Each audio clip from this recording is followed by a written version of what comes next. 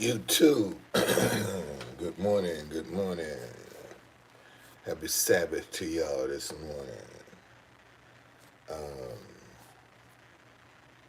Man, Proverbs is the only book in the Bible that has a chapter for every day of the month. There are 31 chapters in Proverbs, 31 days in a month. Of course, this month is 30. But if you really want to see what kind of lifestyle you should live and how you should live, you should stay in Proverbs because that's where you can get all your answers. Okay? I'm going to give you an example. All right, so this is the 28th chapter of Proverbs. The wicked flee when no one pursues, but the righteous are bold as lion. Because of the transgressions of the land, many are its princesses. But by a man of understanding and knowledge, right will be prolonged.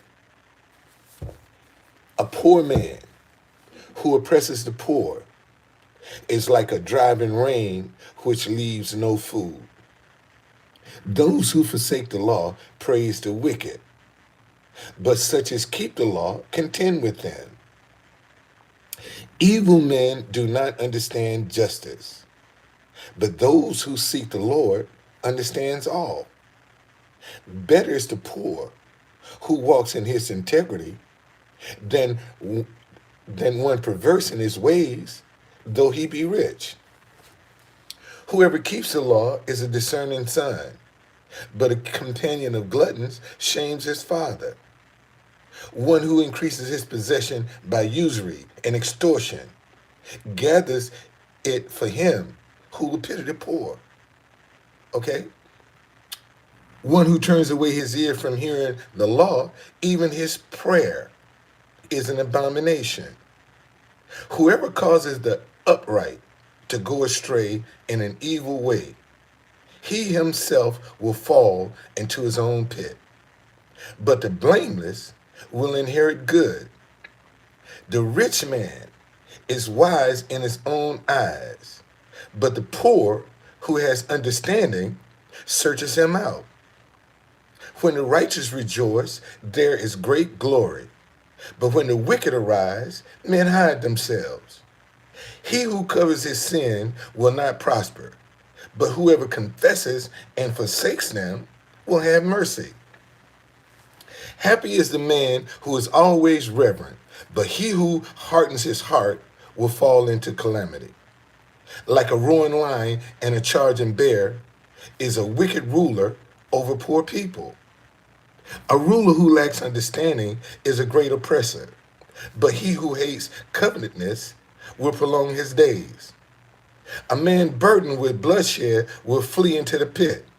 Let no one hurt him, help him.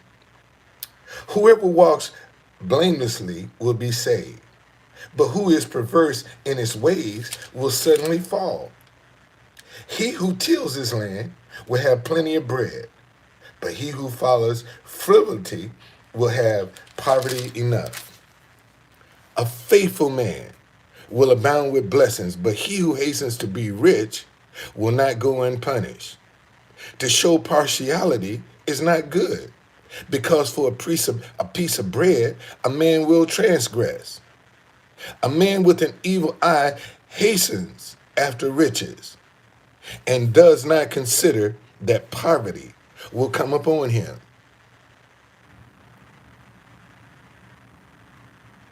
He who rebukes a man will find more favor afterwards than he who flatters with his tongue. Whoever robs his father or his mother and says it's no transgression, the same is a companion to a destroyer. He who is proud, he who is of a proud heart and stirs up strife But he who trusts the Lord will be prospered. He who trusts in his own heart is a fool, but whoever walks wisely will be delivered. He who gives to the poor will not lack, but he who hides his eyes will have many curses. When the wicked arise, men hide themselves, but when they perish, the righteous increase. Okay? Now, let me read this in. Let me read this in the Message Bible because it might have a little bit more understanding for it. Okay, the wicked are edgy with guilt, ready to run off, even when no one's after them. See, why is that? Because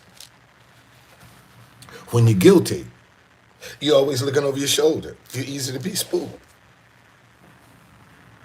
See, that's what a lot of people don't wanna understand or talk about. Man, when you constantly looking over your shoulder because you know something back there, you know you've done something. You see, the first, because your mind is trying to cover all the bases. You see, and you can't cover when you're doing wrong. You can't cover all the bases. Let me say that again. Okay? Uh, um, and man, right now we talking about the word of God, which you don't believe in. So why don't you let me go through this, go on and take your negative energy out of here, and let me talk about this. Okay? I ain't talking about no riots right now. I'm talking about God. Isn't that interesting? I'm talking about God and an atheist who don't even believe in God. It's front and center. Ain't that something? Isn't that interesting? I'm sitting here talking about God, and I got an atheist front and center. You can't, man. You can't get it no better than that. Okay? All right. When the country is in chaos, everybody has a plan to fix it. But it takes a leader of real understanding to straighten things out. A poor man, the wicked who oppresses the poor are like a hailstorm that beats down the harvest. If you desert God's law, you're free to embrace depravity. If you love God's law, you will fight for it tooth and nail. Justice makes no sense to the evil minded. Those who seek God know it inside and out. It's better to be poor and direct than be rich and crooked. Practice God's law. Get a reputation for wisdom. Hang with a loose crowd. You embarrass your family. Get as rich as you want through cheating and extortion. But eventually, some friend of the poor is going to give it all back to them. See, that is, I think, a real interesting statement right there. Because you got a lot of people that, especially post-pandemic, man, that has gotten real rich. All poor people. Those are the consumers, man. See, let's understand where this wealth is gonna come from. This wealth is gonna come from consumers. Consumers spend. Consumers get in debt. Okay? That's what consumers do. They get in debt. And you got a lot of poor people that don't have the management skills, the money skills, and they are exploited and taken advantage of. That's just that's just the reality, man. They're exploited and taken advantage of. God has no use for the prayers of the people who won't listen to him. Lead good people down a wrong path, and you'll come to a bad end. Do good, and you'll be rewarded for it. The rich think they know it all, but the poor can see right through them. When good people are promoted, everything is great. But when the bad are in charge, watch out. You can't whitewash your sins and get by with it. You find mercy by admitting and leaving them. A tender-hearted person lives a blessed life. A hard-hearted person lives a hard life. Lions roar and bears charge, and the wicked lord it over the poor. Among the leaders who lack insight, abuse abounds. But for one who hates corruption, the future is bright. A murderer hunted by guilt is doomed. There's no helping them. Walk straight, live well, and be saved. A devious life is a doomed life. Work your garden, you'll end up with plenty of food. Play and party, you'll end up with an empty plate. Committed and persistent work pays off. Get rich quick schemes are ripoffs. Playing favorites is always a bad thing. You can do great harm in seemingly harmless ways.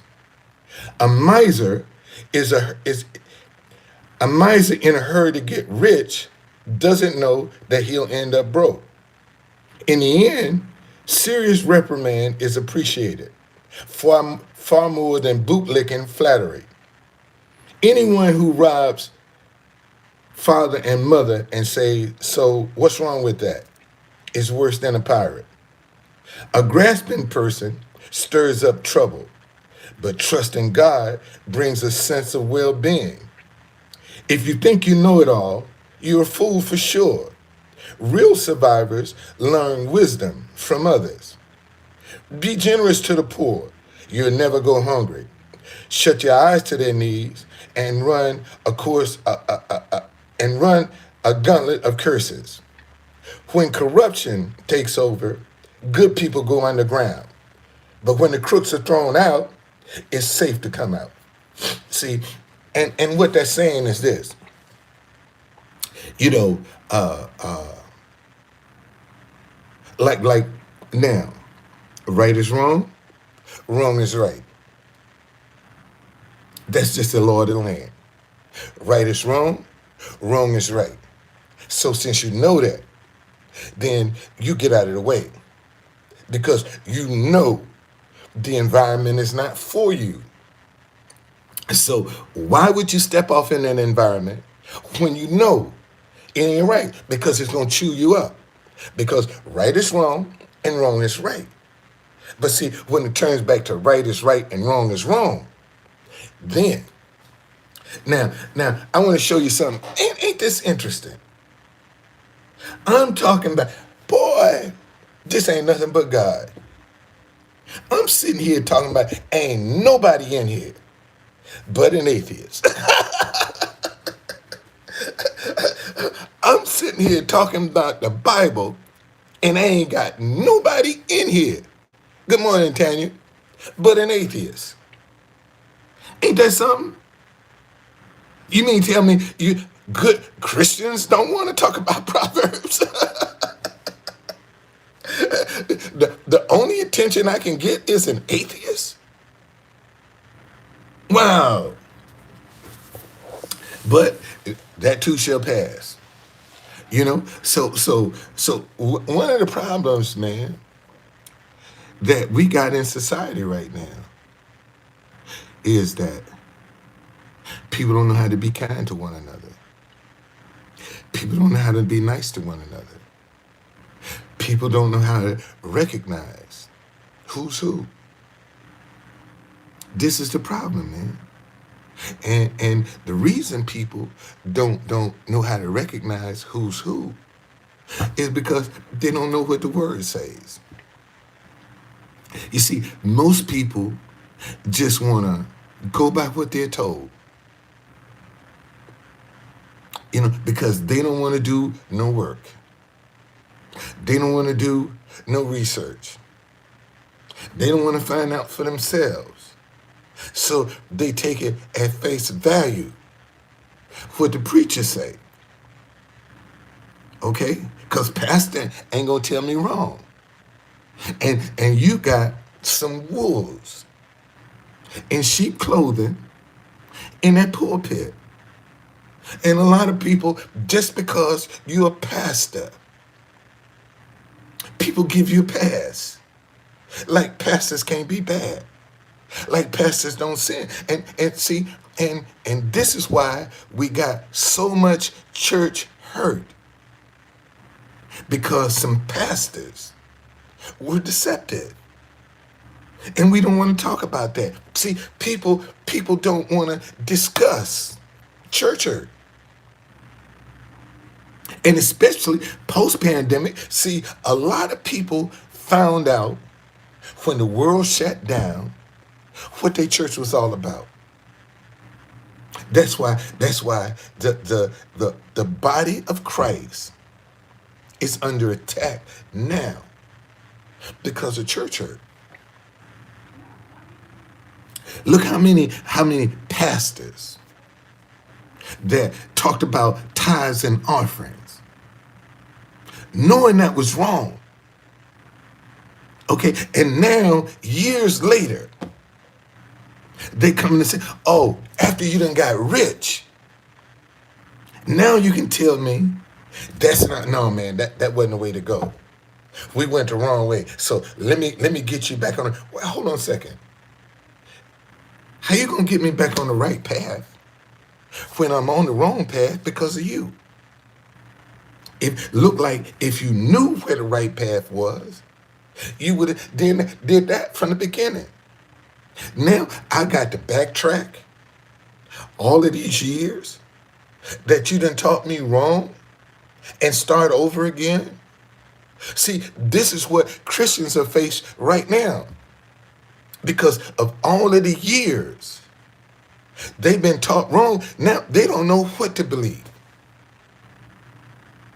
See, because everybody put their eggs in the basket of tithes and offering. Man, you want something from God? You got to tithe. You see, you're gonna be blessed if you give. And see, and a lot of people came out here living the same kind of lifestyle,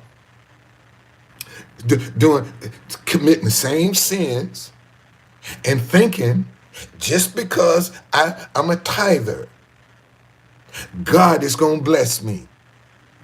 Do you know how many Christians walked around with that mindset? Just because I'm a tither, I don't even have to live right. I'm a tither, and God is going to bless me. That's the biggest lie I've been told by the body of Christ. And now we got to backtrack. Since that is wrong, so what is right? So let me show you. See, I got the answer for you. I got the answer for you. Okay? I sure do. All right? So let's go to the 8th chapter of Proverbs and start at verse 12. Our wisdom dwell with prudence and find out knowledge and discretion. The fear of the Lord is to hate evil. Pride and arrogance and the evil way and the perverse mouth I hate. Counsel is mine and sound wisdom. Listen to this. I am understanding. I have strength. You heard that? I am understanding. I have strength. See, when you embrace understanding, you are embracing strength. Okay? When you embrace understanding, and a lot of people don't want to embrace understanding. By me, kings reign and rulers decree justice. By me, princes rules and nobles and all the judges of the earth. I love those who love me, and those who seek me diligently will find me. So when you find understanding, what you gonna get? Riches and honor are with me, enduring riches and righteousness.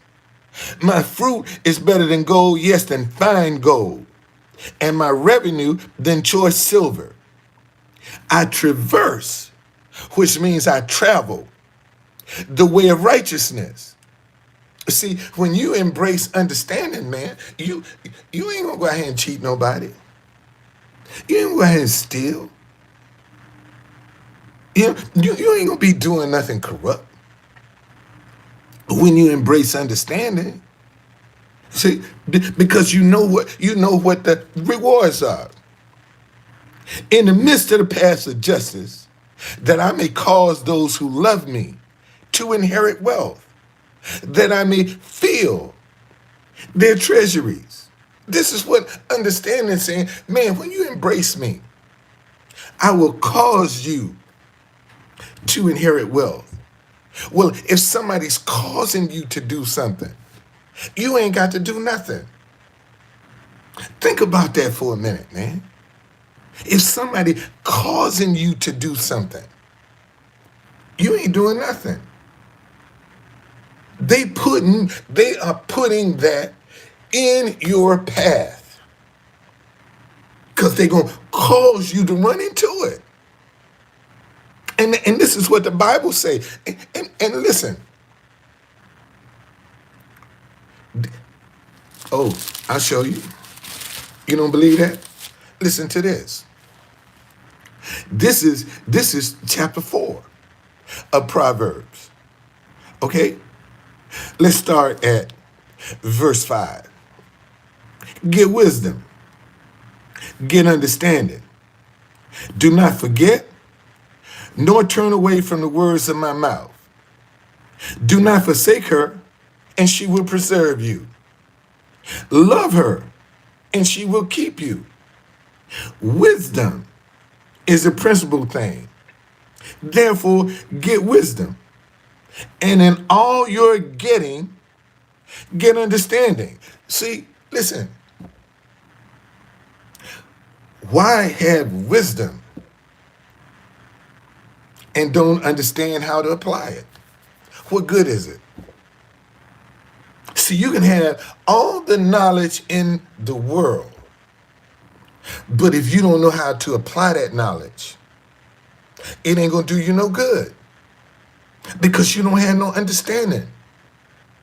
You don't know how to operate it. You don't know how to apply it. See, so it is useless to you.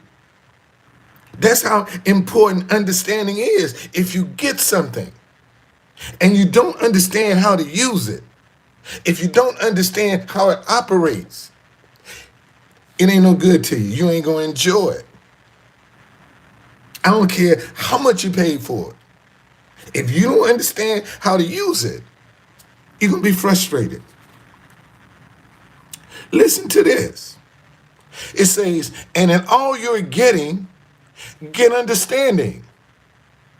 Verse 8, exalt her, and she will promote you. She will bring you honor when you embrace her. She will place on your head an ornament of grace, a crown of glory. She will deliver to you. That's the power of understanding.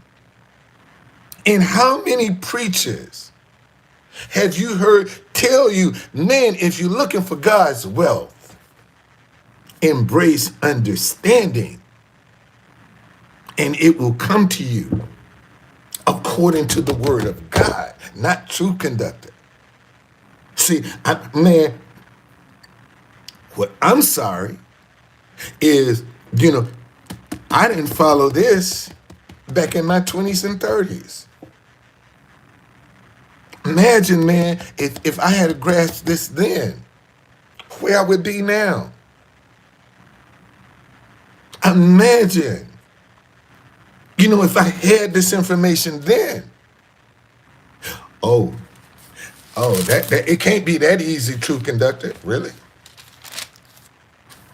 So let's go over to Isaiah 58. And see, a lot of people, just out of tradition, look at tomorrow as the seventh day of the week, as the Sabbath day, out of tradition. That's what man is doing. Man do this out of tradition. And you'd be surprised, man, how many people that are afraid, how many Christians that are afraid to break tradition. They are afraid to rock the boat. They are afraid to embrace what God really says.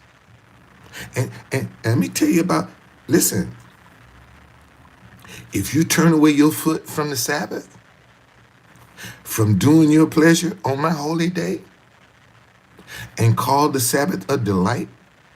See, everybody's calling Sunday the Sabbath. They call Sunday a delight. And today is the Sabbath. Isn't it interesting?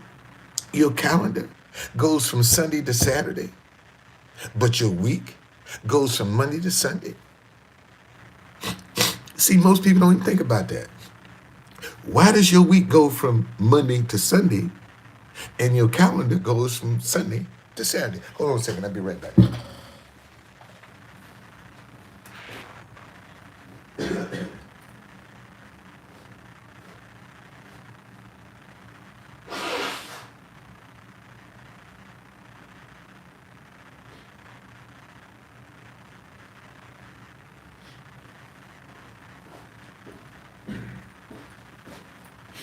All right.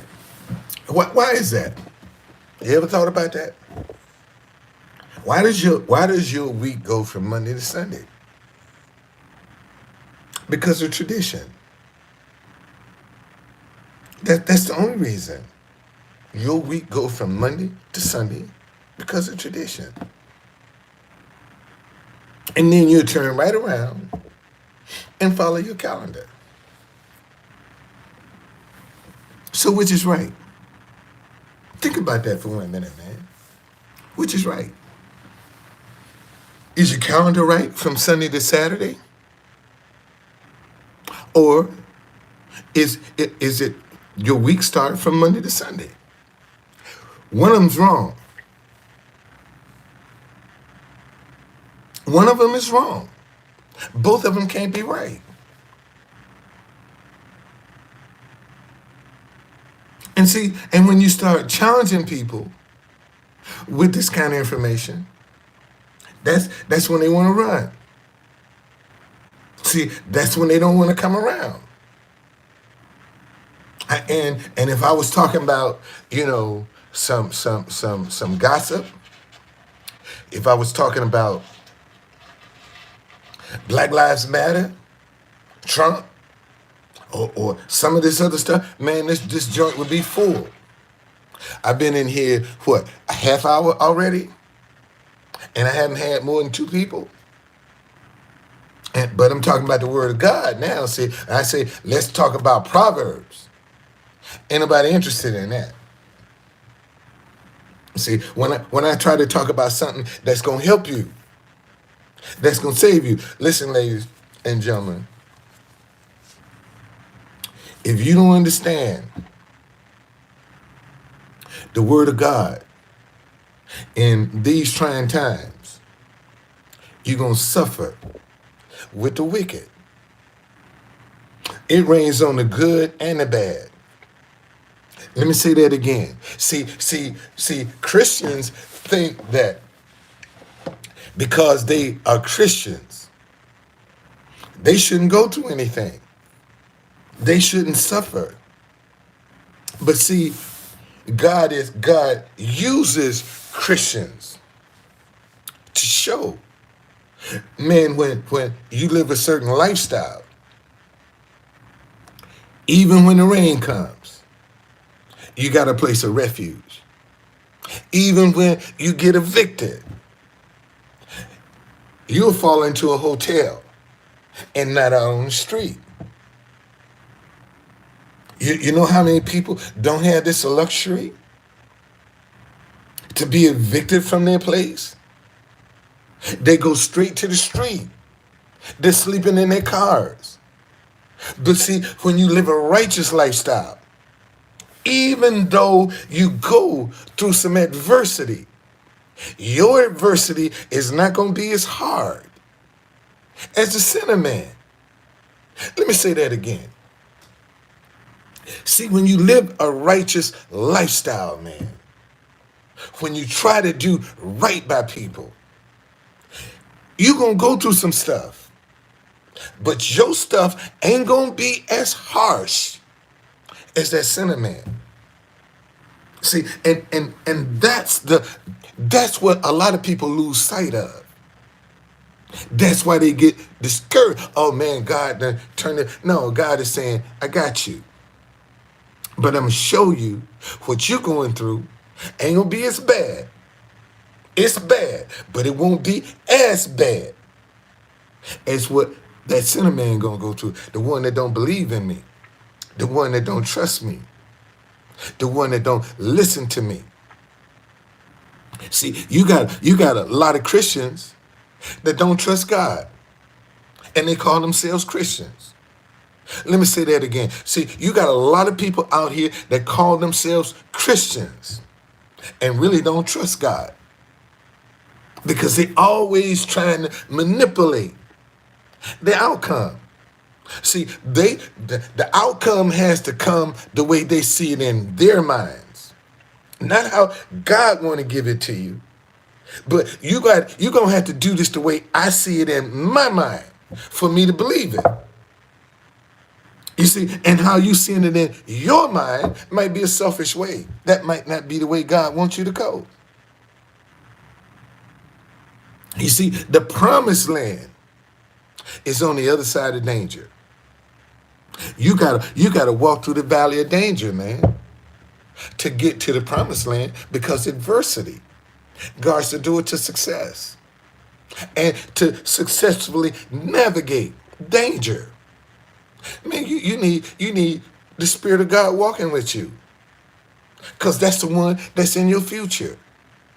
That's the one can tell you, turn left here, stop, don't move. Go to the right.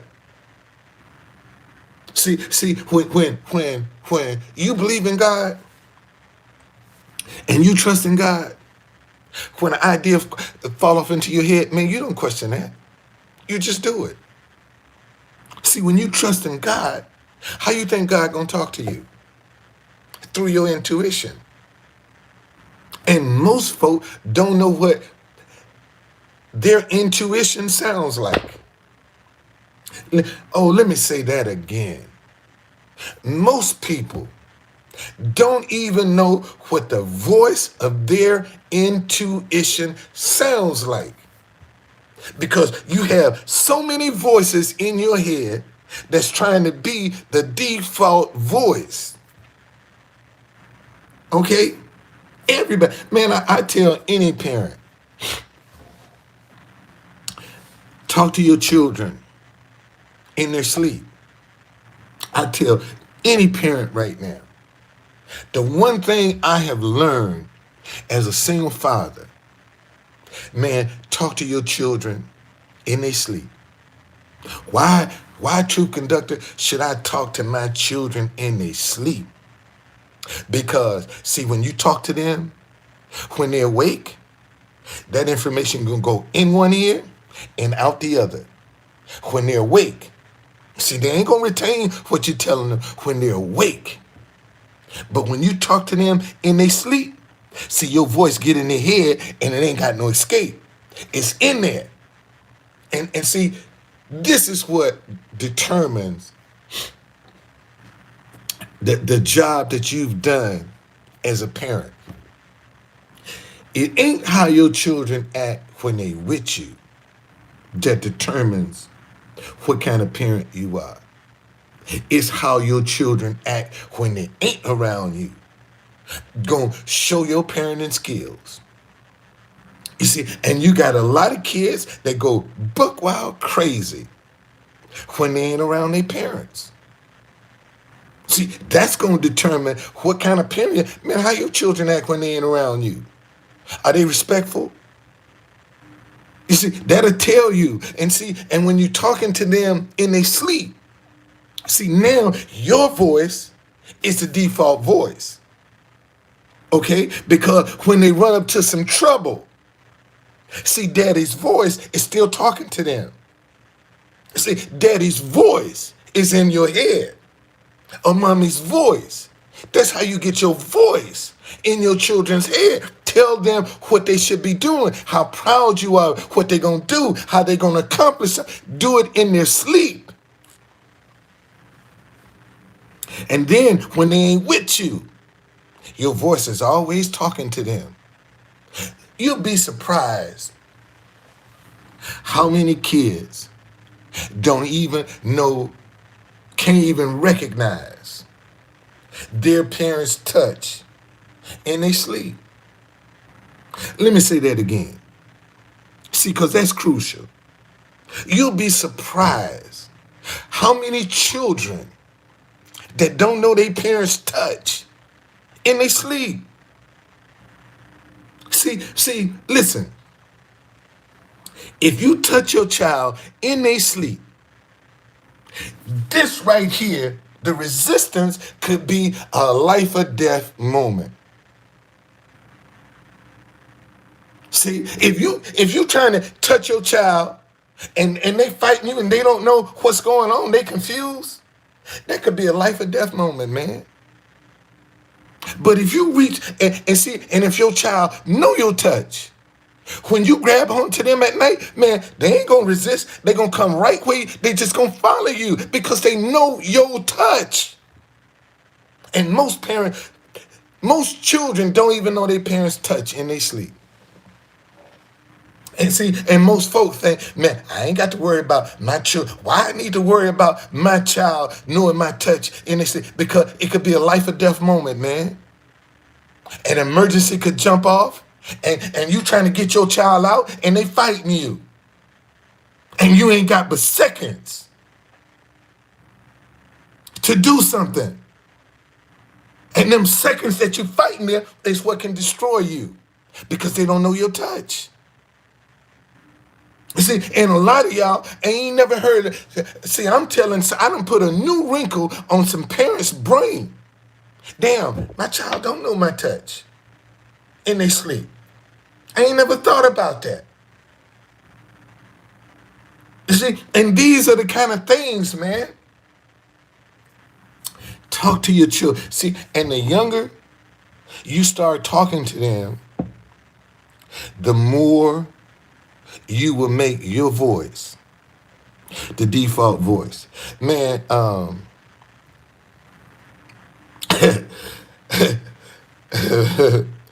my grandmama used to say, baby, if you feed some children long enough, they'll start looking just like you. And they ain't even your children. If have you ever noticed that, man? A man that opens up his heart to a woman with children, and he started taking care of that family, and even though he's not the biological father of those children, but because he provides for them, you feed them enough, man, they're gonna start looking like you. They ain't even your child, and they're gonna start looking like you. Because you're giving them the love, man. And they become a reflection of your love. And they even your children. And they look just like you. Explain that phenomenon. Explain that. See, and these are the kind of things, man, that we don't want to consider. See, our community is all jacked up. Let me say that again. Our community, the black community, it's all jacked up. Man, you got black folk relatives and don't even know it. You got black people relatives, brothers and sisters, and don't even know it. Don't even know it. They brothers and sisters. That's how jacked up our bloodline is. See, when we were sold into slavery, our names were changed. The original bloodline. Say your name was Thomas and you were sold into slavery. And the person that sold you into slavery was Smith. So you ain't Thomas no more. You now Smith. Okay? Because you got to forget the name you had. And you now got to create a life with the name you were given. So that means that, you got a lot of people out here with bloodlines that are just a name only. They don't have any significance. Because so many bloodlines, man, have been lost. So many bloodlines have been confused. So we don't know who's who. See, and that's the problem. Man, my mama had two sisters. She was raised with two sisters. And my mama was in her 60s when she found out she had some other brothers and sisters in Huntsville. They knew each other, but they didn't know they were related. You see, and you got a lot of people right now that are interacting with some of their relatives unaware because the bloodline's all screwed up. So you can take this with a grain of salt if you want to, but man, it's gonna boil down to how you treating people. It's gonna boil down to your mindset with your fellow man. That's what God is gonna judge. Your relationship with your fellow man. That's what you're gonna be judged by. You ain't gonna be judged but you're gonna be judged by how you done treated your fellow man. And you got so many people out here right now, man, don't give a damn how they treat other people. Don't give a damn. It's all about them. And Judgment Day is gonna come. Judgment Day is gonna come. So the only thing I can tell you, man, is to do right by people. Even if you don't understand in the moment. And see, you can't do right by people with a selfish heart. You can't do right by people having an agenda. Oh boy, that's it. You can't do right by people with an agenda. You think you're going to manipulate God by getting out here talking about you helping the poor? And you doing all this and you got an agenda? Oh man, thank you, man. See, that's just something. That's what you do. See. Again, just to give you can't be afraid, man, to stand up and speak out what everybody else is ignoring. See, you can't be afraid to do that. You can't be afraid. See, when you live a righteous lifestyle, man, you can't be afraid to rock the boat. When you live a righteous lifestyle, you don't care nothing about rocking the boat. That's your specialty, rocking the boat. Because you got so many people that are going along with tradition. And see, and we got some people out here that will exploit the emotions of people. Everybody know that there's some sensitivity since George Floyd with police and black men. And people are exploiting that.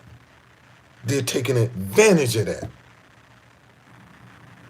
See, because they ain't telling you to be responsible. They ain't telling you, hey man, know your rights. See, a lot of, if you think I'm lying, see, if we start teaching young black men what their rights are, because we know it's some cops out there that are crooked. We know it's some cops out there that will say anything to exert their power. And we know most cops know that the average person don't know their rights. See, the average person just going off what they see on television.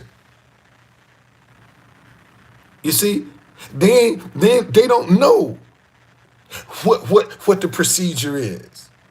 But see, now if we got some people that know the procedure, so when they come and say, hey, but wait a minute, the law says this, and you telling me to do this, which is right. And see, and when we can get some people that can start articulating what their rights are, we can circumvent, man, all of this violence. We can circumvent all of this chaos. That's all we got to do is just teach people what their rights are. It's just that simple, man.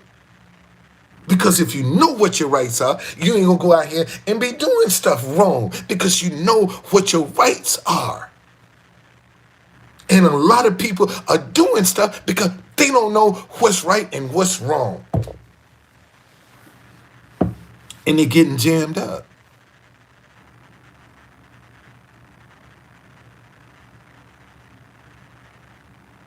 And see, man, you know how many people called me Uncle Tom last night? You know how many people demonized me last night? Because I'm out there saying, man, what about black on black crime? Oh, look at that Uncle Tom. Step and fetch it. Clarence Thomas. I heard all that last night. Because I'm saying, man, what about black on black crime? And see, and here's the amazing part, man. You know how many people agree with me? And won't even say, damn, true conductor. You know, dude, let me, we need your voice. We need your voice out here. You see, but because I can't support myself financially, I can't get out and be no voice, man. I can't speak on no issues. I'm evicted. I'm living in a hotel. I can't. You come out and I'm trying to speak some truth and say, wait a minute, man. You if all that said, how come you living in a hotel? Why you get evicted if you got all this truth? Why are you getting evicted? And you speaking all this truth? Why is that? How come ain't nobody else supporting that?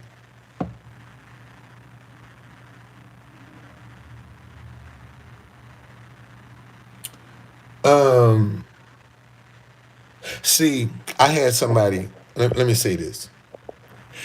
Everett say the Truth Conductor podcast. Activate your super chat. Post your Cash App in the chat and pin it. And pin in. people will support. See, I'm glad you posted that because this is what I'm trying to tell y'all. This is the problem. So many people, isn't it interesting? Out of all of the ways that I done put how I can, people can support me financially. Ain't nobody gonna research that.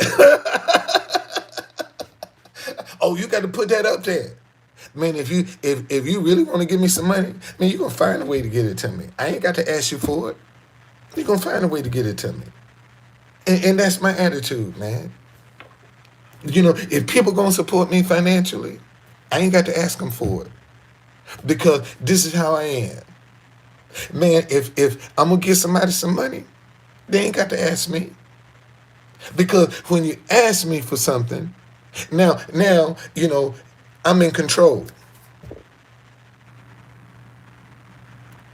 See, Everett, and thank you, man. I got it. See, and I got it. Thank you, sir.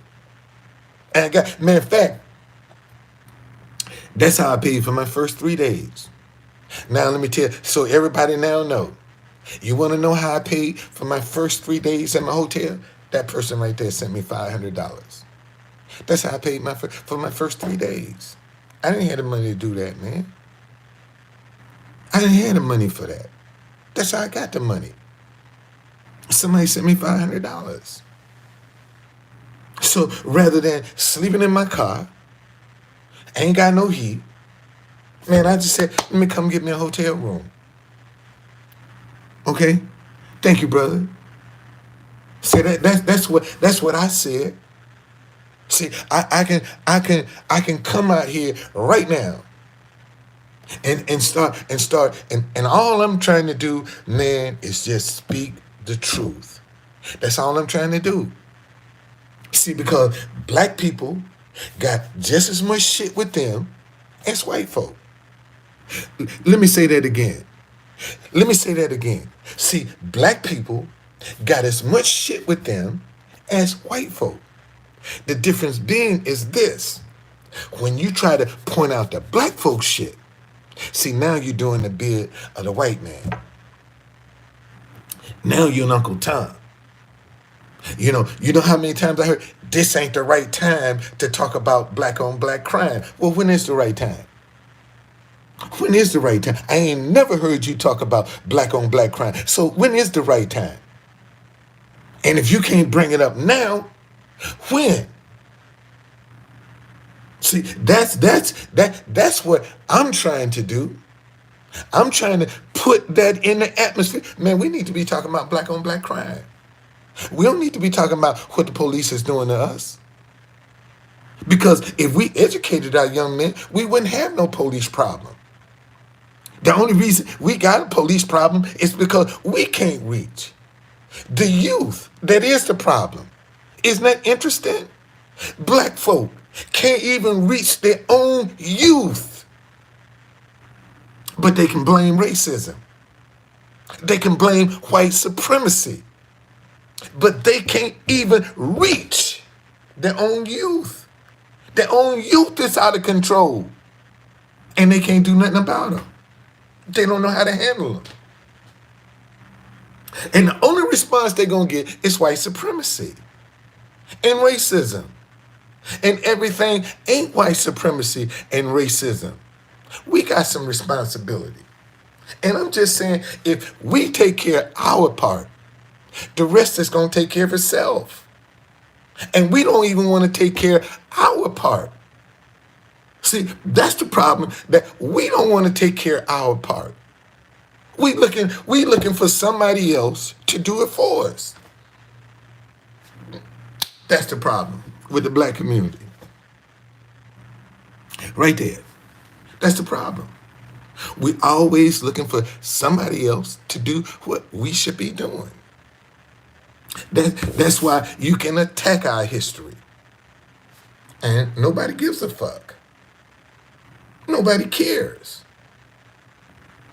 They so what? They don't want to teach black history. So what? no big deal. I don't know it either. And consequently, look what we got. Look where we are. Because we ain't trying to do right by each other. And the sad thing about all of this is good people sitting on the sidelines, man, watching, and won't lift one finger to try to help. Good people are afraid to help doing good. Good people are afraid. And this is the problem. This is why we got the chaos in the world we got.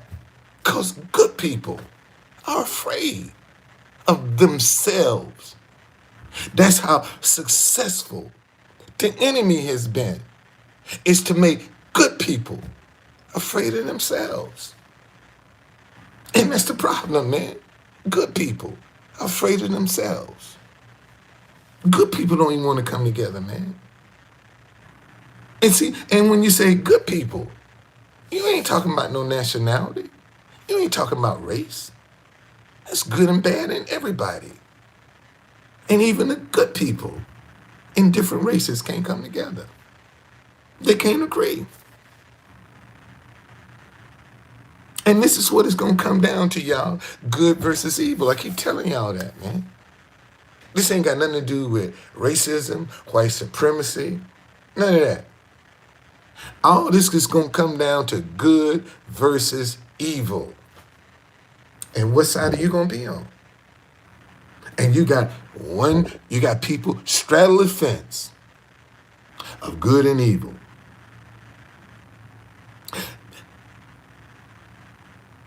Out in public, they doing good.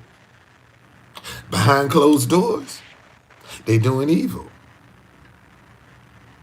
And they think, don't nobody know.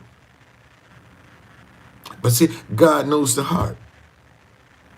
And God is the only one that can change the hearts of people. Let me say that again. God is the only one that can change the hearts of people.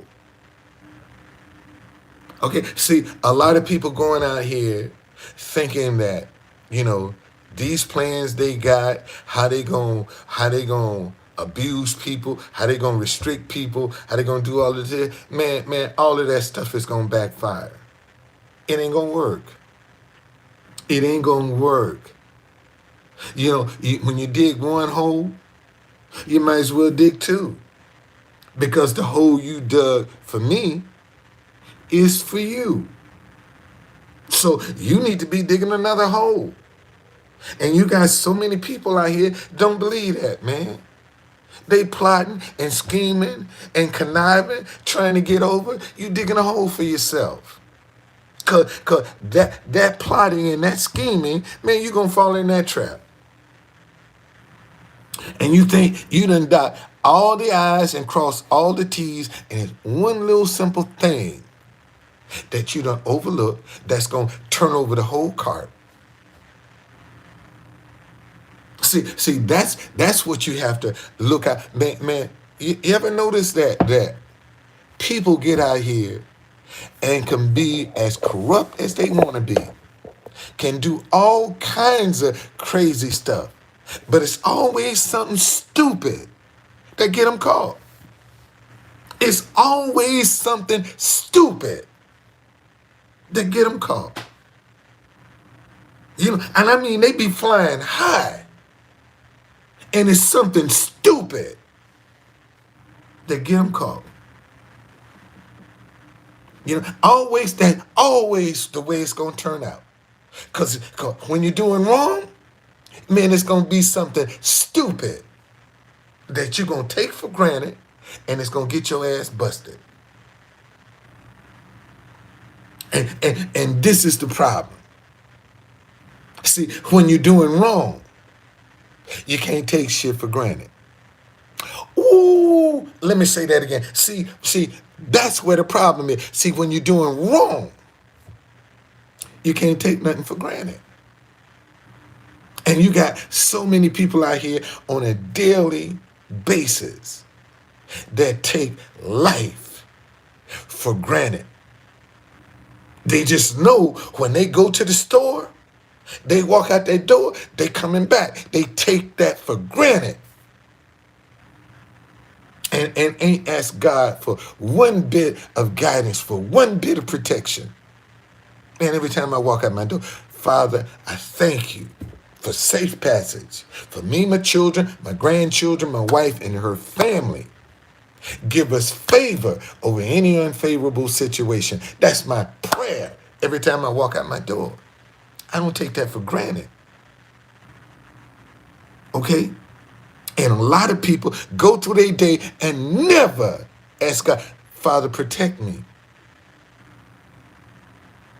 Remove any harm that's on my path. You know how many people go through their day and never say, Lord, man, any hurt, harm, or danger that's on my path, Lord, remove it this day.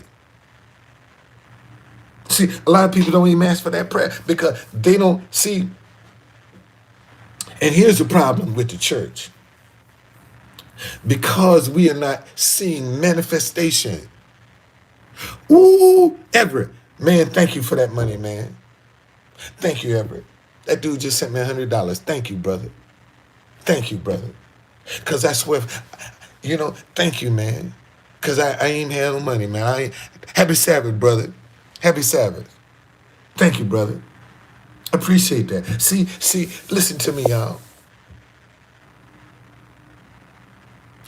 The right way is the hard way. Let me say that again.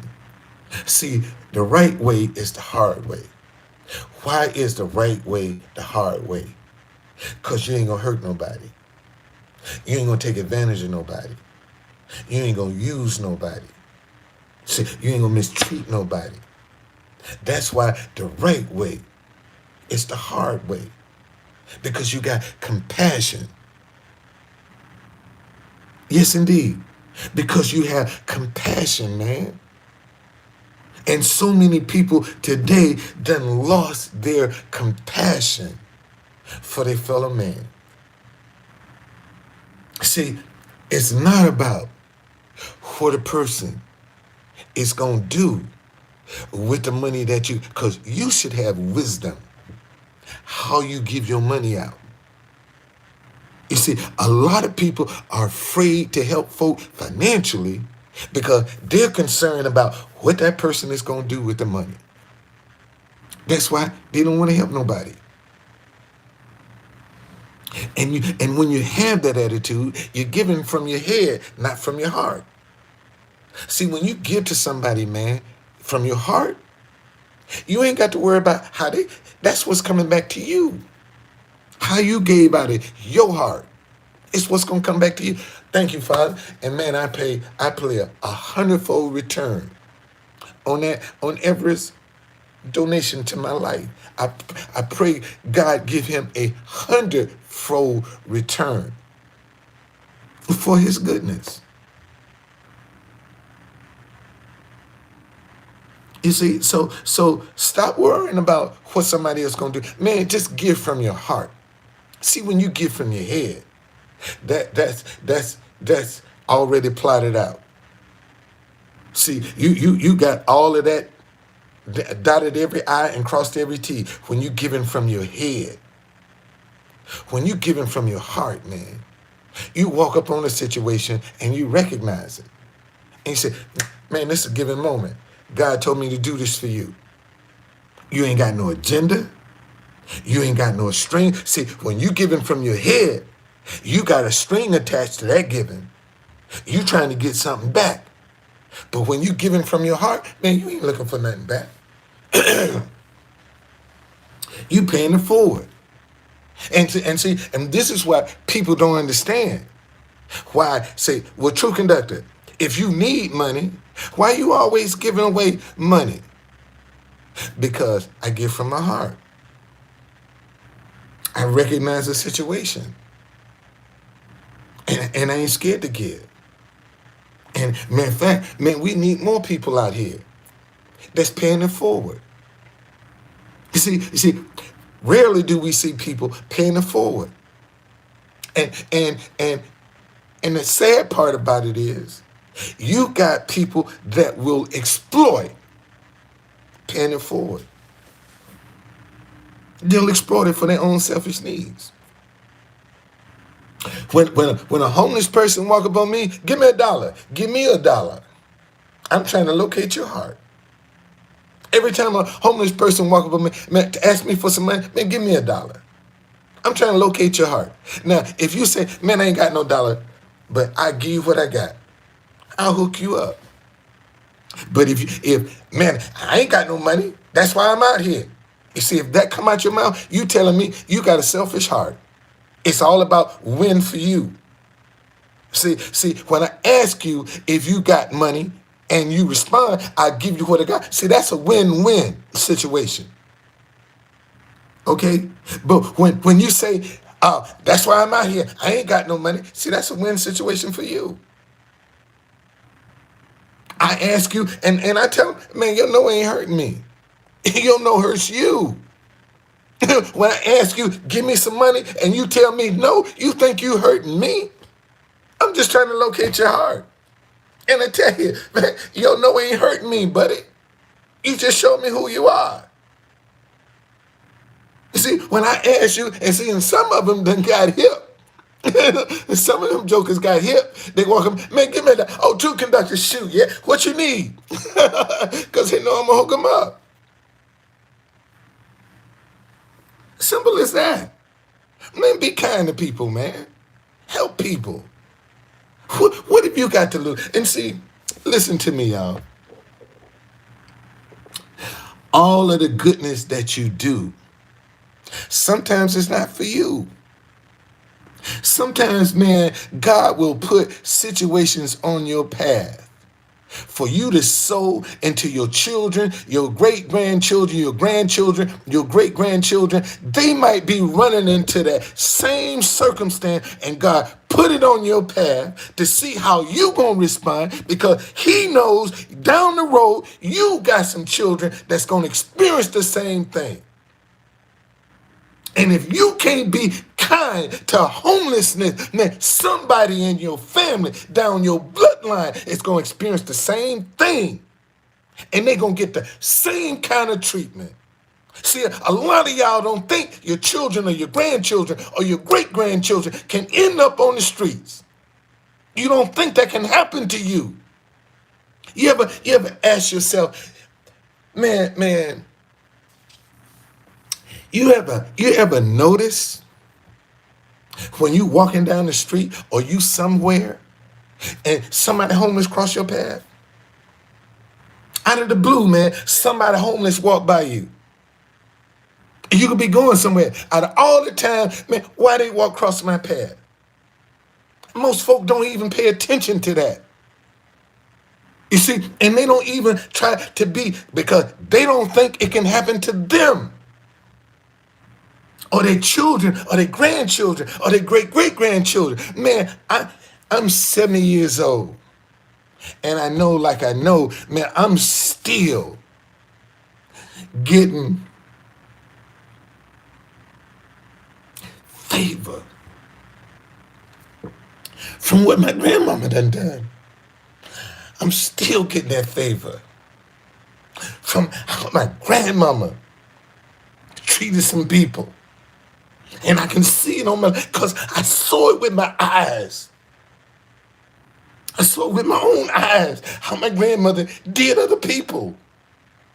And now I see myself in that circumstance. I can see the favor, man, from my grandmama. And I don't have the knowledge to know what my great-grandma or my great-granddaddy, I don't know what they did, man, but that good deed don't leave your bloodline. Just like that bad deed don't leave your bloodline. See, you can pass along curses or you can pass on blessings. Let me say that again. See, people don't realize that you can pass on a curse to your bloodline, or you can pass on a blessing to your bloodline. And most folk don't even pay attention to their bloodline. See, because they don't look at their actions and say, man, I'm helping somebody down the road. This is for some kids I might never see. This good deed is for some kids I might never see. How can you go wrong doing good? Because it's going to come, if it don't come back to you, it's going to come back to somebody in your family.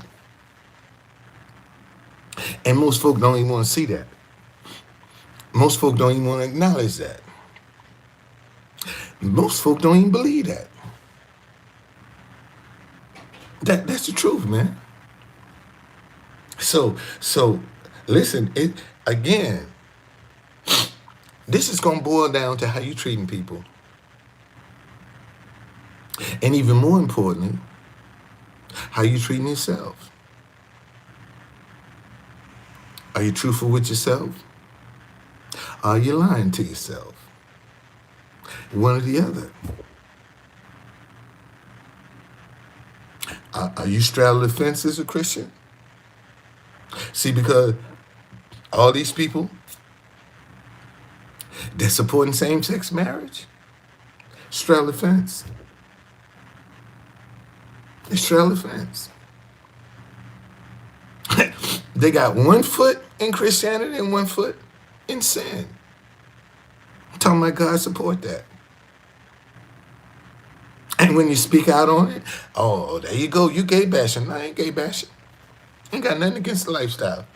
I ain't got nothing against that. The person, you can live any kind of life you want. I don't care. Because when you close, at the end of the day, when you close your eyes, you're going to deal with that shit. Not me. See, I don't have to deal with that. I don't have to deal with your lifestyle. I got to account for my lifestyle. I got to account for what I allowed. That's what I have to account for. I don't have to account for what you do, how you live. And this is why you, man, if you can tell a person what they're doing wrong and they don't want to receive it, keep it moving. You ain't got to argue with them. You ain't got to be mad at them because they don't want to accept your advice. And this is the problem now. We got too many people upset because folk don't want to take their advice. Folk don't want to listen to them. Man, if you done your part and you done told them and they don't want to receive it, keep it moving. Keep it moving. Why are you getting emotional about it? Why are you getting upset? You did your part. You did your part. And this is what a lot of people don't, man, just do your part. Do your part. And let the chips fall where they may. Do your part. And let the chips fall where they may. And you got so many people that sitting on the sidelines ain't doing nothing but complaining and gossiping. That's all they doing. Sitting there, keeping track of the drama.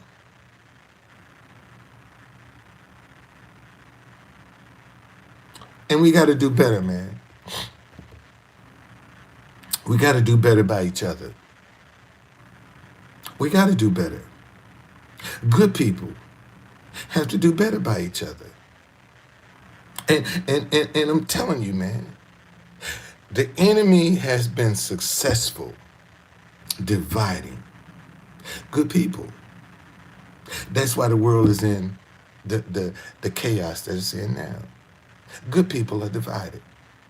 Good people are scared to come together, man. Good people are afraid to trust each other. And when you can sow that kind of doubt, and you're successful. And that's how the enemy has divided the body of Christ. The enemy got the body of Christ afraid of themselves. Yeah, and that's a sad commentary, man. The enemy got the body of Christ afraid of themselves. They can't even recognize good. You know, and if good can't recognize good, what do you do? When good can't even recognize good. See, because see, if you good, if you're doing good, you ain't gonna you, you ain't gonna let God bless you doing good and turn around and do some stupid shit to block your blessing. Think about how stupid that is. Why would I come out here doing good and get God blessing me to do some dumb shit? That's totally defeating the purpose. And that's what a lot of people think. People are out here doing good to do something bad. Hold on a second, y'all.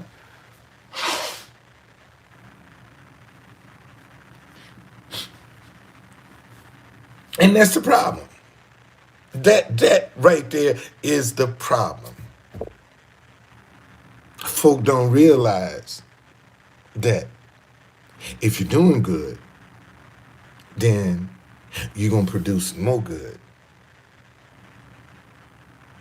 You see, and isn't it interesting that nobody's interested in producing good? See, because they despise small beginnings. That's why they don't want to do. See, they got to have the big bang, the big flash, all the noise. But the Bible say, don't despise small beginnings. Good got to start somewhere. And it's going to have to start small because it's going to grow. And see, and this is what I be trying to tell people. See, your ideas are nothing but a baby. When you get an idea, man, you got a little baby in your hands with your idea. That little baby is going to grow into something. Now, if you're good, man, you're going to keep pouring good into your baby to grow because you want your baby to do good. If you evil, all you're going to do is pour evil into your baby to make it grow because that's all you know. And unfortunately, people can't recognize the difference between the two. And then if it's a win-win situation, that's a positive thing. But if you look at most situations, it's a win. Ain't no win-win. The person is the only one that wins. And if you're helping somebody and the only one is winning is that person, that's not a win-win situation. And most folk don't even look at that because they jump on all emotion. Oh man, look at what they did. Look at what happened to them.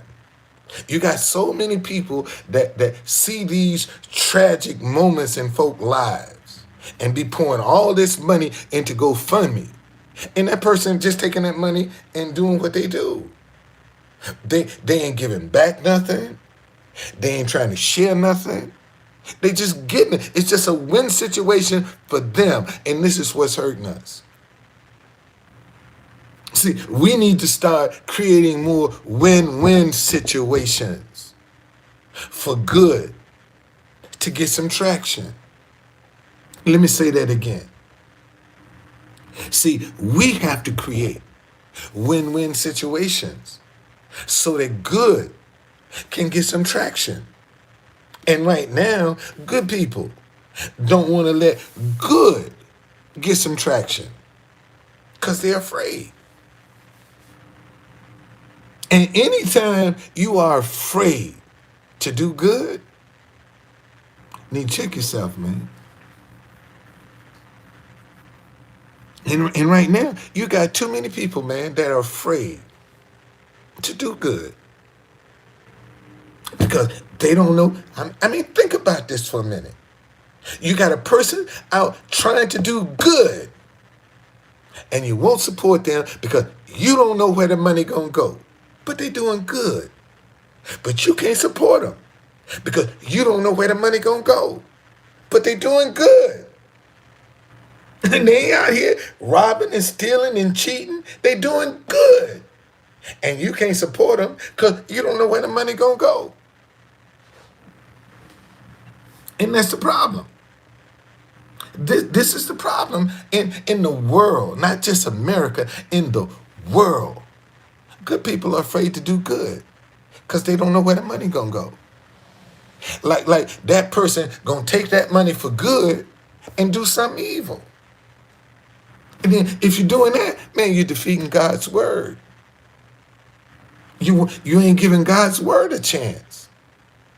If that's your attitude, if that's how you feel, if somebody think you go and see and ask yourself, how come I can't trust somebody to do good? Ask yourself that question. How come I can't trust somebody to do good? How come I can't believe they're going to do good? They're going to do right. How come I can't believe that? And this is why we in chaos, in turmoil. Because we good people can't recognize themselves. That's why we got so much turmoil, man. That's it in a nutshell. Good people can't recognize themselves. So consequently, the enemy is having a heyday. They can do any and everything they want because they know good people are bullied. Good people are bullied, man. That's just it in a nutshell. The enemy has bullied good people, so they don't even trust each other. They've been bullied that bad, man.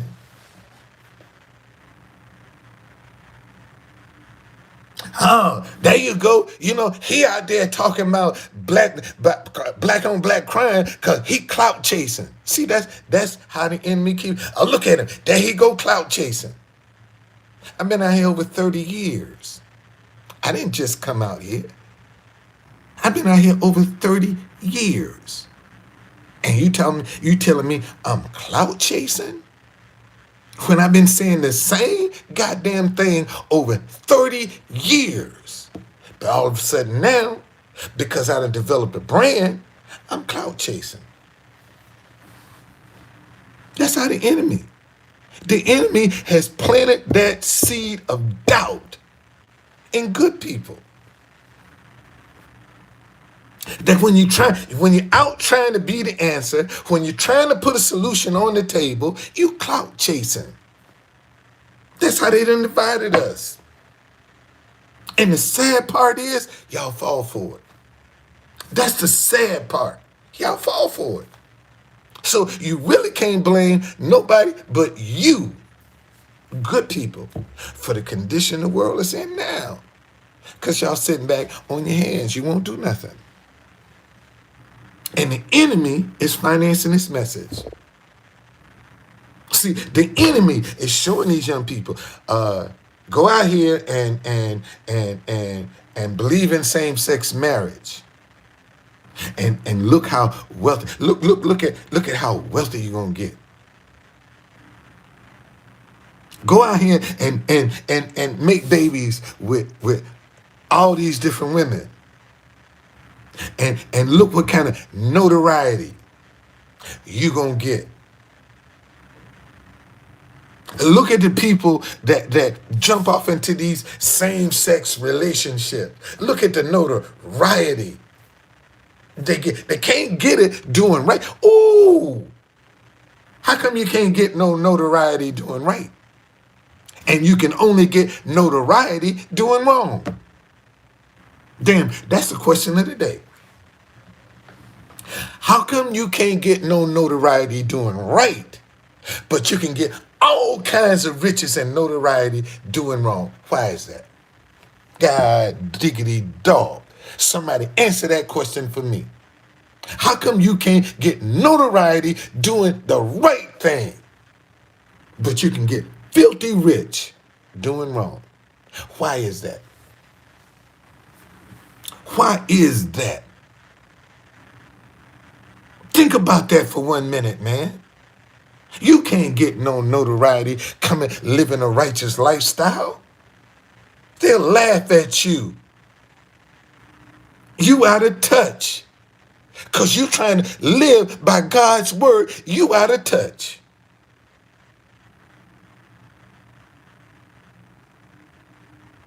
But you can be married and commit adultery openly and be a star.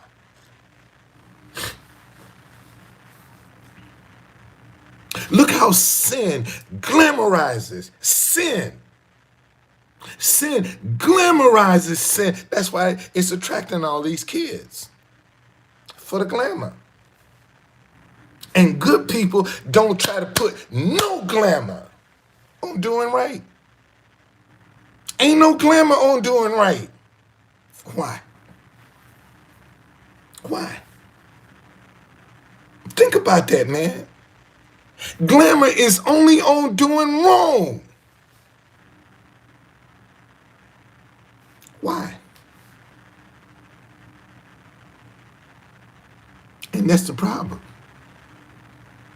The kids are running to the glamour. That's why they're killing each other. That's why, they're going through the sex and the drugs and the violence. Because that's where the glamour is. We ain't got no glamour on doing right. We ain't got no glamour on living a righteous lifestyle. Ain't no glamour on treating people right. It's consequently, don't nobody come over here. Because ain't no glamour.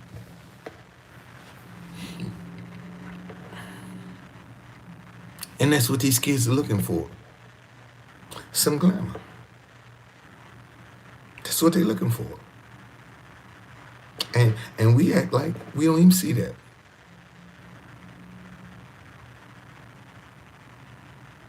Like it's something wrong. That you can't live a glamorous lifestyle doing it the right way. Isn't that sad? You can't live a glamorous lifestyle being right. Only way you're going to live a glamorous lifestyle, now you got to come out here and cheat. You got to lie. You got to steal. You got to be dishonest. You got to be deceptive. You can live a glamorous lifestyle. Look at this guy in New York, Santos guy. Look at all the lies and the cheating, and he got always elected to Congress. And they don't even know who the man is. They don't even know who he is. Santos. They don't even know who he is. Look how he lied and got all the way to Congress.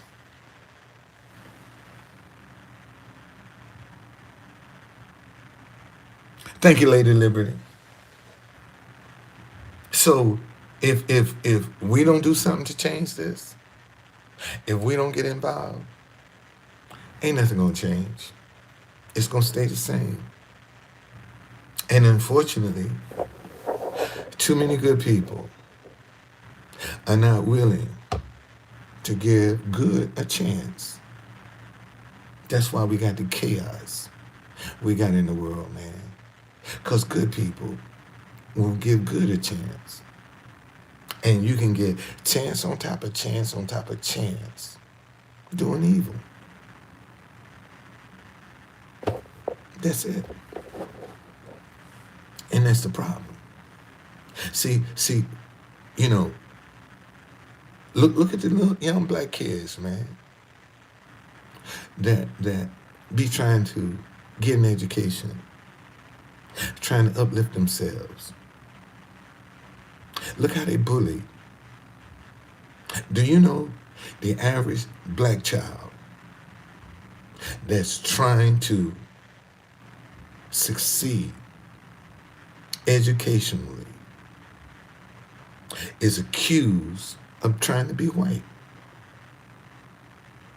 That's what the average black kid have to deal with in school. They can't want to be smart because they're going to be bullied. They're going to be harassed. Because those jokers are going to tell them they trying to be white. Because they want to get an education, man. They want to be able to provide for themselves and their families. They want to be something. They want to break the mold. And when they're trying to do that, they get accused of being white. See, we don't want to talk about that in the black community. About how many young black kids that are trying to excel and are accused of trying to be white because they're trying to better themselves. And we sit back and think that don't even happen, that it don't even exist. And when you start trying to talk about, this ain't the time to talk about that. It's never the time to talk about what black people are doing wrong. You ever notice that? It ain't never the time to talk about it. But you can always talk about that racism and that white supremacy, but you ain't never got the time to talk about what you doing wrong and what you ain't doing and how you done dropped the ball. You always want to blame somebody. And this is the problem, man. We need to stop placing blame and start being accountable. But see, white people can't say that. Because if a white person say, man, y'all need to start becoming accountable for your actions. Shit, now you racist. Look at that. Look, there you go. You racist. And then when a black person turn around and say, man, y'all need to be accountable. Oh, that Uncle Tom out here doing the white man's bidding. See, that's how they going to label you. And consequently, most folk don't want to label.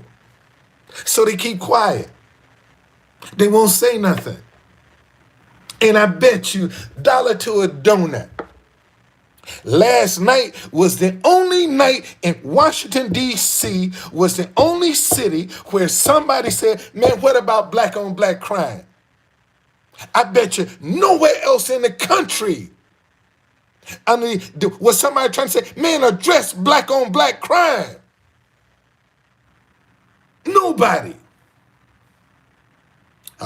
There he go clout chasing. Because I'm saying address black on black crime. I'm clout chasing. But you scared to get out and say it. But I'm clout chasing. Because you scared to say it. So to shield you, you're going to demonize me. And you got so many people in the black community that ain't doing shit. And they demonizing people to hide their deficiencies. That's what the problem is. That's what the problem is. Man, you got, listen to me, y'all. You think you ain't got some black folk getting rich off this white supremacy and police brutality bullshit? You think you ain't got some black folk getting rich? Going around saying that shit? Who financing this? Where y'all get the money for the permit? Motherfucker, you ain't got no money. You probably ain't got a job. You can't afford all of that. So who's giving you these speakers and all these signs? Where you get that money from? To come out here and talk about that. Where you getting that money from? Who financing this? See, we ain't asking this kind of questions. And most of them folk that was out there last night talking about that police brutality, man, they got family members they ain't even speaking to.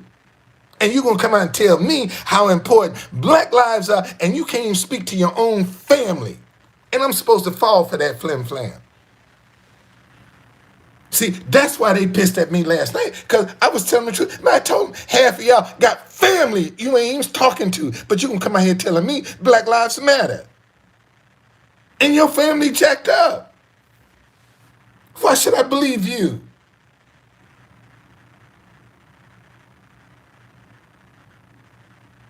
And y'all know I'm telling the truth. See, that's the sad part, man. Y'all know I'm telling the truth. And won't even say, damn, truth conductor, man, I'll send you $5. You got to get some gas. You got to get something to eat. You out there. See, I ain't scared to take advantage of an opportunity. And y'all see I ain't scared. But you won't support me. You won't support me. And I'm out here evicted. And I'm still fighting. I could be just like everybody. Man, fuck y'all. I ain't doing shit. I could take that attitude. I can take that attitude real quick. Man, I can take that stop hating each other because you disagree sign and throw that shit in the trash and put my DCBlackTours.com sign back up. I could do that just like that. Just like that, I could do that. But I believe in the message because I know it's the answer. I had too many people sitting in front of that White House from all over the world say, man, that's the problem right there. That's the problem. So I don't have to ask you, because I know sitting in front of the White House, too many people from all over the world say, man, that's the problem right there. We hate each other because we disagree from all over the world. And I'm still on the front line, man, trying to get the message out. Out of a hotel. I'm living out of a hotel. And still getting out here every day, man, to try to make a difference. And people tell me I'm clout chasing. Because I believe in myself. Because I believe in my message. And I don't give up. I'm clout chasing. And y'all sit back and watch that, man, and agree with them. Of course it's touching people, man. Of course it's touching people. Of course it is. They're just scared. Good people are scared, brother. That's the problem. If good people would come and say, man, let's get this message out, who gonna stop it? Think about that for 1 minute, man. If good people come together, who gonna stop them? Evil can't stop good. Well, yeah, it could, because it's doing it now. But if y'all come together, who gonna stop you? And see, thank you, Lord. Here's what's keeping us divided. People will take one thing you do wrong and use that as the measuring stick for everything you're doing, like you're supposed to be perfect. I had this little white boy last night from the Daily Beast come over and talking about, see, this little girl, if some girls standing in the park, talking about I was Uncle Tom and I'm doing the white man's bidding and all of this, and I'm talking shit back to him, and Zach, and he was so hung up on the fact, but your message say stop hating each other because you disagree, and you said this to that girl, but you taking one thing I said and you missing everything else I didn't say. Because you're going to take one thing you were offended by and you'll negate everything else. And this is the problem with good people. They take one thing they are offended by and they can have 50 other things that are correct, but they'll use that one thing to negate the other 50 things that you're doing right. And this is the problem. This is the problem. See, because everybody wants you to be, you can't make no mistakes. See, you ain't supposed to make no mistakes. You got to be perfect. And if you ain't perfect, I can't support you. That's it. That's it in a nutshell. So because I cuss, everything I'm saying could be right. But, oh man, nah, that true conductor, shit, he cussed too much. I can't support him. He cussed too much. You ain't dealt with what I'm saying, but my cussing, you can't support me because I cuss and you agree with what I'm saying, but I can't support you because you curse. Ain't that some shit? Ain't that some shit? At least I ain't doing it behind closed doors and coming out here pretending to be no saint. And see, you got so many people coming out here pretending. Yeah, I can get insulted, but I ain't supposed to insult back. And see, and I told Zach, I said, yeah, and I told her, you barking up the right fucking tree. He said, wait a minute, the right tree? I said, yeah, she barking up the right tree. I thought it was supposed to be the wrong tree. No, she barking up the right tree because I'm going to bark back at her ass. See, when you barking up the right tree, you get barked back at. When you barking up the wrong tree, ain't nobody going to say nothing. But when you barking up the right tree, shit, somebody going to bark back at your ass. That's right. When you barking up the right tree, somebody going to bark back. Man, I just saw this video. I saw this video where these white people went over in South Africa and killed this lion, and they on Instagram bragging about the fact they done killed this lion, and his brother came up and tore their asses up.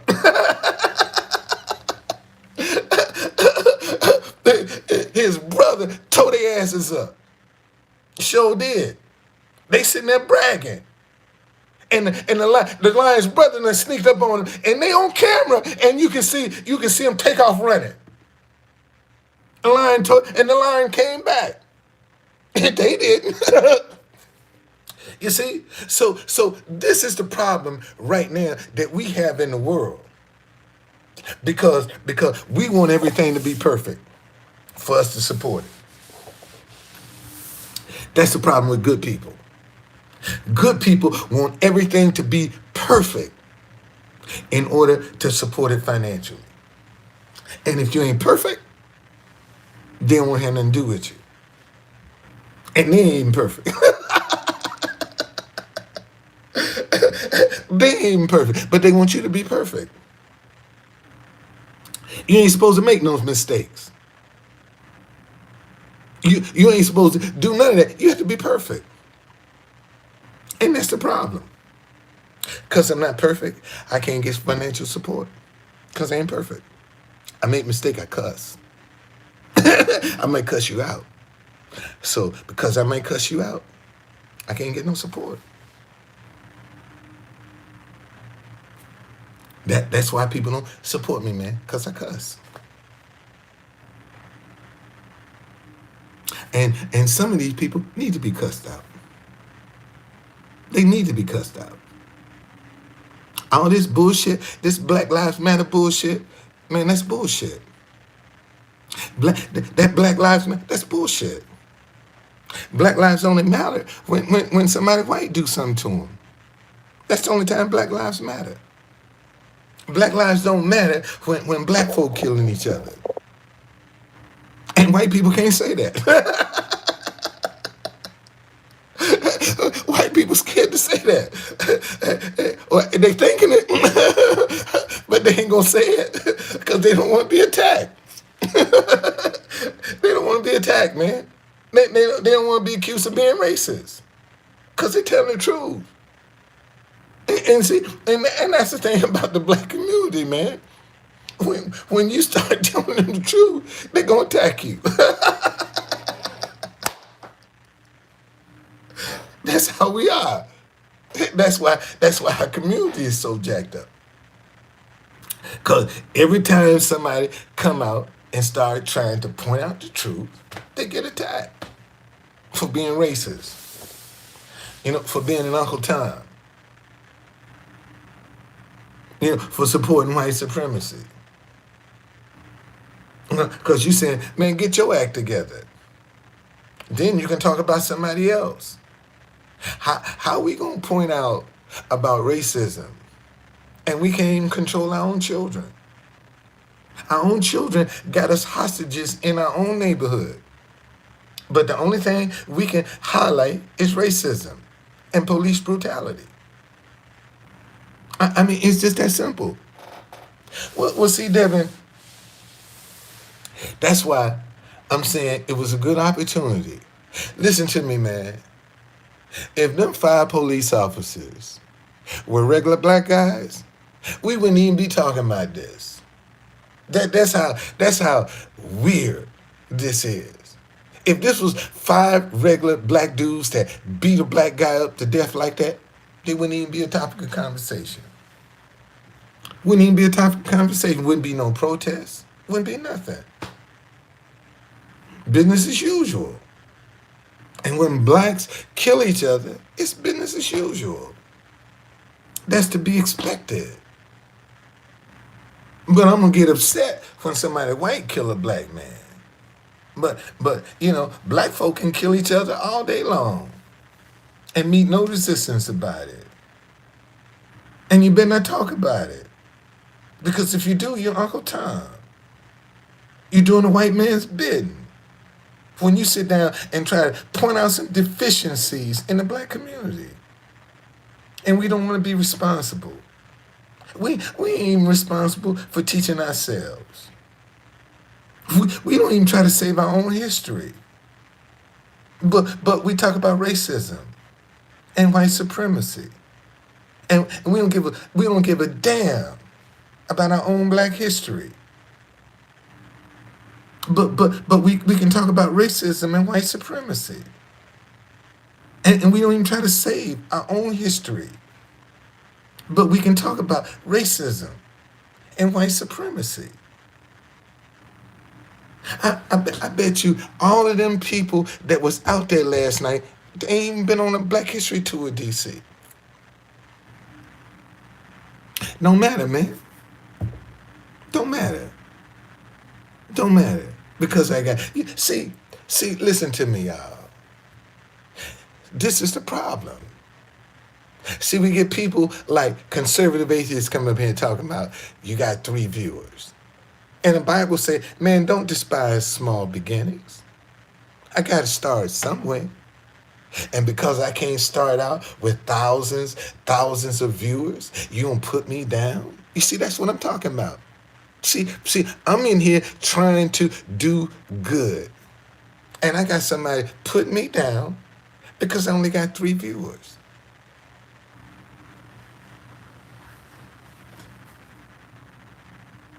Like, that's supposed to determine my passion.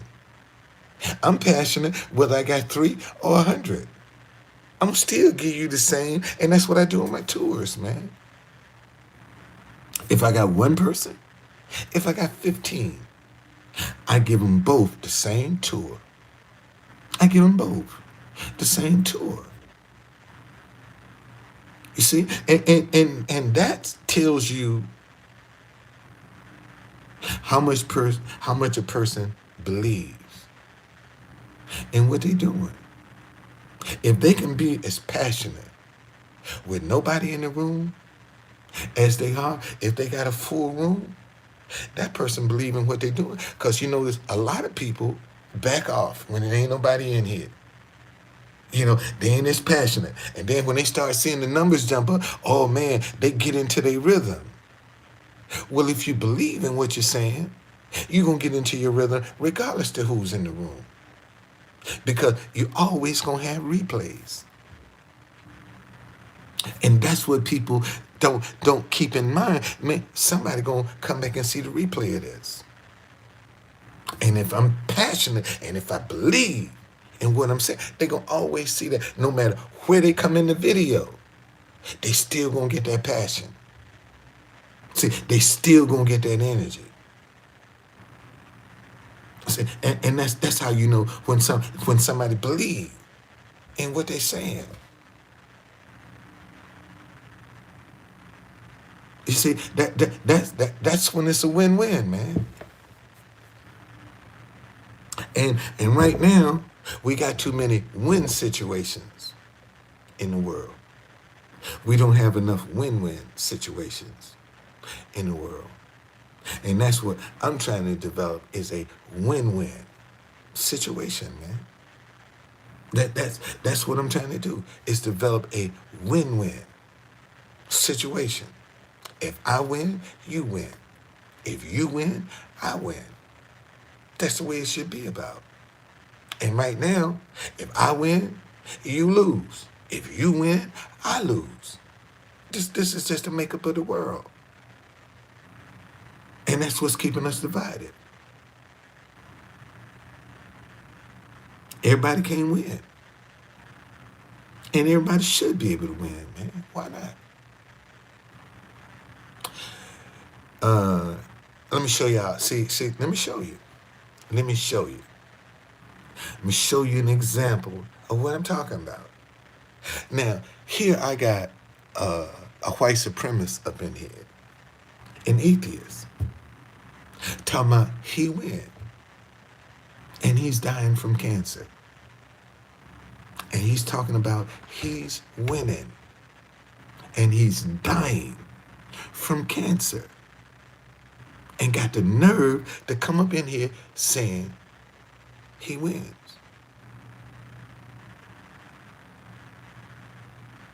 Isn't that interesting? You got cancer. How you winning? You got cancer. And you talking about you winning. That don't sound like a winner to me.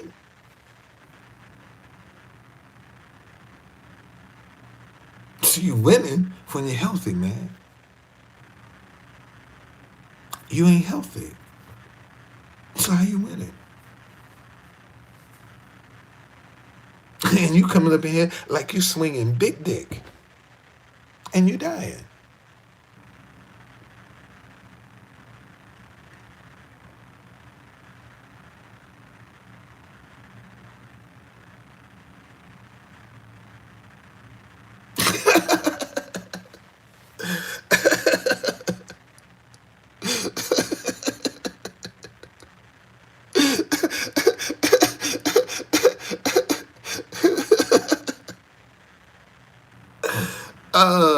Boy, I'm telling you. I'm telling you. The evil has successfully bullied good people. That's why we have the situation in the world that we have, man. It's because evil has been successful in bullying good people. Evil got good people scared of themselves. That's why we got the chaos in the world that we got. Good people are afraid of themselves. Because if good people come together, how can evil people win? When love conquers all.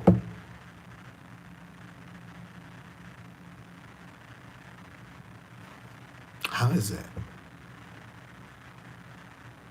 If love conquers all, how come good people can't come together in love?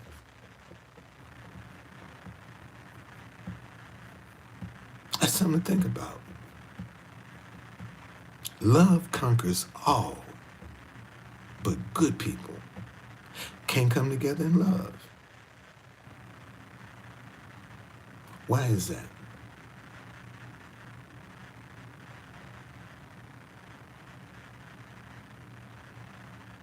I mean, think about that for a minute, man. We can't even come together in love. We're afraid to come together in love. That's how we've been exploited, man. That's how we've been divided. Because the enemy then came in and exploited love. So you got evil people, man, that will come in and manipulate good people just to take advantage of them. And the reason they do that, because if they can come in and manipulate good people and take advantage of them, they're going to make them distrust. And that's how the enemy has divided us. That's how they divided us. They then came in with kindness to make us drop our guard, exploit us, and now we don't trust nobody. That's what the enemy has done. And it's by design to make you not trust each other. And that's what the problem is. We don't trust each other.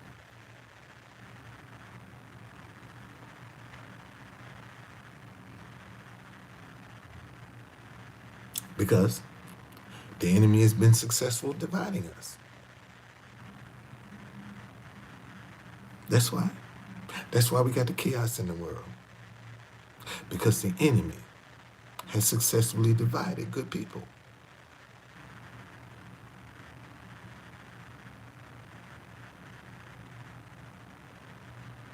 And it's a sad day, man, when good people don't want to trust each other. It's a sad day when good people are afraid to spread love. It's a sad day, man. How often do you see good people out trying to spread love, to be kind to one another? Good people are afraid to do that because they're afraid to be taken advantage of. So they ain't being kind to nobody because the enemy has been successful exploiting us, doing good, to make us doubt. And that's what the problem is. Too many good people doubt good intentions. They doubt it. So, since they doubt it, they won't support nothing. And that's why we got the chaos. That's why we got the confusion. That's why we got the violence. That's why we got all the murders, man. Because good people won't stand up and speak out. It's just that simple.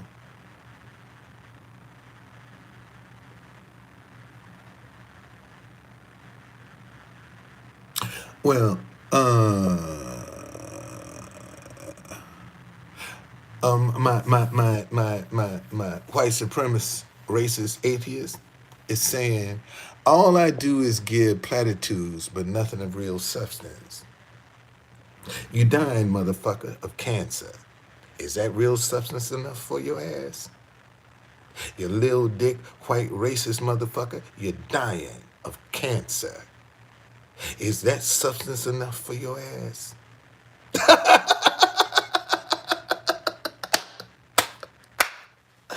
You're dying, bitch, of cancer, motherfucker. Is that substance enough for you? Is that substance enough for you? You little dick mofo? How about that? Is that substance enough for your ass? Is that a platitude enough? Is that platitude enough for your ass? You're dying of cancer, bitch. And you're going to suffer a painful, slow death with your evil ass. And you coming up here like you swinging big dick. And you dying of cancer. You trying to be bad. Boy, come on. Get your ass up out of here. Get your ass up out of here. See, I don't mind talking about your stupid ass. Cause as much as you and the way you treated my dead mama and talk about my dad, that's why you're in the position you in right now. And all your little cohorts gonna end up with the same kind of shit. Something gonna happen to them. It's just that simple. Well, now you know what I'm doing? See, I'm doing this for the replay viewers. That's what I'm doing this for, the replay viewers. I ain't doing this for the people I'm talking to right now. I'm doing this for the jokers that gonna come see. See, this how you treat your enemy. He's so negative. You dying. You dying, dude. You got cancer. You done. You done.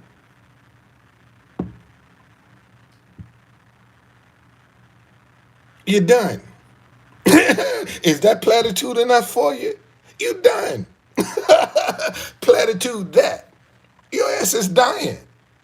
You dying, conservative atheists. Platitude that. Platitude that.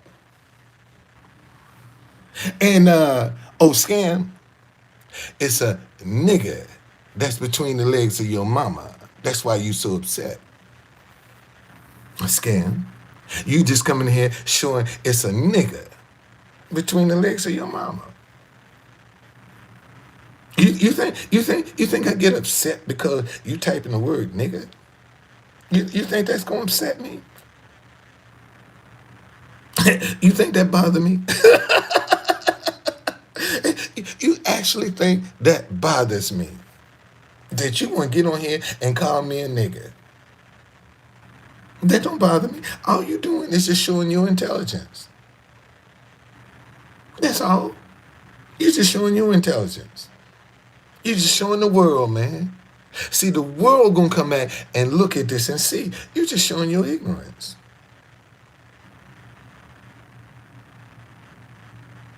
That's all you're doing. So you ain't hurting me. You're hurting yourself. That's why I can have fun with you little dick motherfuckers. Because y'all come up here with that little dick energy.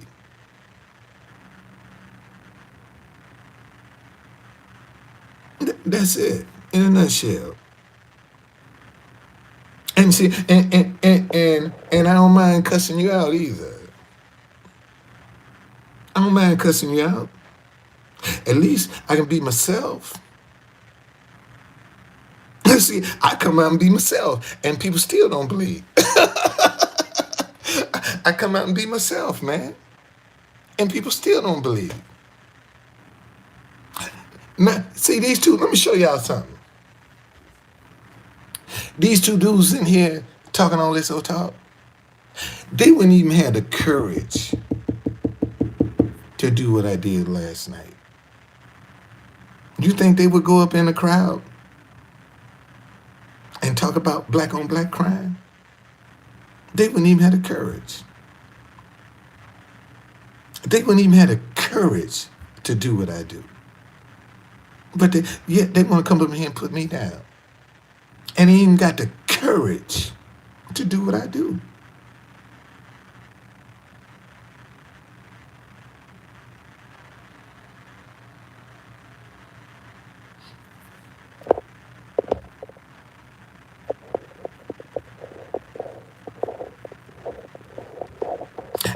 And the sad part about it, is people will sit back, watch, and silently agree with them. That's how we got divided, man. Because too many people have sown doubt in the good. That's why we're where we are, y'all. Because you get guys like this come up in here, and they sow doubt. in good. They sold out, man, in good. And don't nobody try to refute that. See, if the people listening would just respond differently when you got all this negativity that's coming up here trying to be disruptive, trying to cause confusion, trying to cause chaos. That's when good people need to start being a blessing. And they are afraid to even be a blessing in chaotic situations.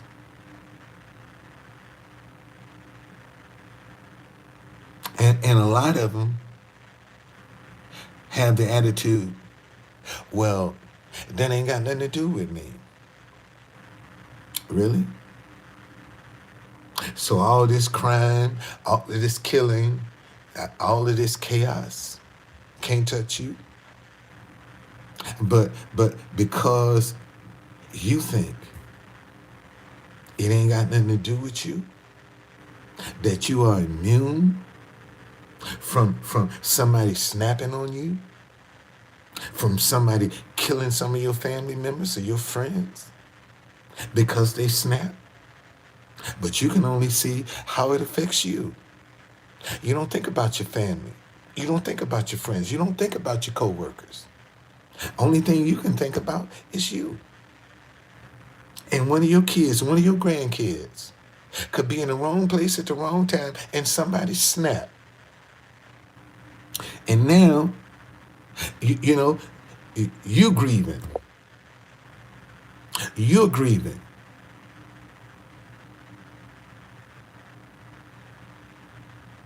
But you don't consider that.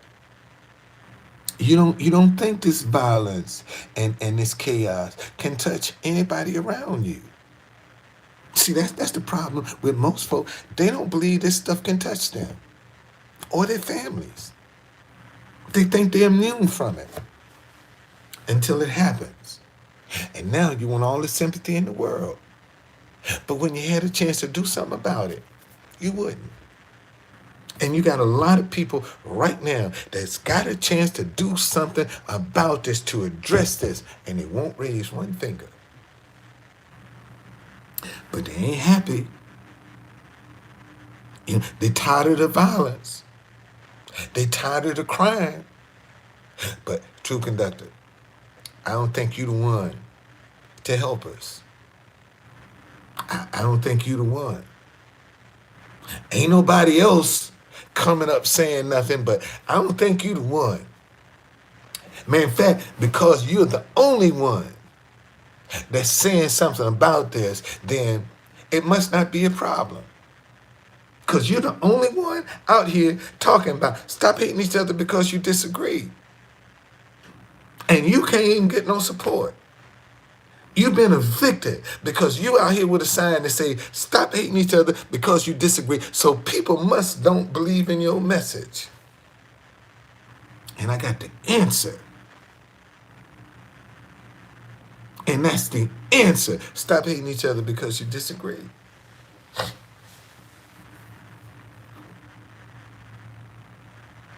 But yet I'm running a scam.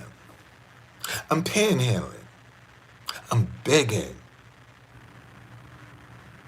Because I get out in the street every day with this message.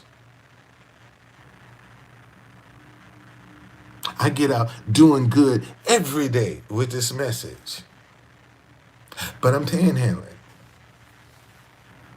Because I ask you, man, support me with this. Help me get this message off the ground. If I had the money, I wouldn't have to ask you for nothing.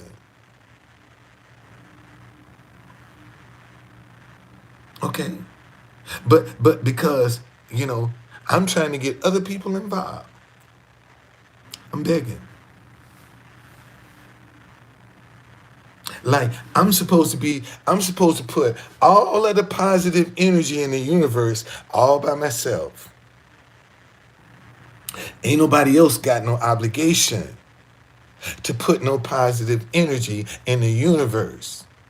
Nobody has that obligation but me to try to put some positive energy in the universe saying, stop hating each other because you disagree. Stop talking at each other, man. Start talking to one another. But I'm not successful with that message. And we got violence every day. People getting killed every day. Every day something is jumping off, man. Where somebody's snapping, killing up a whole bunch of people because they're upset. But yet I get evicted from my apartment because I can't get support for stop hating each other because you disagree. I can't book no Black History tours at DC because ain't nobody interested in Black history. So because you ain't interested in Black history, I can't support myself.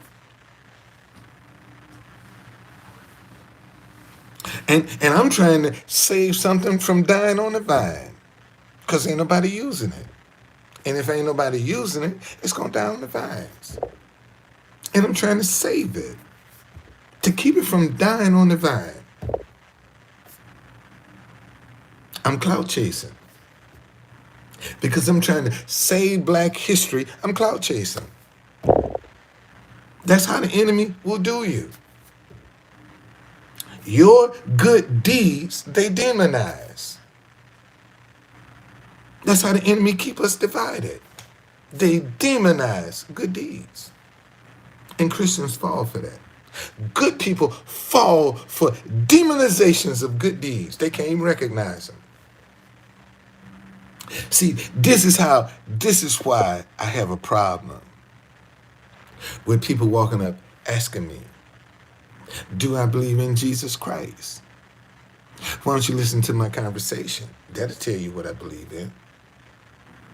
You ain't got to ask nobody. See, you ask me I tell you anything to satisfy you. Don't mean I mean it. Just because you ask me, do I believe in Jesus Christ? And I say yes, that don't mean I'm telling you the truth. Maybe I'm just trying to get rid of you. Maybe I don't want to deal with your crap. So I'll tell you what you want to hear so you can keep it moving. And that's what most folk are doing, telling you what you want to hear so you keep it moving. Because the minute you start asking questions, they're going to get uncomfortable. See, the minute you start showing their deficiencies, they're going to start labeling you. And this is the problem, man. When we start pointing out what's wrong, people will label you. They will demonize you. They will discredit you because you're showing the truth. I don't hate my enemies. Where you get I hate my enemies from? I don't hate my enemies. Because I don't have to suffer the consequences when my enemy close their eyes. I don't have to deal with how they live. So why should I hate them? When I know they're going to bust hell wide open. Why should I hate somebody that's going to bust hell wide open? Think about that for a minute. Think about that for a minute now. Here's a dude. Here's a conservative atheist that had no problems admitting he's a racist. Look, him and his little cohort done spelt nigger in the chat. If I hated him, he'd be blocked. But I want you to come up in here and use you as an object lesson to show you, man. This is why good people are divided, because of people just like that. See, you know how much doubt he done sold into good people? This same dude that's dying of cancer, do you know how much doubt he done sold into good people? How much confusion he done sold into good people? This same atheist that's in here right now, do you know, you believe me, man, some of the people that's in here, they believe in everything he's saying. See, they believe, see, look at the doubt. Look at the doubt he's sowing. This is what I'm trying to tell y'all, man. Thank you, Lord. And God is giving you an example right here, right now, to show you how good people get doubt sold into what they doing, and folk believe that shit. They believe it. Regardless of what they see, they still will turn around and believe somebody like him before they would the truth. That's the sad. Man, you see, my voice, I talked so much last night, my voice is hoarse. I mean, I wore them out last night with that talk about black on black crime. I wore them out last night. And see, and the beauty was I had my own speaker. So I can talk as much crap, as loud as I want to, because I got my own speaker. See, I don't need your mega horn.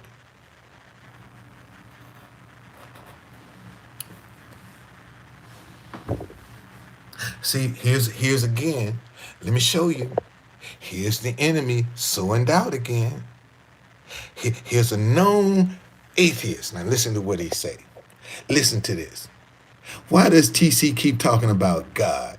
TC is the problem. Look at that doubt, man. Look at that doubt he just sowed among Christians. Why you keep talking about God? You the problem. And Christians believe in that. And atheists can come in and have more influence over Christians than a man of God.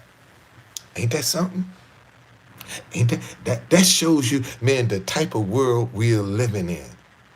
When an atheist can have more influence than a man of God.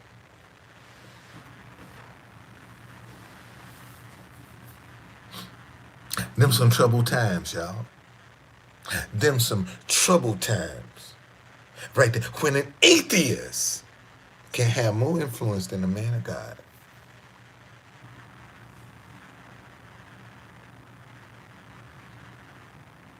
Well, how can you tease me and I'm carrying the word of God? And you talk about this is what I'm talking about, the word of God. So how you gonna tease me and not tease Christianity, which is what I'm carrying? I'm talking about the word. And you putting me down, so you putting the word down. You can't separate the two, sir. And that's what you're trying to do. See, that's how you're sowing the confusion. You trying to come in here, you trying to come in here with all of this chaos to sow confusion. And I'm gonna let you. Because the people that listen to you are the ones I don't need around me. That's why I don't kick you out. That's why I don't kick you out. Because you're showing me who I don't need around me. That's all you're doing, conservative atheists. You're showing me who I don't need around me, man. When you can come up in here and sow all this chaos and confusion, that's all you're doing. It's showing me who I don't need around me. Because anybody that agree with me will stand up. And right now, we got too many people that are afraid to stand up. Because when they stand up, they get bullied by people just like you. That's the problem. Folk won't stand up for themselves because they get bullied by people just like you. I know you don't see them because they're scared. That's my point. Now you're proving my point. You don't see anybody standing up because they're scared. It ain't their problem. Just as simple as that. It's not their problem. See, most folk think the easy way to get rid of something is to dismiss it. Oh, didn't I just tell you what you're doing is showing me who evidently they agree with you. Evidently they agree with you because they sitting back watching. Evidently, their silence says multitudes, man. Silence speaks multitudes. And right now, what I got 5 people, so that means the other 4, and they agree with you. Cause ain't one of them spoke up against you. Not one of them has spoke up against you, buddy. And see, oh, thank you, Lord.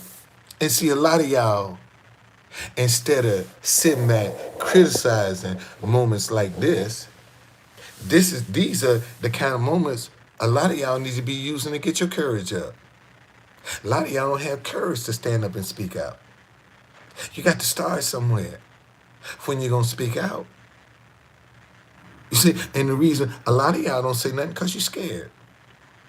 You're actually scared. And this is how you live your life. People can talk about you. They can do whatever they want to you. And you'll walk around and you'll accept it. And you won't say a word. See, that just shows me this is how people live their everyday lives. Where folk can do whatever they want to them. And they'll sit on the sidelines, man, and take that punishment. And won't say a word. Won't even lift one finger to defend themselves. See, if you ain't got the courage to defend nobody else, you ain't got the courage to defend yourself. Because if you had the courage to defend yourself, you don't mind speaking up. You ain't afraid. And most people are afraid to speak up. They're scared because of the consequences. Because when you speak up, they make an example out of you. And most folk don't want to be made an example out of. So they just be quiet. And I'm agreeing with you. And I'm saying, you're right, conservative atheists. They do agree with you. Call it what you want. They do agree with you. You ain't gonna get no argument out of me. Hey, you think I'm gonna sit here and defend them when you're right and they wrong? No, you're right, man. You're absolutely right. You're absolutely 100% right. So there you go. Right there, man. You have successfully divided good people.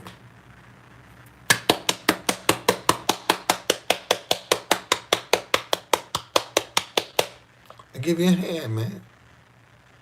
You have successfully divided good people. And atheists,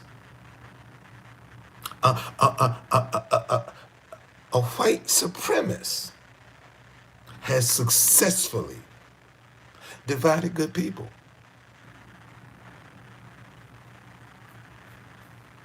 See the disrespect? With my mammy, be proud of me.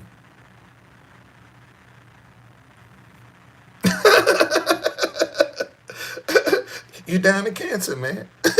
You think I'm offended?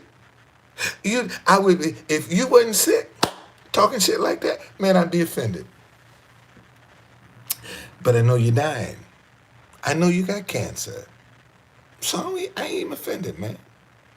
Because every time you start pouring that negative energy on my mama, boy, that stuff is just waking up in your body.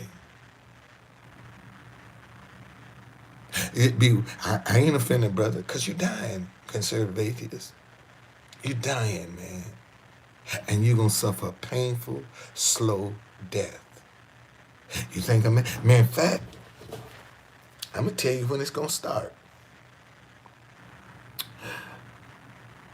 Ooh, 31 days. And no, wait a minute. I'm going to tell you when it's going to start. Wednesday is when it's going to start. Your suffering going to start Wednesday, man. February 1st is when you're going to go downhill.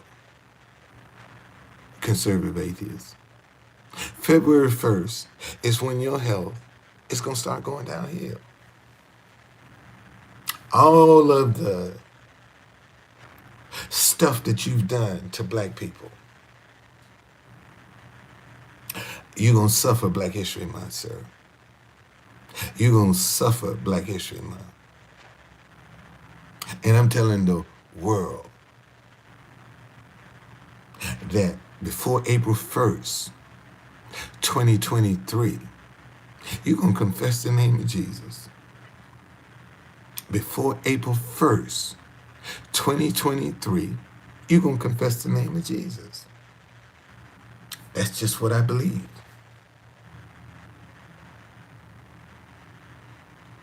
That's what I believe. And if I'm wrong, I'm wrong. It's just that simple. But that's what I believe.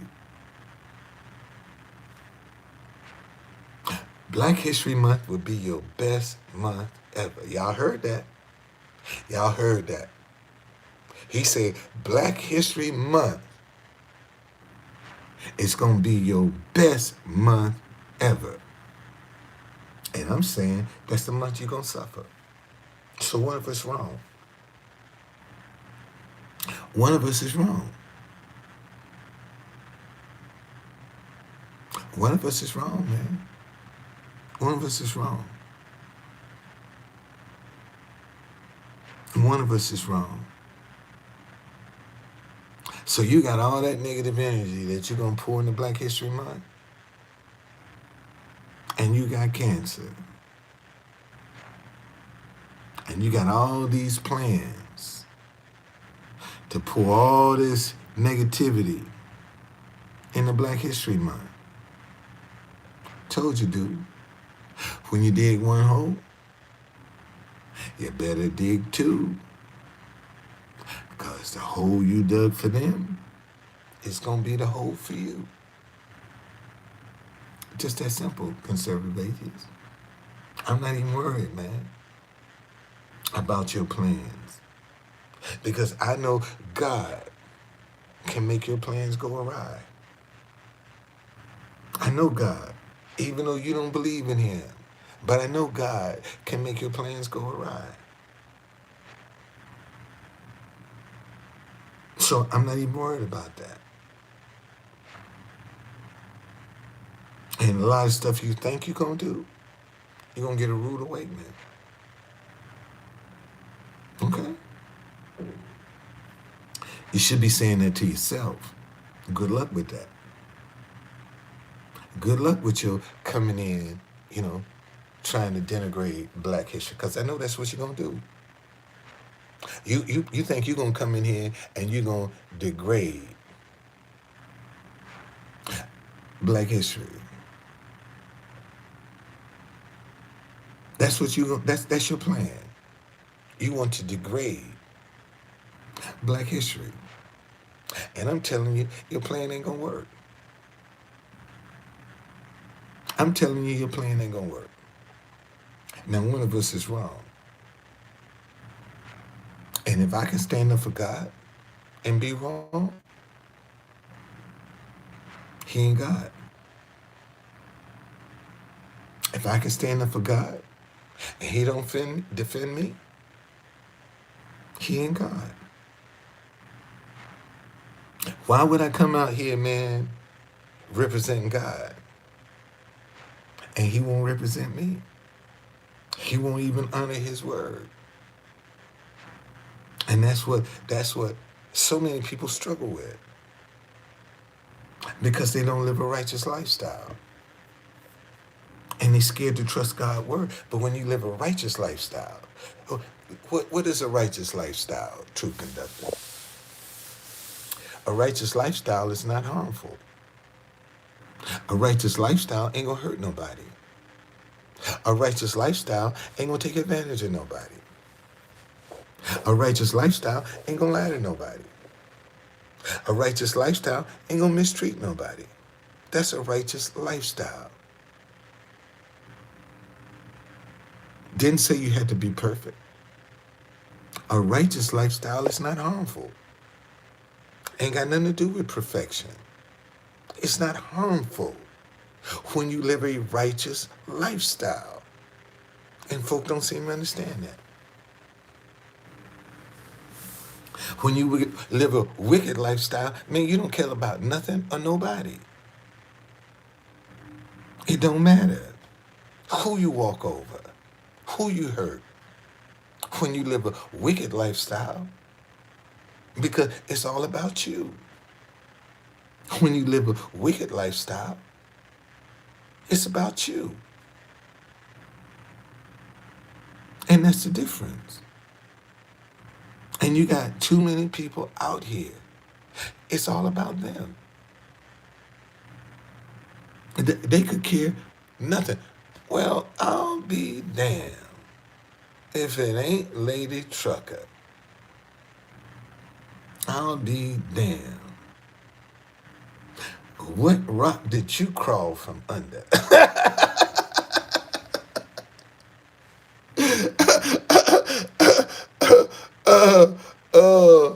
Oh, boy.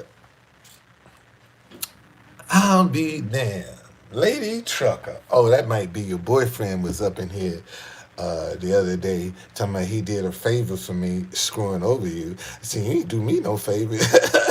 You did that for yourself, whoever that was. And I think I blocked him.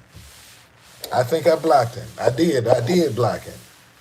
Because he come up here, I don't know who this guy is. Oh, okay, you retracted your message. Okay. But no, ladies and gentlemen, this is what we got to do as people, man. We got to get back to treating each other like human beings. You know, we got to love each other more, man.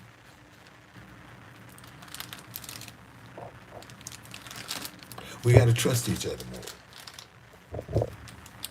And that's the problem. I never tried this. I'm going to show y'all something I'm finna try. I never tried this. I just want to see what it's going to taste like. This is my cayenne pepper right here. And I just put some in an orange. I'm going to see how this tastes. Ooh, boy. Ooh, buddy. Ooh. I got to get my courage up. I got to get back.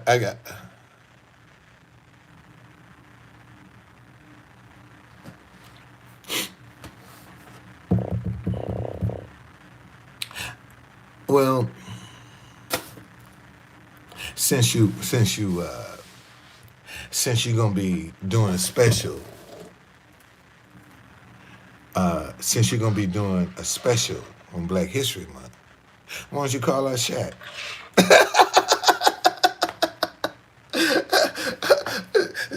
Since you're gonna be doing a special on Black History Month, why don't you call our Shaq?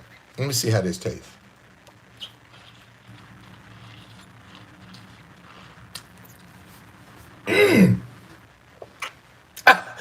Whew. Whew. Boy, talking about a kick. Whew. Whatever sore throat I had, this cayenne, whew, with this cayenne, it ain't gonna be that long.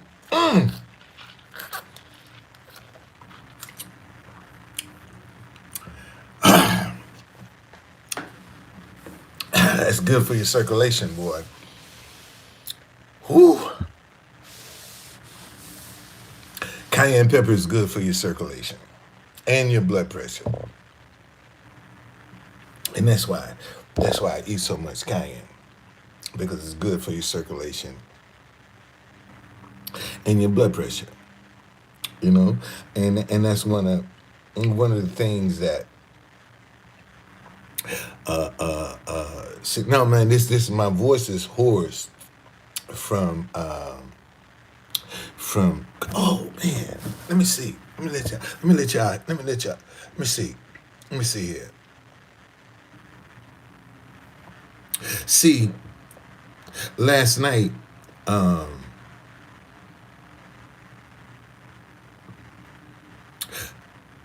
I no, I don't work on Saturdays. No, I don't do Saturdays. I stay in on Saturdays. I don't do tours on Saturdays. So, but I will be down there tomorrow. Okay. Share the history of Black history education is very good. Well, if what you were saying is true,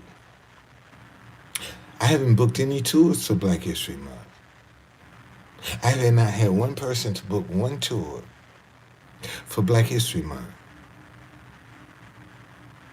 If Black history is so good, why am I struggling? Why I can't support myself? And the travesty of it is, somebody white can come and do the same thing I'm doing and get rich, but I can't. I can't make a living off my own history. That's the travesty, man. I can't make a living off my own Black history. Foreigners and white people can make more money off Black history than a Black person can. That's a travesty, man. I'm in the situation I'm in now because don't nobody want no Black history. And if ain't nobody booking no Black history tours, I can't make no money.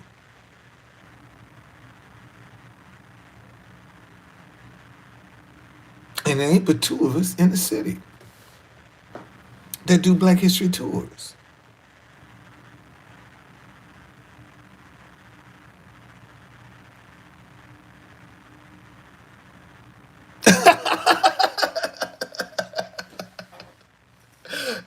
Well, yes, you do. That is. But see. Listen to me, y'all. This how you can track your food. Right here. This how you can tell if you're constipated or not. Because if you eat some of this on your food and you go to the bathroom and your butt ain't itching, you constipated. Okay? As simple as that. Well, Jamie, here's the travesty, Jamie. If that had been 5 regular Black guys, it would have been business as usual.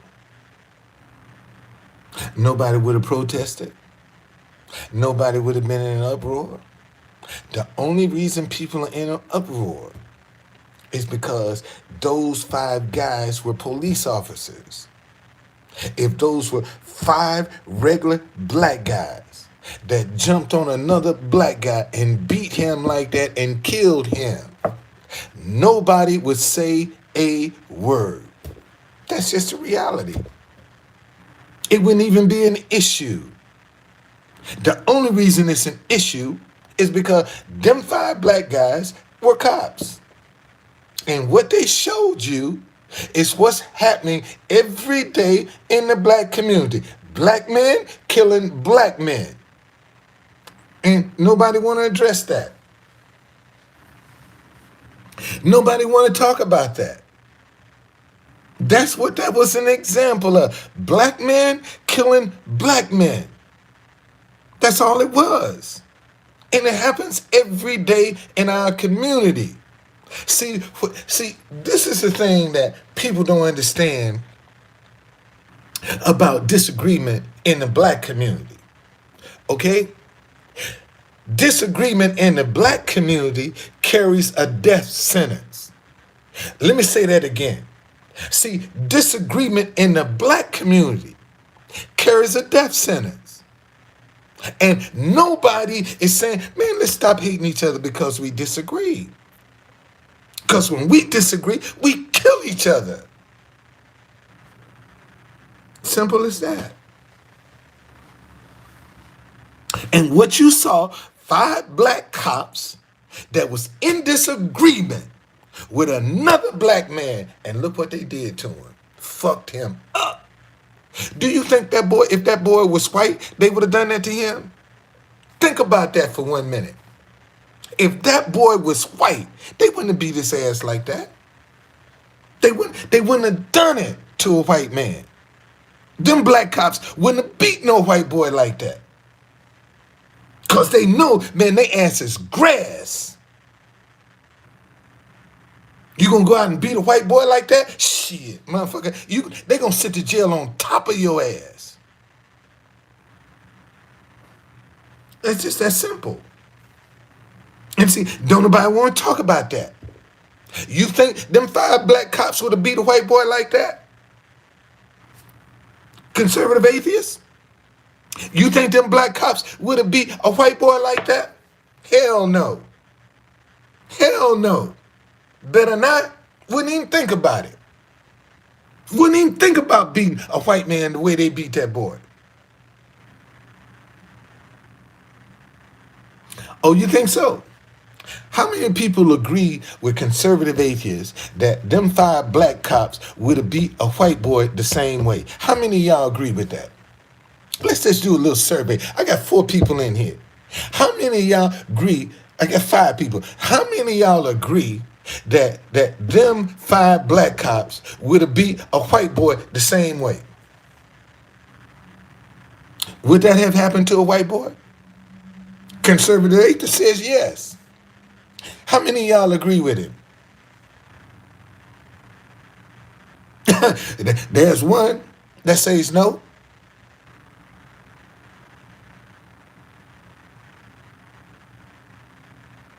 No, my white boy ain't gonna get beat like that, man. Matter of fact, rarely do you see a white man being beaten by the police. It's rare.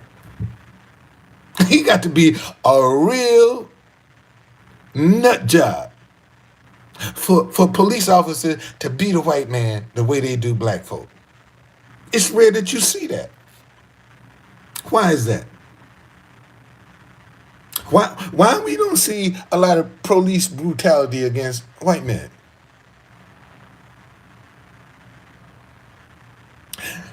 Jamie says this can go either way, so I'll say maybe. Wow. See, we don't want to face the reality. We just don't want to face the reality. If it could have gone either way, why don't you see more evidence of that today? If it could have gone either way. Rarely do you see a white male being beaten by the police. Black or white. It's rare. It's rare, man.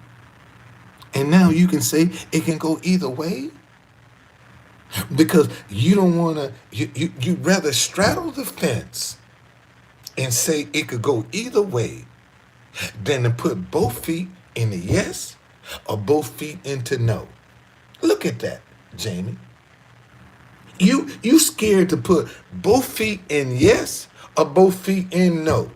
So you'll play it safe and say, well, it could have went either way. You playing it safe. That's all you just did. You just came in here and played it safe. And this is the problem in America.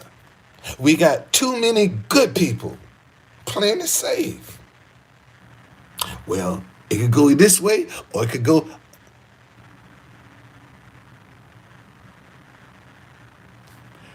We got to understand what kind of day they were having, but not likely white person would not have happened. That's why. Well, see, that's not what you said. That's not what you said.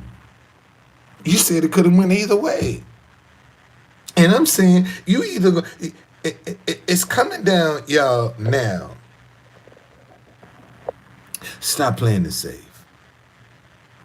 Damn, I need to do a video on that. Stop playing it safe. We got too many people right now playing it safe. And this is why we had a confusion and the chaos in our communities. Because so many people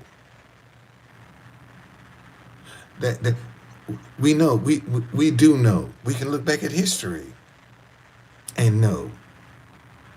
See, if you want to find out what's in your future, look at how your past went. You can't know where you're going if you don't ever know where you came from. And you got so many people that don't want to look back at this history that we came from. And we keep repeating it. We keep repeating it. Because we don't want to deal with it. We don't want to talk about it. We don't want to discover it. So we keep repeating it. Okay? So but again, man, I'm putting the onus on good people. You know?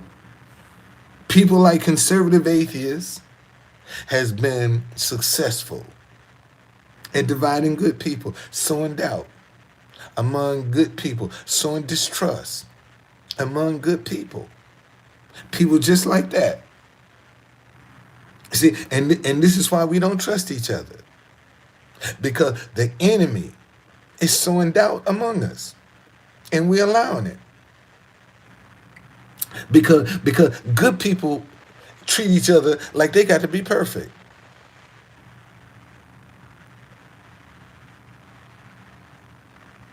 Well, if education is the key, why is there so much resistance to black history? If education is the key. If what you're saying is true, why is there so much resistance about learning black history? If education is the key. See, that's a contradiction within itself. And black history is American history. But white people don't want to learn.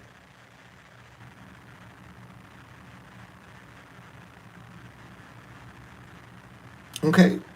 See, once again, the enemy is sowing doubt. See, that's the enemy's job. To come in here and sow doubt. And I'm letting him do his job. To show y'all, man, you got a clown up in here, got y'all scared, man. You got a clown in here that's made y'all scared of me. And he don't even believe in God. And y'all let him convince y'all to be scared of me. And he don't even believe in God. In fact, he hate black people. And he's been successful getting y'all scared of me.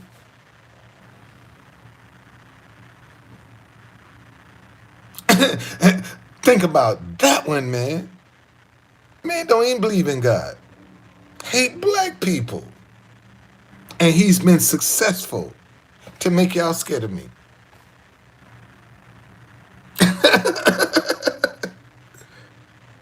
That's just the reality. You don't believe in God. You don't believe in God, Jamie. You want me to tell you why you don't believe in God? You won't even give God respect. You won't even respect God. Let me show you. Let me show you why I'm saying what I'm saying. Look at how you believe this. I believe in God. Lil G. You wouldn't even give him the proper respect to spell his name correctly with a big G. But you believe in him. And you ain't giving the proper respect. The God you talking about is man's God. Because it ain't but one God. And if you're going to address God, you're going to spell his name properly.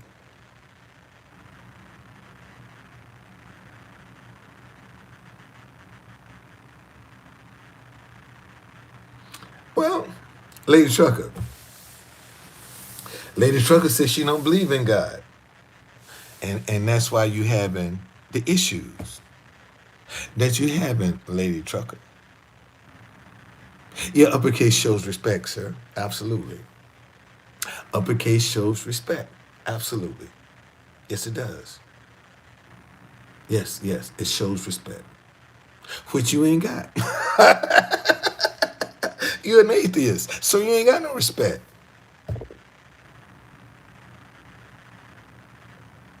Where you been, Lady Trucker? Where you been? You still got your job, Lady Trucker? You know I was going to get around to asking you that question.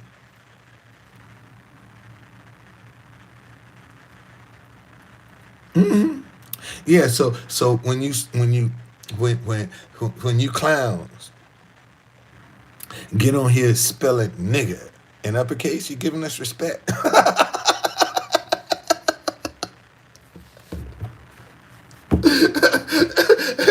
You giving us respect. Okay? There you go. There you go. Now you done gave God some respect. Okay? So you know, uh um it ain't complicated, y'all. It ain't complicated. It's really not. We just got to start trusting each other.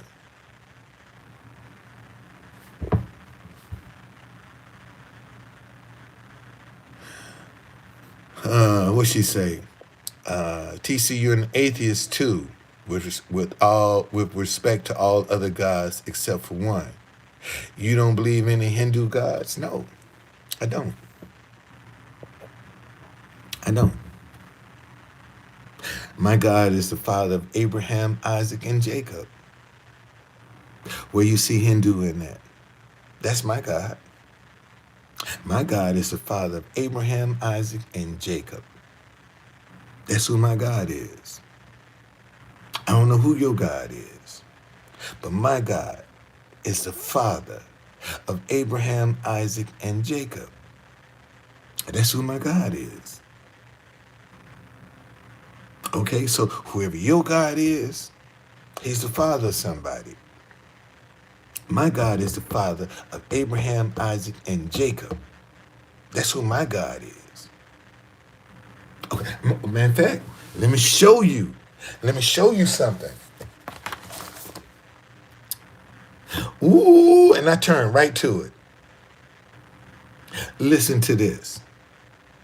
If you turn away your foot from the Sabbath, from doing your pleasure on my holy day, and call the Sabbath a delight, the holy day of the Lord honorable, and shall honor him, not doing your own ways, nor finding your own pleasures, nor speaking your own words, then you shall delight yourself in the Lord.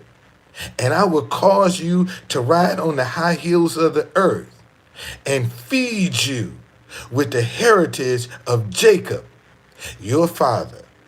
The mouth of the Lord has spoken. See, that's my God. It's the father of Abraham, Isaac, and Jacob. See, and God say, if you honor the Sabbath, He will set you on the high hills of the earth and feed you from the heritage of Jacob. And you better go back and look at how rich Jacob was. The mouth of the Lord has not truth, conductor. Listen to this.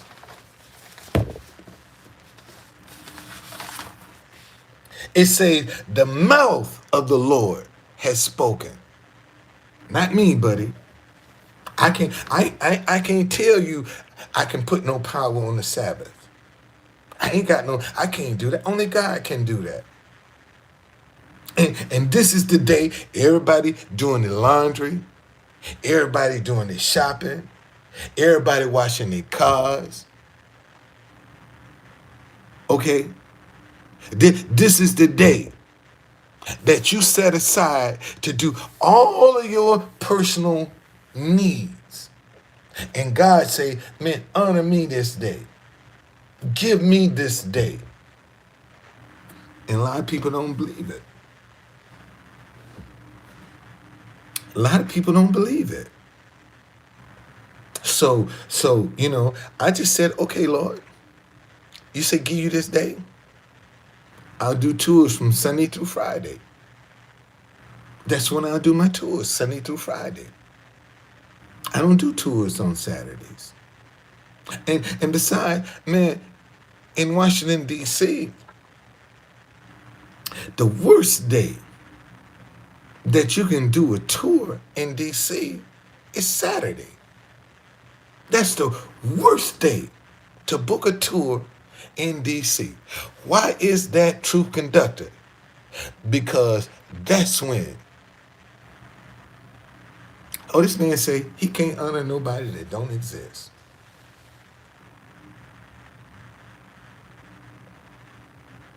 He say he don't honor nobody. See, listen to me, y'all. I got 2 atheists in here that's designed to sow confusion. One is dying of cancer, conservative atheist.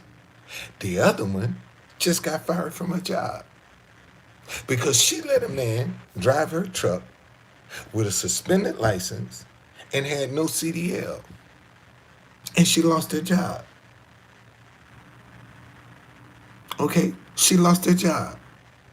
And she'll turn around and say, God don't exist.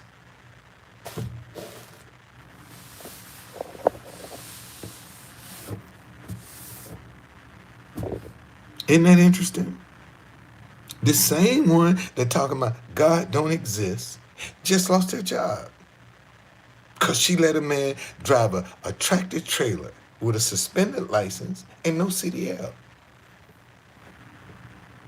Now, baby, you without a job. You still can go to dcblacktours.com and book a tour. I guess let me see. I'm sitting here talking crap. I'm sitting here talking smack. Let me see if my website's still up. Doggone it. Shoot. Let me check my website out. Let me see. Let me see if it's still up. Yep. Still there.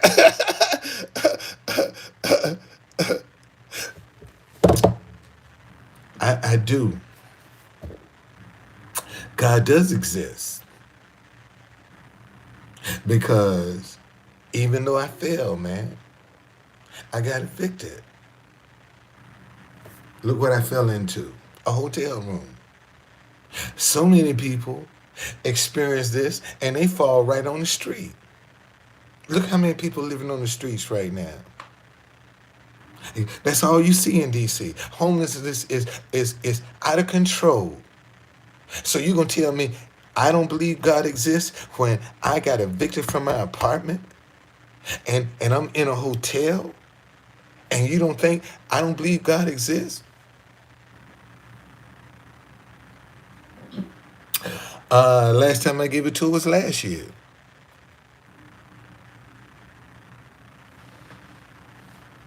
So the question is, why do God The question is, why does God allow children to be abused? Real simple answer. Because the people in the earth realm that are supposed to be doing the work for God are falling short. It's just that simple.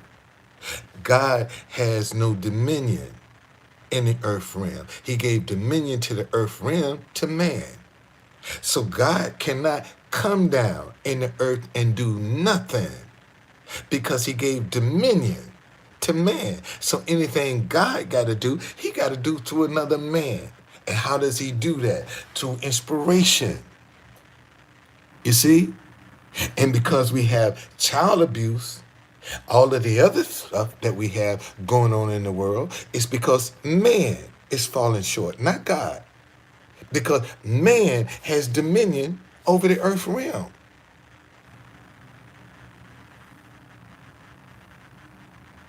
Well, maybe because you ain't giving God respect, Lady Trucker. Maybe because you don't live a righteous lifestyle, Lady Trucker. Maybe that's why you having the problems you have. Because you cheat, you lie, you steal, you fornicate.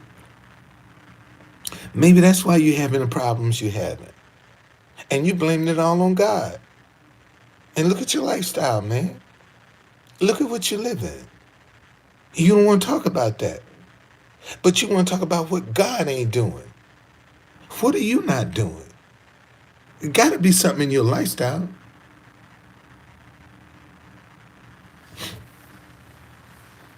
The lady say, well, but God has no dominion in the earth realm. Why pray? So he can send somebody to you. That's why. That's why you're praying. If God can only answer your prayers to another person. Think about that for 1 minute. If God gonna answer your prayer, it's gonna be through another person. He gonna send another person your way with your need. That's why he said, be careful how you entertain a stranger, because you never know how you treat a stranger, because you never know why you're entertaining an angel. I don't have to make things up, baby. I don't have to make things up. I don't have to make things up. That's your doubt. That's your insecurity that you're dealing with, Lady Trucker. That's what you're dealing with.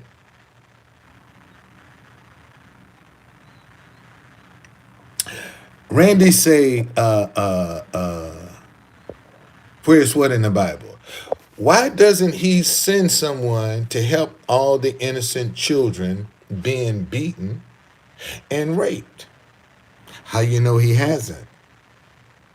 How you know he didn't send somebody and they scared to speak up? How you know that hasn't happened? How you know it hasn't happened? God can give you the inspiration to do something, but if you're scared to speak up, you're going to blame God? Because he's shown you what to do and you scared to do it? And now you blaming God?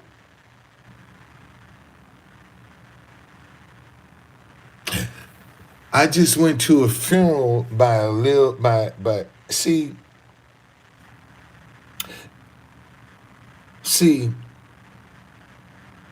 I'm sure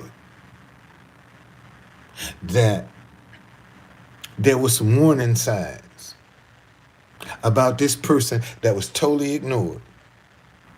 I'm sure. I don't even know the circumstance, but I'm sure if you go back and talk, man, trouble is always going to give you a warning sign. Let me say that again. Thank you, Lord. Trouble is always going to give you a warning sign. And people miss it. People take it for granted. People think they can, I can fix that. And it's that showed you it's trouble. You see, and 9 times out of 10, if a man kills her, it wasn't his daughter. And that mama is the one to bring and expose that child to that danger because she wants some dick. And you got too many mothers out here in the black community that just want some dick and let any kind of man come around their children. And now you upset because you want to get some dick and that motherfucker done killed your child. Don't you be upset. You need to shoulder that blame because all you wanted was some dick, somebody in your bed. Tell me I'm lying, hairstylist. Tell me I'm a liar, hairstylist. You got too many women out here just want some dick to have a man around them. And they don't give a fuck about his character. Now, tell me I'm wrong. Tell me I'm wrong.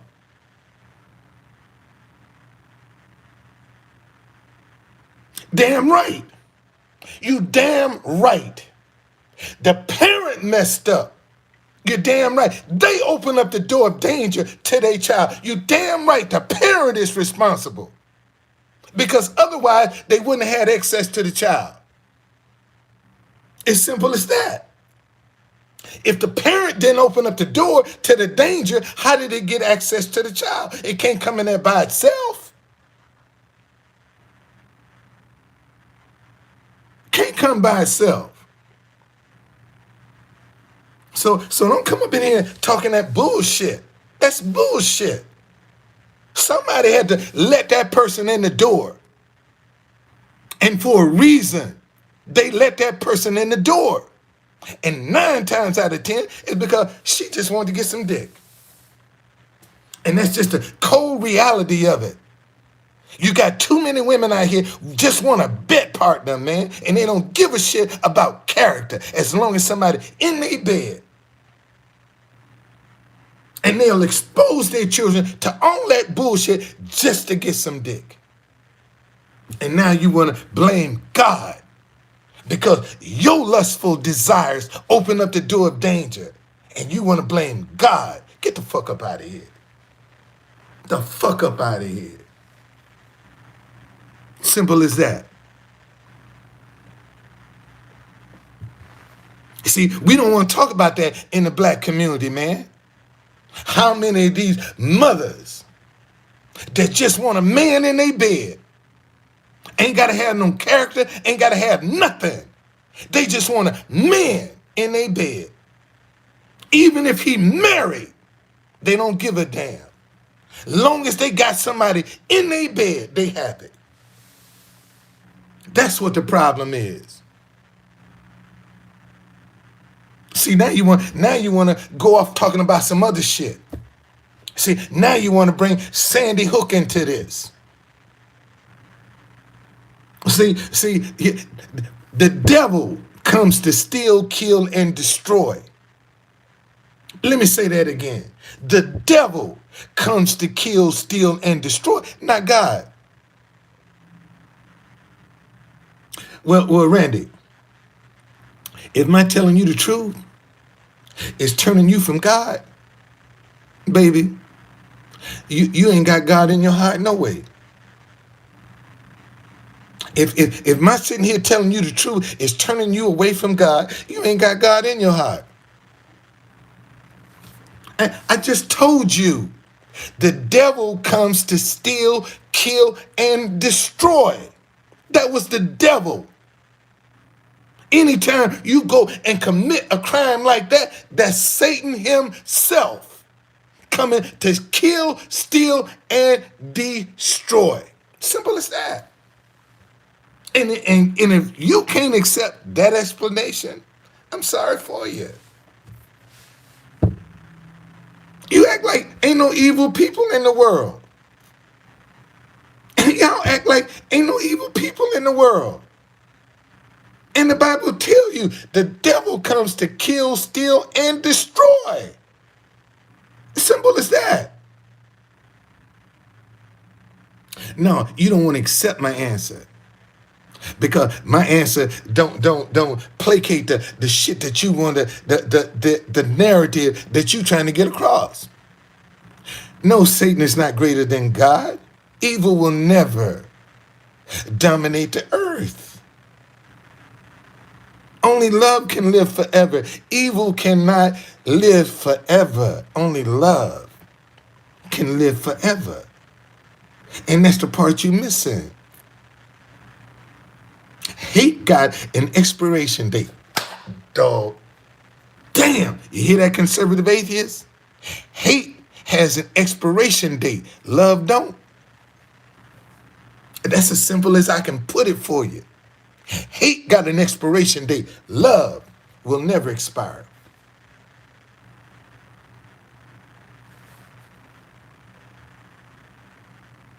Now what?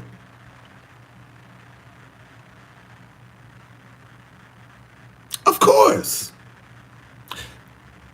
But it's got an expiration date.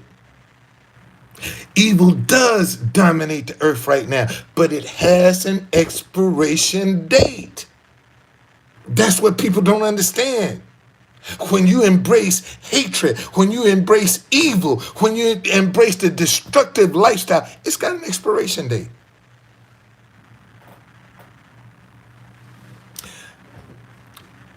Well, if that's the way you feel, that's on you. That, you know, God ain't never said that wasn't going to be no destruction in the earth. God never promised that there wouldn't be any injustice in the earth. God never made that promise. I tell you, man, there's going to be injustice. Oh, let me go back. Let me see, I always got my ass. let me show y'all something. Let me show y'all something. Let me show y'all something.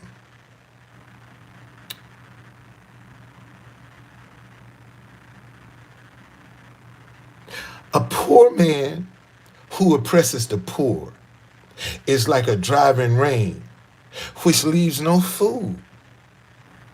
You got poor people, man, that oppress poor people. You got poor people that mistreat poor people. That's a reality.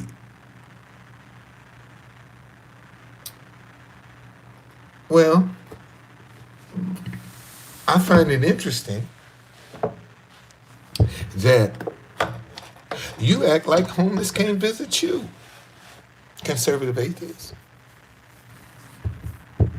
You act like homelessness can't visit your house, that it can't show up at your doorstep.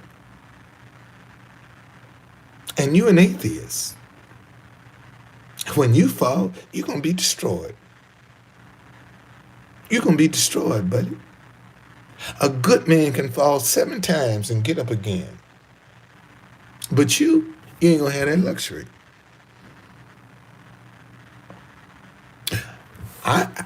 I've always, I'm not religious, man.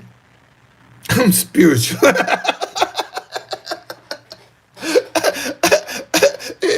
There's a difference, man. I ain't religious. I'm spiritual. I'm not religious. Religion is tradition. I'm not traditional. Because if I was traditional, I would be going to church on Sunday. Okay? I would be going to church on Sunday. If I was religious, I ain't religious. I don't go to church on Sunday. That's what religious people do. They go to church on Sunday. That's religion. The first day of the week.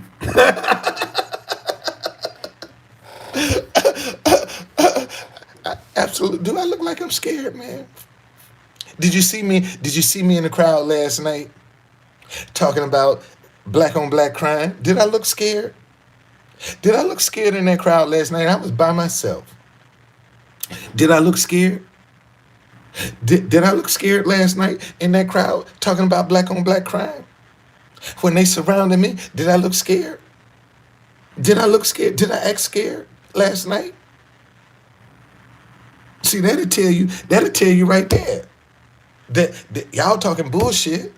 Cause I can show you last night, man, where I was in a crowd by myself talking about black on black crime, and they didn't want to hear that. Did I look scared? Did I back down? Did I give up? Oh, you didn't see it? Damn. I was live last night at Lafayette Park with the protest they had for the guy that got killed in Memphis. And I asked them, what about black on black crime? Why won't you talk about that? And they jumped all over me, called me uncle, tell them everything. Okay? They called me all kinds of names last night because I kept trying to bring up black on black crime. And that's not what they wanted to talk about. They wanted to talk about police brutality. And I'm saying, talk about black on black crime. You don't come out here when black men are killing each other. Why ain't you out here then? But you got all this fervor and this anger when a police kill a black man. But a black man can kill a black man, and you say, well, that's par for the course. I got a problem with that. I have a serious problem with that.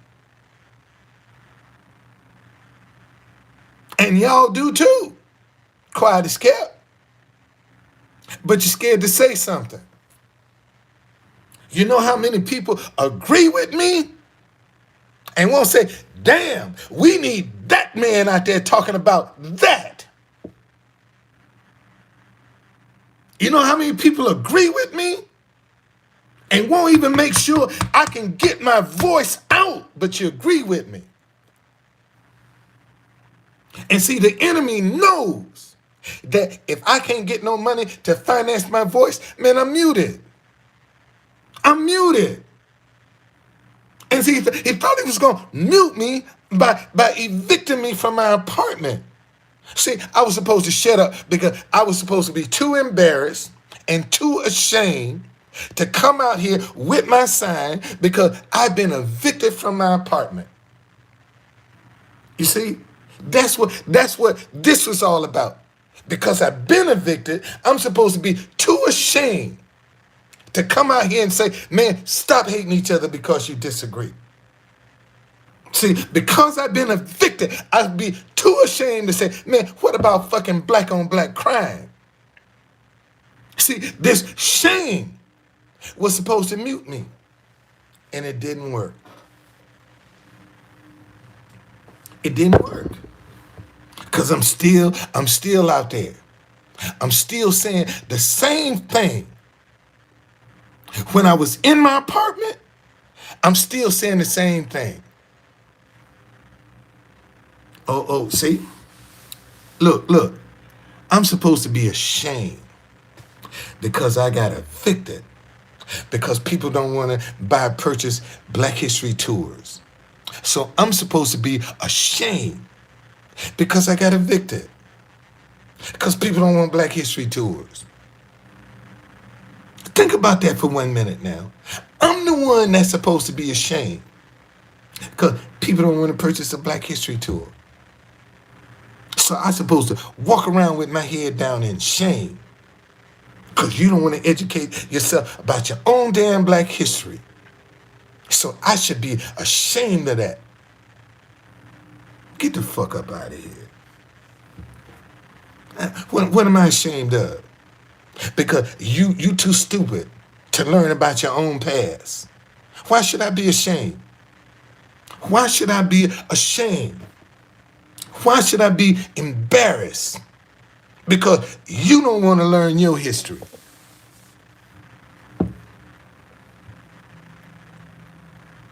Oh, I'm financially negligent. Really? I could see if my business was booming, if I had money coming out the yang yang, and I end up homeless. Now, I'm responsible. You see, if business was booming and I still end up homeless, I'm at fault. because I mismanaged my money. I ain't got no money coming in.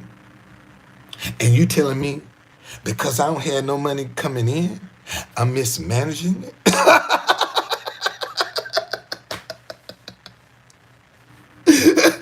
Think about that shit for a minute.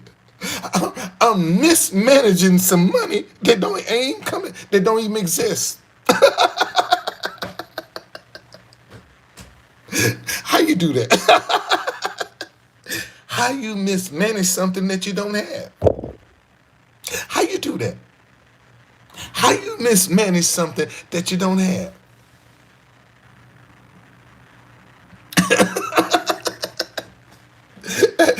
See, now I'm asking y'all some questions that you can't even answer. And you want to try to put the onus on me. You see, you trying to put the onus on me, but how do I mismanage something I don't have? Y'all tell me, how do I do that? How does that happen? Is that even possible to mismanage something that you don't have? Is that possible? I don't think so. I don't think so at all. So, so as a result, man, you deal with this kind of foolishness right here. This is the kind of foolishness you have to deal with from people because you see, again, it's the enemy's job to sow doubt and distrust. And all people like conservative atheists and Lady Truckle, they just up in here doing the devil's bidding, man. That's all they in here for, is to do the devil's bidding. And I know that. So I don't get upset about that. Look, y'all. I got my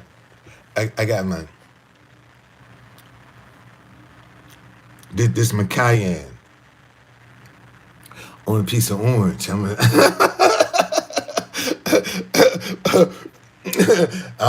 finna see. I'm gonna see what kind of kick I get out of this one. Bam!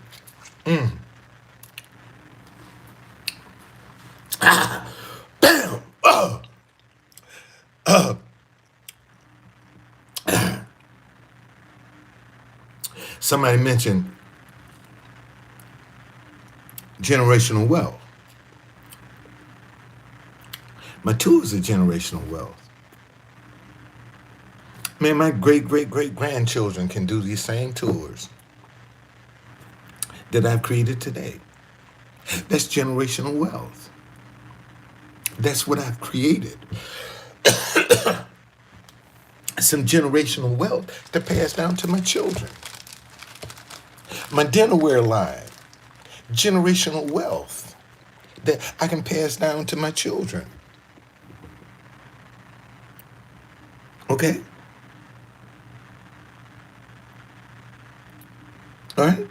That's generational wealth. And that's what I'm trying to create, man.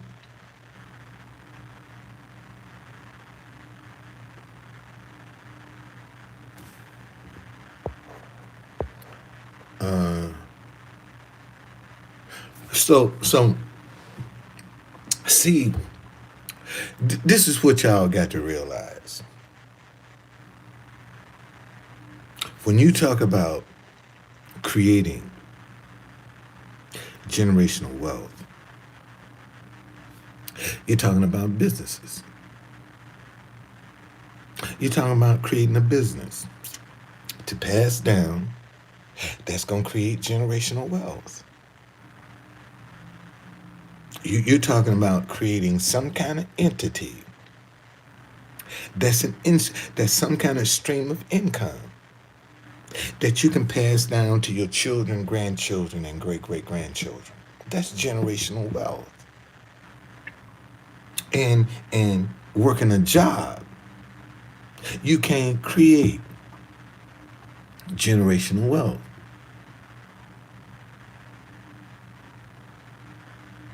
Okay? You can't pass down generational wealth. from a job. Think about that. Think about that, y'all. You can't pass generational wealth from no job. You need a business. You need something that's creating a stream of income that your kids and grandkids can enjoy. And unfortunately, as black people, most of us don't have an opportunity to not only create generational wealth, but even to enjoy generational wealth. And and and this is the advantage white people have had over every other ethnic group in America because they have been able to pass down generational wealth to their children. Nobody else has that opportunity. So, because they are able to pass down generational wealth, they're in control. And that's where the problem is. Nobody else has that ability to pass down generational wealth like white people. They got a lot of old money, man. It's just that simple. Yeah. You know, I mean, there's just some things they didn't. Again, I keep telling y'all, ain't who you know, it's who knows you. And see, back in the day, you had a lot of white people that knew white people, and they can pull some strings.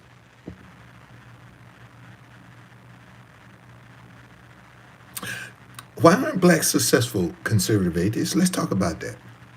Why aren't blacks successful?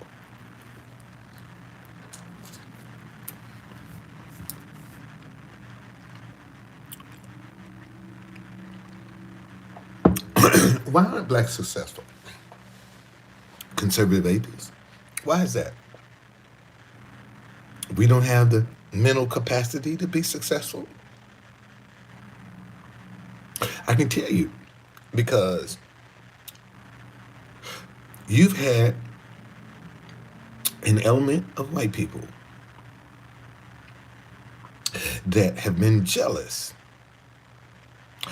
of the success of why are Asians successful? Because when they come here, they get money to get a start. That's why.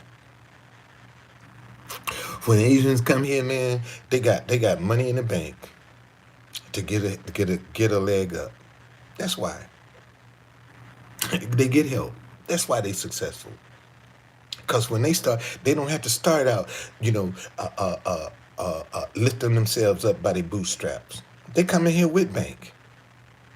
They can open up a business in the black community. And see, and you have to ask yourself, why is the black community so flooded with Asian businesses?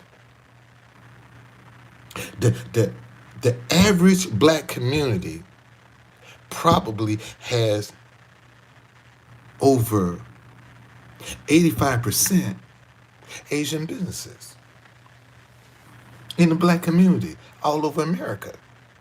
Why is that?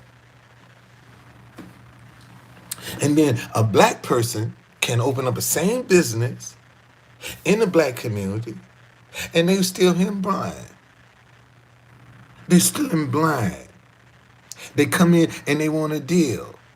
See, black people don't think they should pay another black person full price. But they'll walk into any other business and pay full price and won't even complain.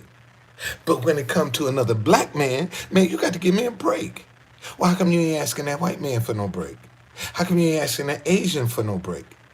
But for you to do business with me, I got to give you a break below my cost. So now when I'm giving you a break just to get you in here, I can't make no money because ain't no profit. Ain't enough profit to keep the business flowing. And now I got to close my door because I had to give you a break, man, just to get you to come through the door. You don't even want to pay me full price because I'm a black man.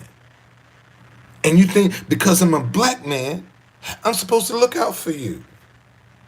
But you don't ask no other business to look out for you but a black business. Why is that? Why is that? Why is it so difficult for a black business to succeed in the black community? Why is that? Why is it so difficult for a black person to succeed in business in the black community? Why is that? Why is that? It's by design, man. Because it's keeping us divided. See, because if we come together and we start helping each other, then we might start understanding each other. Then we might start talking to one another. Then we might stop killing each other. If we can do that. Well, see, listen to me, y'all.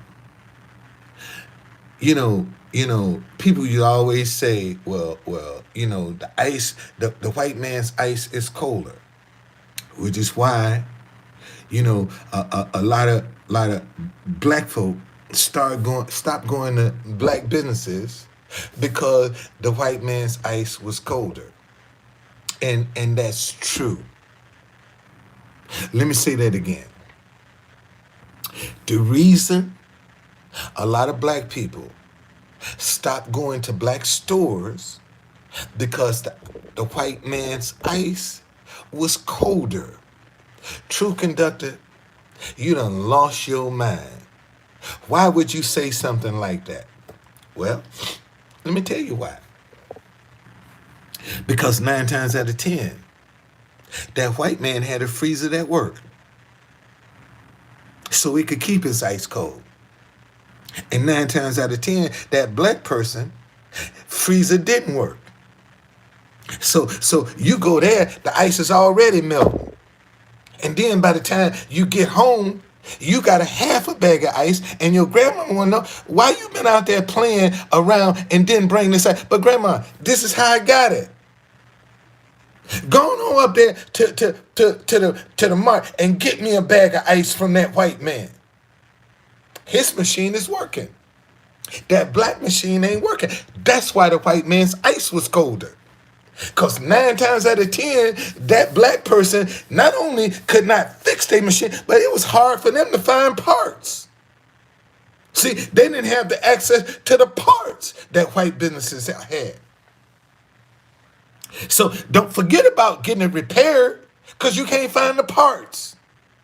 That's why the white man's ice was colder.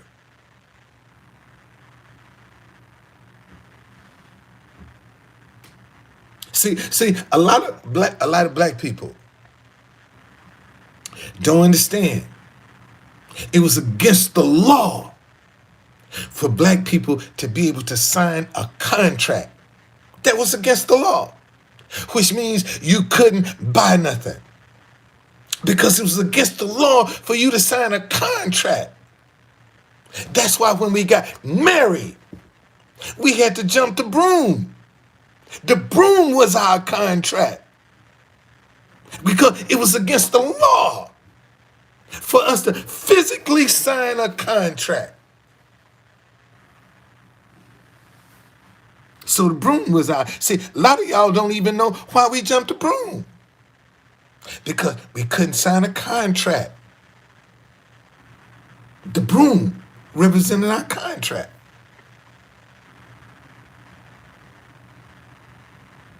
See, so I just put a new wrinkle on somebody's brain. They ain't know, man, why y'all jumping the broom? Because it was against the law for us to sign a contract. So in D.C., when black people wanted to buy houses, they had to go get a white person to buy that house and buy it from them. See, when that white person bought that house, he could sell it to somebody black. He don't need a contract because he owns it.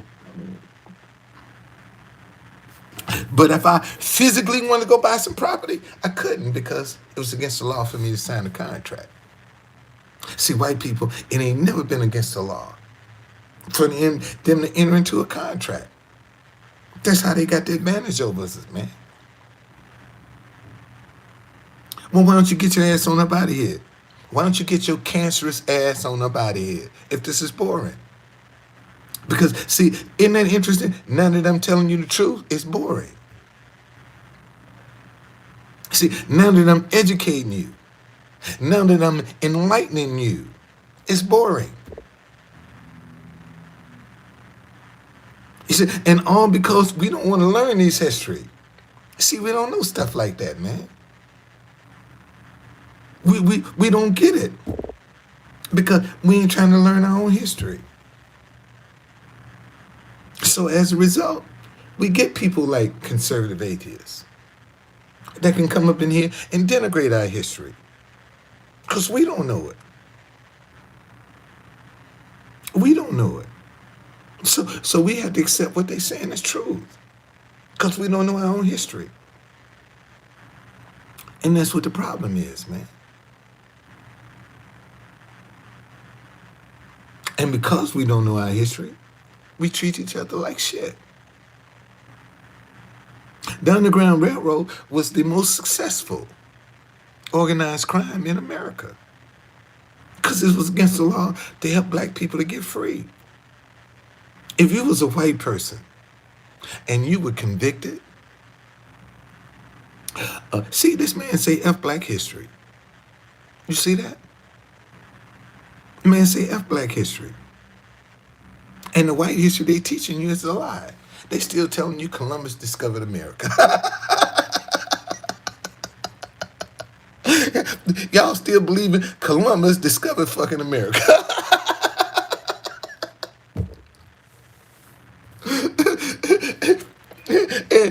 and here's the see. Let me show y'all. See, y'all can talk. Y'all can call me crazy and do whatever you want.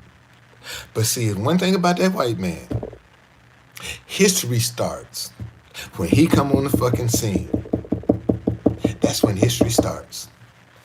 When that white man come on the scene, that's when history starts. America, 1776. We now know black folk were here 1619. Where's that history from 1619 to 1776?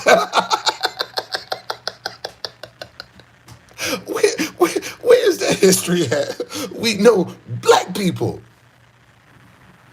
were here 1619 because this is what they're up and over at the 1619 Project. American history starts 1776. See, when they gentrify your community,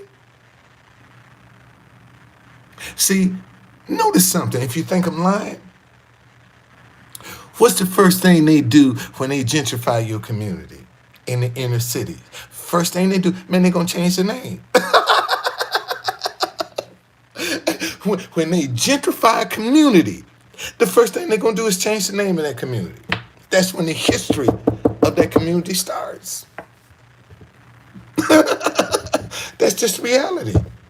Anywhere in America, if gentrification has occurred in the inner city, I guarantee you the name of where they are ain't the same. Because history only starts when that white man come on the scene. It's just that simple.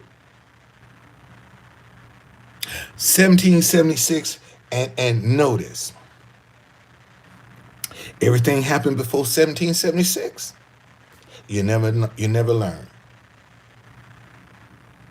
See, he just proved my point. Who founded America? White men. Who founded America? White men. When did they found it? 1776. And that's when American history begins. 1776. When that white man come on the scene, that's when American history begins. Before that, forget about it. What have you ever learned about before 1776 in school? Nothing. Nothing. A lot of y'all didn't even know black people were here in 1619. I'm not, my man. This is a generation. This is a generational wealth vehicle. It's a generational wealth vehicle because this is the nation's capital, and people are always gonna come visit here, and people are always gonna want to do tours. So I've created a generational wealth vehicle. Don't nobody want to take advantage of it. Just that simple. It's just that simple, man. Just that simple. We don't, and we weren't always this way. That's the sad part, man. Look at Black Wall Street over in Oklahoma. Look at how they destroyed. Look down in Florida, how they destroyed black communities because they were so wealthy, because they was doing so good. You see, and we don't want to talk about that, man. Look how much black history that people just totally dismiss.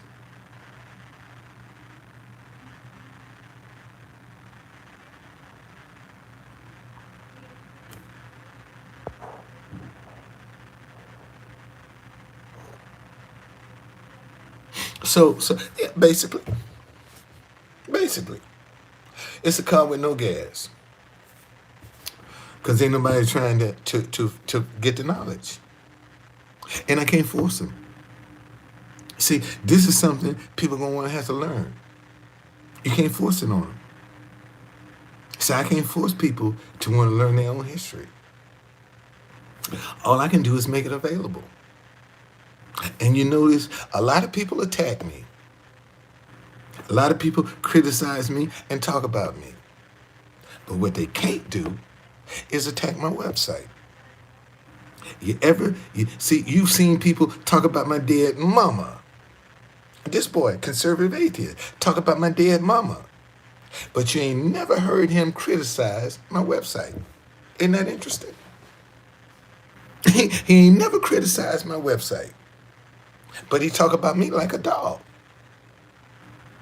Talk about me like a dog. Talk about my dead mama like a dog. But you can't never say nothing about my website. DCBlackTours.com. See, ladies and gentlemen, I have two tour companies. I have Capital Buddy Tours and I have DC Black Tours. Those are two separate tour companies. All right? Why are they separate? Capital Buddy Tours is supposed to be the website for any black tour in the country. We don't have anywhere in America where you can go to a website and find any black tour in America. But you got plenty of websites, TripAdvisor, Viator, all of them that you can find any white tour in America on them websites. But nowhere in America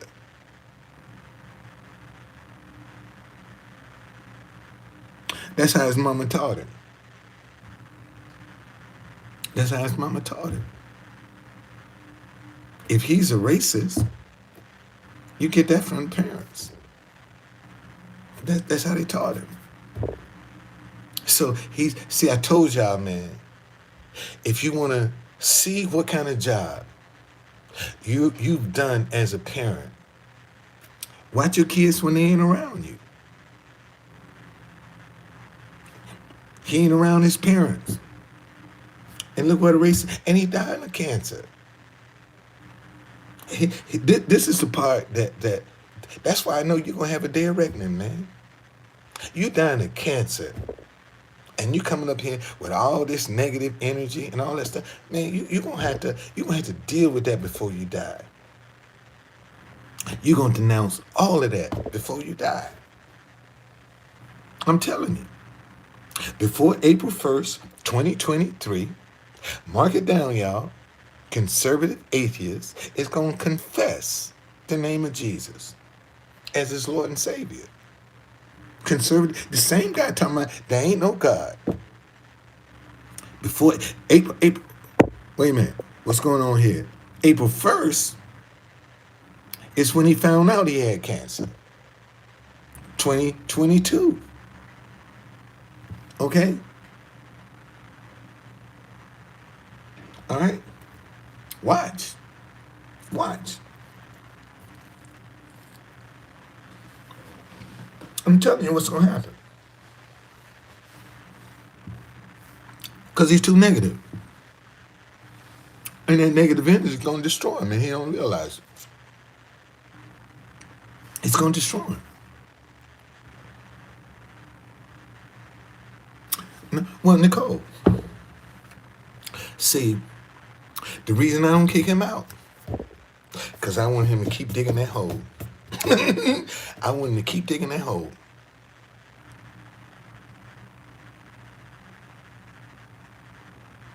Leonard says, an idea is one thing, a money-making idea is different. You need a real money market. And what, sir, would you call a real money market? What would that be? What would a real money market be?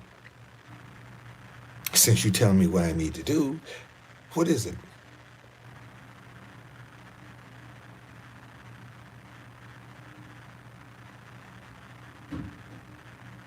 Make new ideas. Oh, really? And because I come up with a new idea, what is that supposed to do? Come up with a new idea. What is that going to do?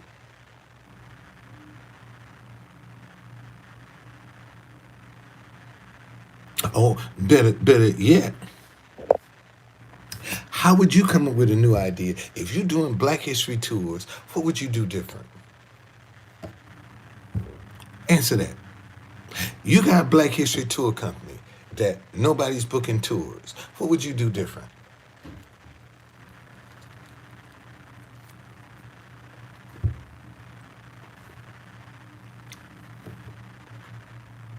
I got a moneymaker. I got a moneymaker already. What would you do different?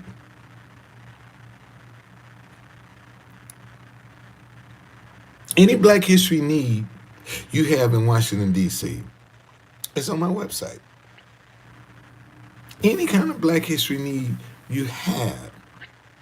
You need a hop on, hop off shuttle for all of the Black History museums and monuments? I got that.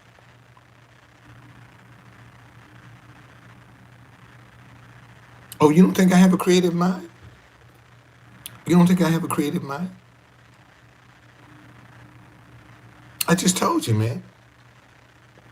Any Black History needs you got, I got a hop on, hop off shuttle for all the Black History museums and monuments. One don't even exist. And struggle to launch it. Nobody's interested in that. In fact, I went to the president of the city council, Phil Mendelson. Took my idea. I said, Phil, I got this. His daughter and my grandson graduated from Duke Ellington. And I said, man, I got this this shuttle idea. Hop on, hop off shuttle for Black museums and monuments. Presented it to him. You know what Phil Mendelson told me? Mr. Folden, I don't know how to help you. And you know what my response was? Damn, Phil. All these white businesses coming in town and y'all throwing out the red carpet. But I bring you a Black business idea And you tell me you don't know how to help me. And I got up and walked out because that was the end of the meeting. I just got up and walked out. I asked him, man, how you think I feel?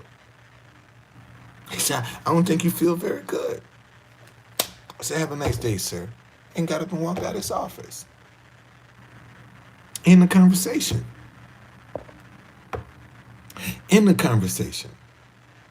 Man, how long I've been on here? I ain't never had my phone to start trying to time out while I've been live on YouTube. The second time, my phone, it started going, the screen started going black. I ain't never had that. I must have been on here a long time. 230 minutes. That's about almost 4 hours. You know, hey, now you see why. Now you see why I'm sitting in a hotel, Leonard. Because ain't nobody booking no tours. I can't support myself, man. That's why I'm sitting in this hotel. Because I can't make a living off my own black history. That's why. That's just it in a nutshell, man. I'm where I am because I can't make a living off my own black history.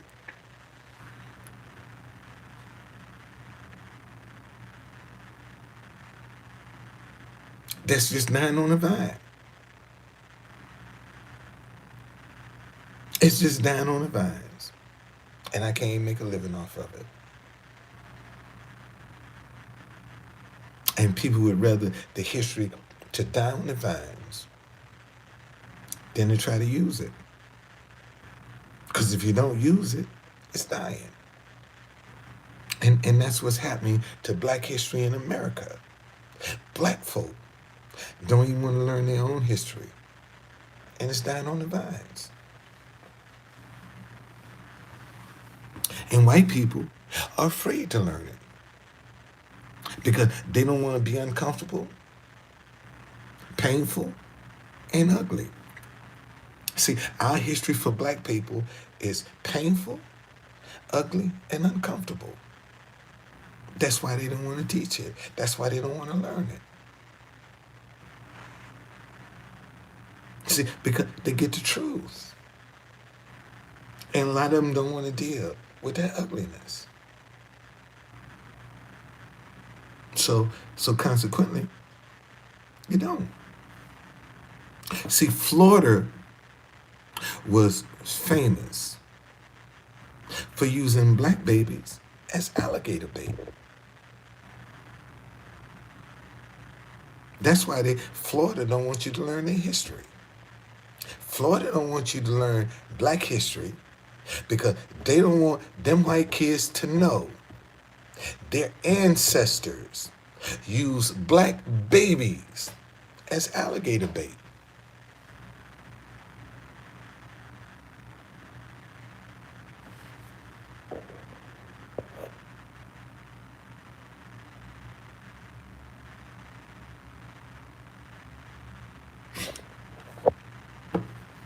Well, see, listen to me. I keep telling y'all, it's mindsets that we stuck in. See, on one side of the coin, you got black people stuck in the mindset of something for nothing. And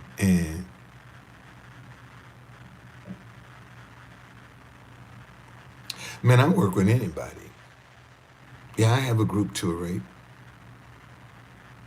Yes, I do. See, black people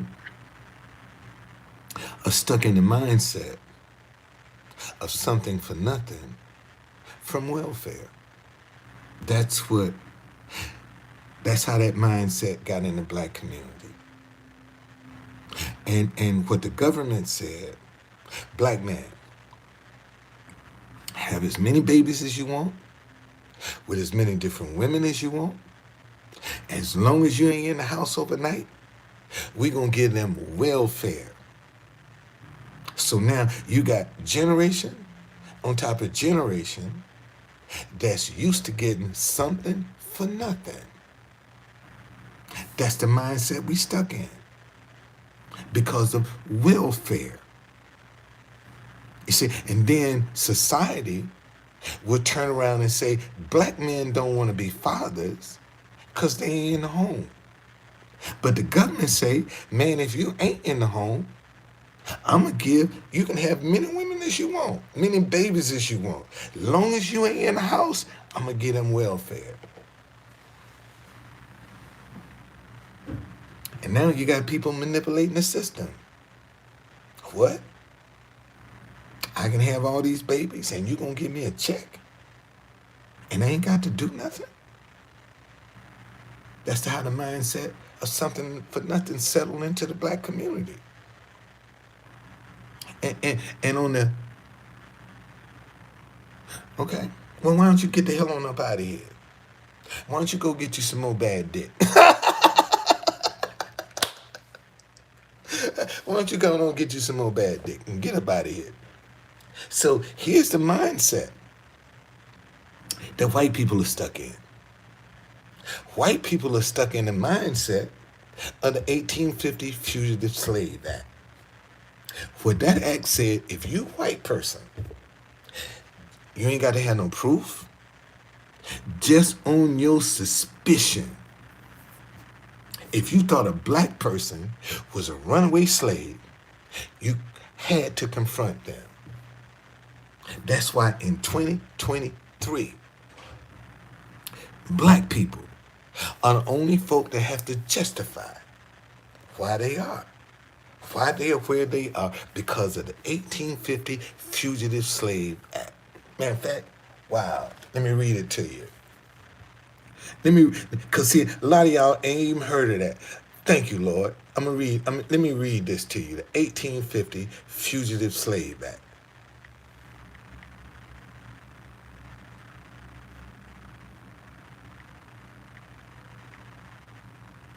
Okay. Passed on September the 18th, 1850 by Congress.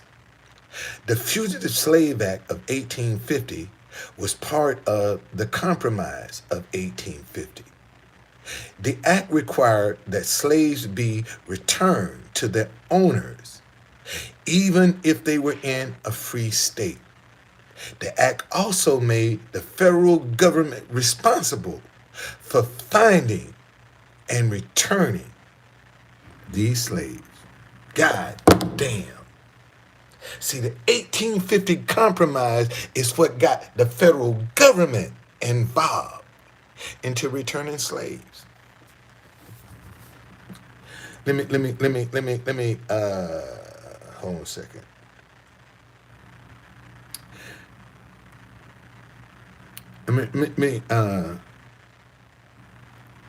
Okay, so I'm going to Wikipedia now. Let me read this. The act was one of the most controversial elements of the 1850 Compromise and heightened northern fears of a slave-powered conspiracy. It required that all escaped slaves, upon capture, be returned to the slaver and that officials and citizens of free states had to cooperate. Abolitionists nicknamed it the Bloodhound Bill, after the dogs that were used to track down people fleeing from slavery. The act contributed to the growing polarization of the country over the issue of slavery and was one of the factors that led to the Civil War. Okay?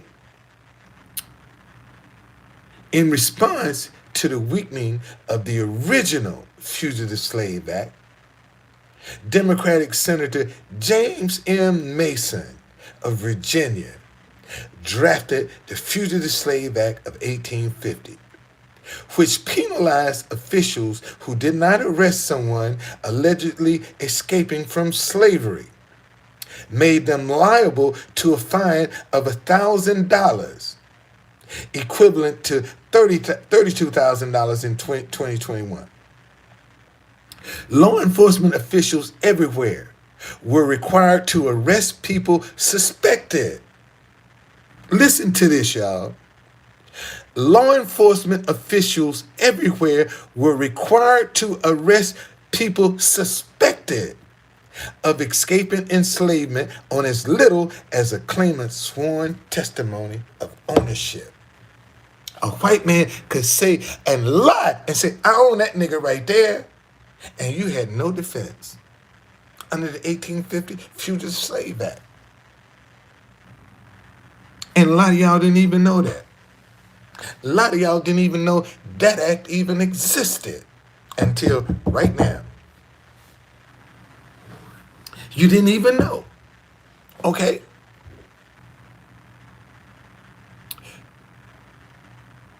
Okay. Listen to this. Oh, wow. Phone. Okay, so, escaping slavery. Habeas corpus was declared irrelevant, and the commissioner before whom the fugitive from slavery was brought for a hearing, no jury was permitted. The alleged refugee from enslavement could not testify, was compensated $10 if he was found that the individual was proven a fugitive, and only $5 if he was determined the proof was insufficient. In addition, any person aiding a fugitive by providing shelter, food, or shelter was subject to 6 months imprisonment and $1,000 fine. Officers who captured a fugitive from slavery were entitled to a bonus or promotion for their work. Enslavers needed only to supply an affidavit to a federal marshal to capture a fugitive from slavery. Since a suspected enslaved person was not eligible for a trial, the law resulted in the kidnapping or conscription of free blacks into slavery. As a purported fugitive slave had no rights in court, could not defend themselves against accusations. Look at 12 Years a Slave. That happened right here in D.C. Solomon Northrop was sold into slavery, and it took him 12 years. See, in D.C., before the 1835 snow riots, if you were a free black person, you had to have 3 white people vouch for you and put up a $50 peace bond. That's how they know who was who. Okay? If you were free, you had to have 3 white people to vouch for you and put up a $50 peace bond. All right? After the snow riots, which was the first race riot in D.C., the 3 white people went up to 5. The $50 peace bond went up to $500 just to prove that you was free. And anybody could take your papers, sell you into slavery, and you had no choice. You couldn't even defend yourself. You can say, but Mr. Jailer, I'm a free man. You know what the jailer gonna tell you? That's what they all say. Haven't you heard that before? Man, I'm innocent. Go to jail and say, man, I'm innocent. You know what that person gonna say? Be it black or white. That's what they all say. Right here in 2023. So when you tell the go back, man, I'm a free man. That's what they all say. That's how that got passed down. Okay? There's no due processing. Listen, if you ain't got no money in that criminal justice system, there is no due process. Because that's how it feeds itself. And if you can't feed it, you short. It's just that simple. With the criminal justice system in America, it feeds itself. And if you ain't got money to get a lawyer to defend you, man, you short. If you dependent on a public defender, he ain't gonna do shit for you. Because the system is designed to feed itself. And so he gonna do just enough for you to get paid. And that's it. That's it. Because he got bills to pay and probably student loans to pay too. So you think he's going to try to save you and don't be able to pay off his student loan? That's why we got crime. Because these attorneys and these judges, man, they got student loan debt. They got to pay that debt. And how you think they're going to pay that debt? Off your broke ass.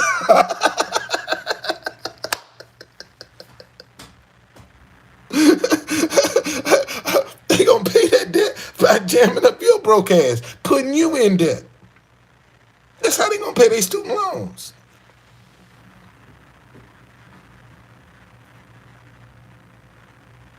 Man, you have, and see, and people think judges aren't crooked.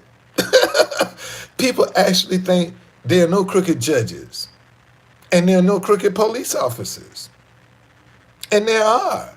Everybody that put that blue uniform on is not a hero.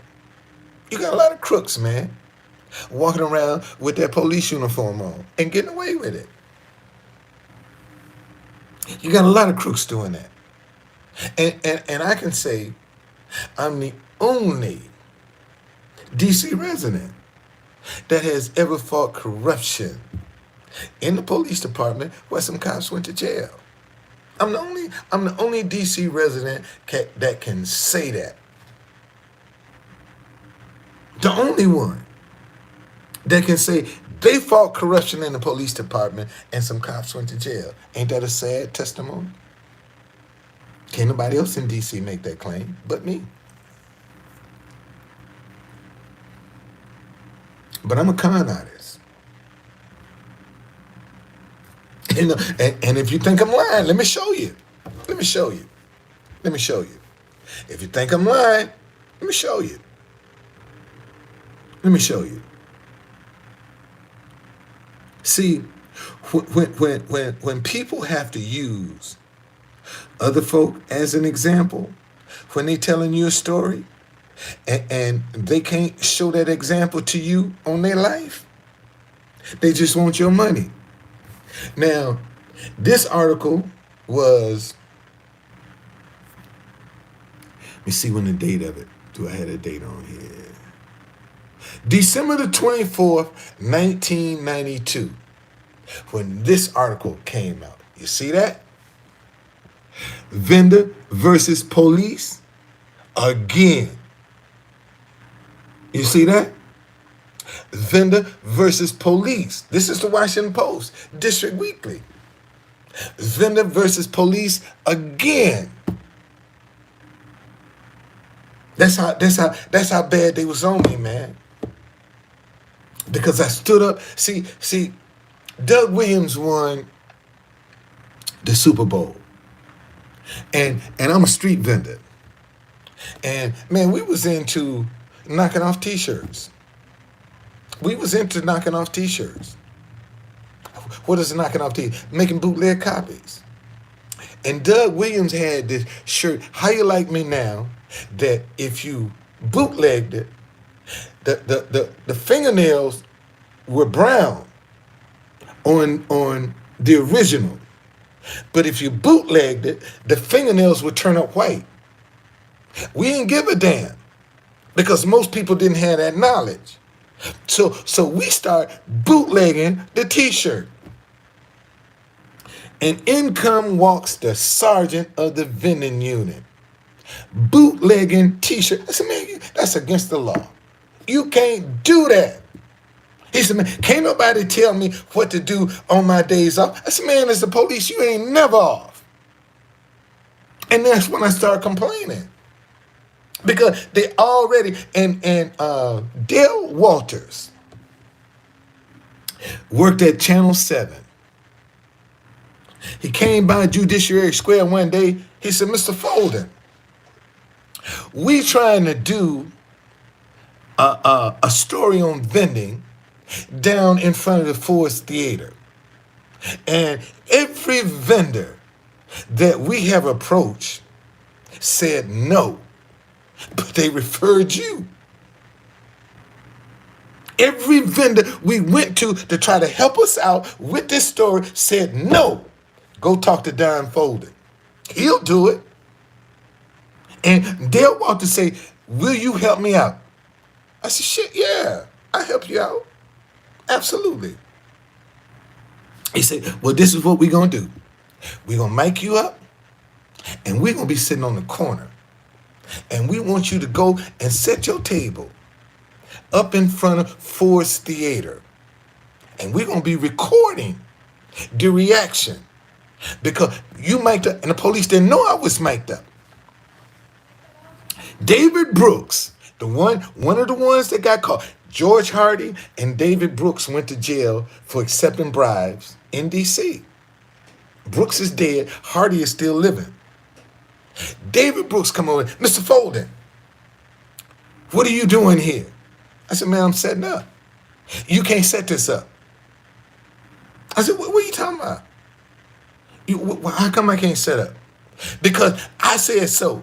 And I'm the police.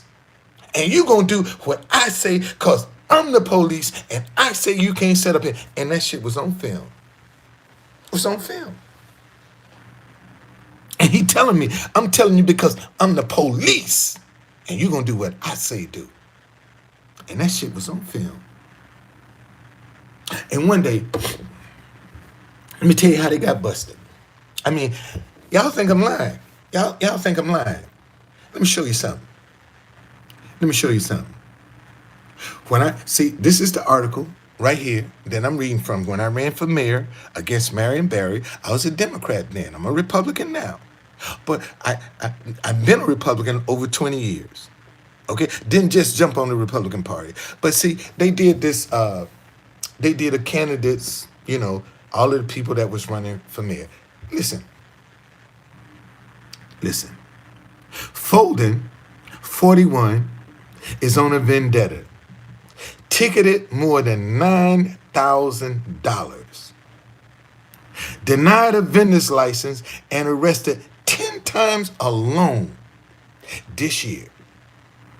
And we in the middle of a crack epidemic. Violence. D.C. is the murder capital of the world. And I'm going to jail for vending. Dope boys having a field day. But I go to jail for vending. And one day, man, I'm sitting in front of Judiciary Square. And I saw, they car, man. They had this old blue Ford. You saw it. Police car. And I saw it turn the corner and they cruising down. I said, oh shit, here they come. Got my tape recorder. I had to jump on. Matter of fact, in the wintertime, this is like a construction jumper. I got my clothes. I'm layered, man. Okay, I got this jumpsuit on. So what I did, you know what? What I did, I just took my tape recorder, dropped it off in my pocket. Hardy gets out the car.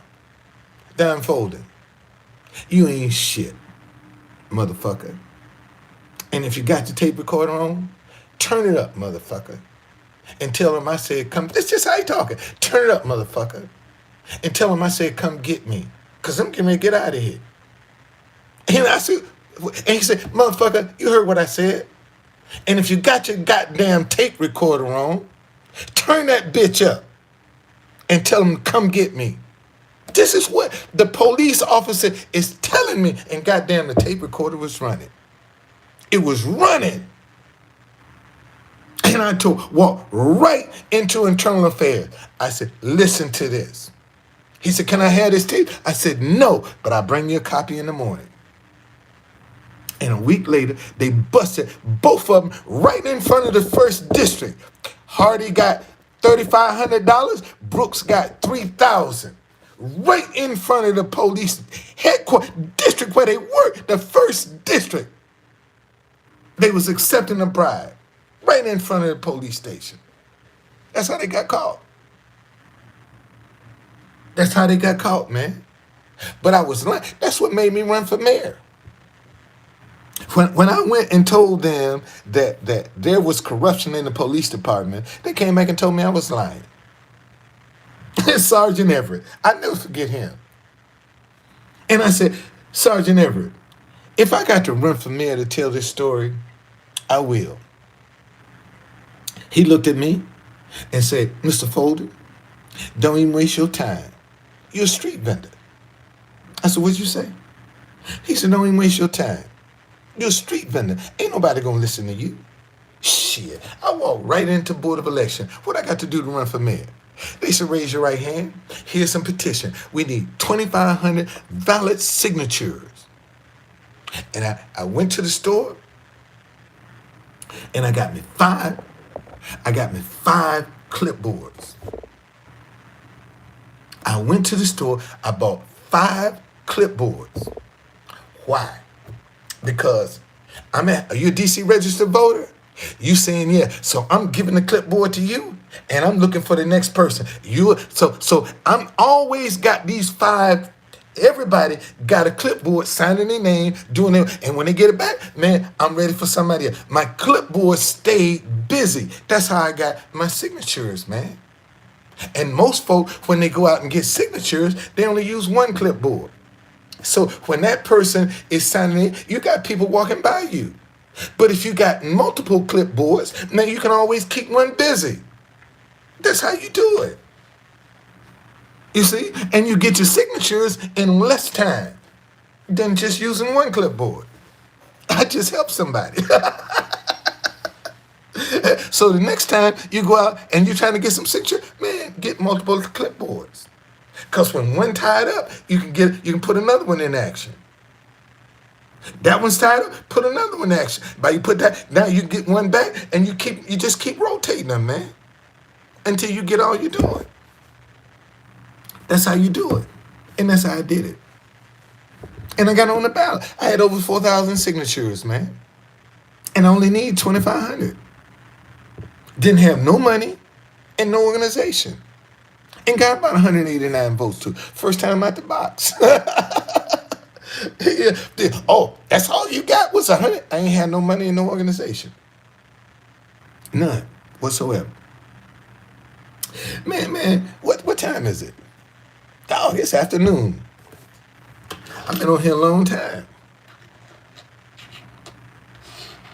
And see, let me show you something. See, that shows you. See, when you're doing God's work, y'all remember earlier how conservative atheist and Lady Trucker was wearing me out up in here. Look, where my trolls at? Where my trolls? They gone? My trolls are gone. You see, that's all you got to do, man. Keep feeding people, man. You think I can come in here and be on YouTube this long and not have nothing to say? Not have nothing to talk about? You think I could be here this long if I didn't have nothing to say? I mean, think about that, man.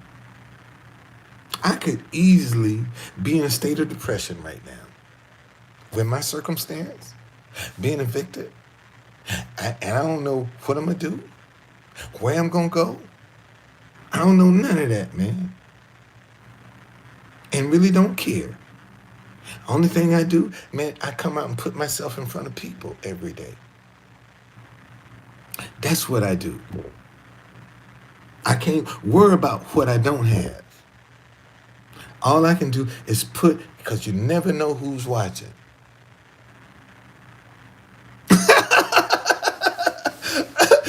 I've been on here 5 hours, but it don't seem like it, man. It don't seem like I've been on here 5 hours. But I have. And it's been 5 productive hours because I have dispensed some knowledge. See, if I didn't believe in what I'm doing, you think I could have this kind of stamina? You don't see me drinking no Red Bull.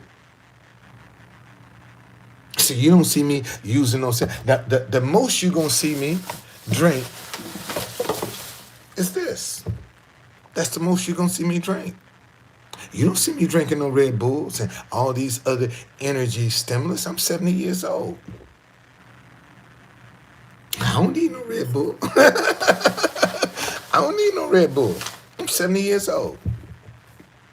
And look at Kevin Samuels, man. Every time you saw him, he had Red Bull for energy.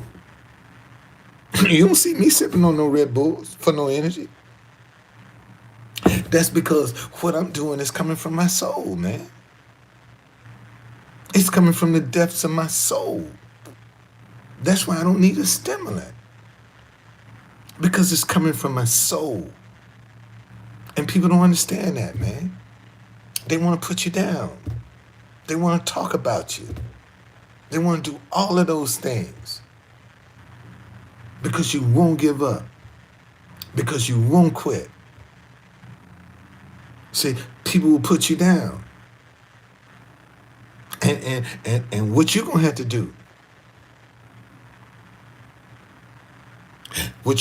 do, man, is you're going to have the stamina to endure, to weather the storm. A lot of people get defeated because they don't have the stamina. They panic trying to weather the storm. See, if you know you got a place of refuge, what do you mean? He that dwelleth in the secret place of the Most High shall abide in the shadows of the Almighty. If you know that, man, you ain't got to panic.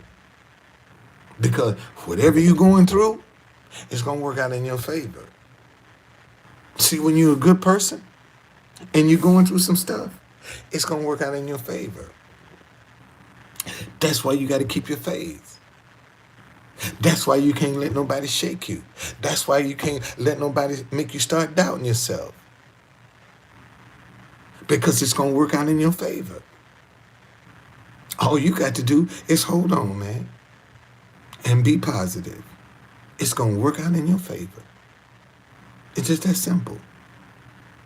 Okay? Listen, man, y'all going on. I know a lot of y'all got to, do your chores and all this other stuff. But, this is my Sabbath. So I ain't going to do no work. I'm not coming out here trying to make no money on the Sabbath. Because I'm honoring God. And God said if you honor his Sabbath, he would cause you to ride on the high hills of the earth and feed you from the heritage of Jacob.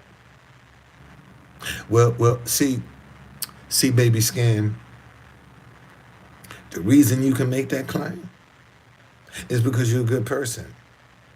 The Bible say a good person will fall 7 times and get back up again.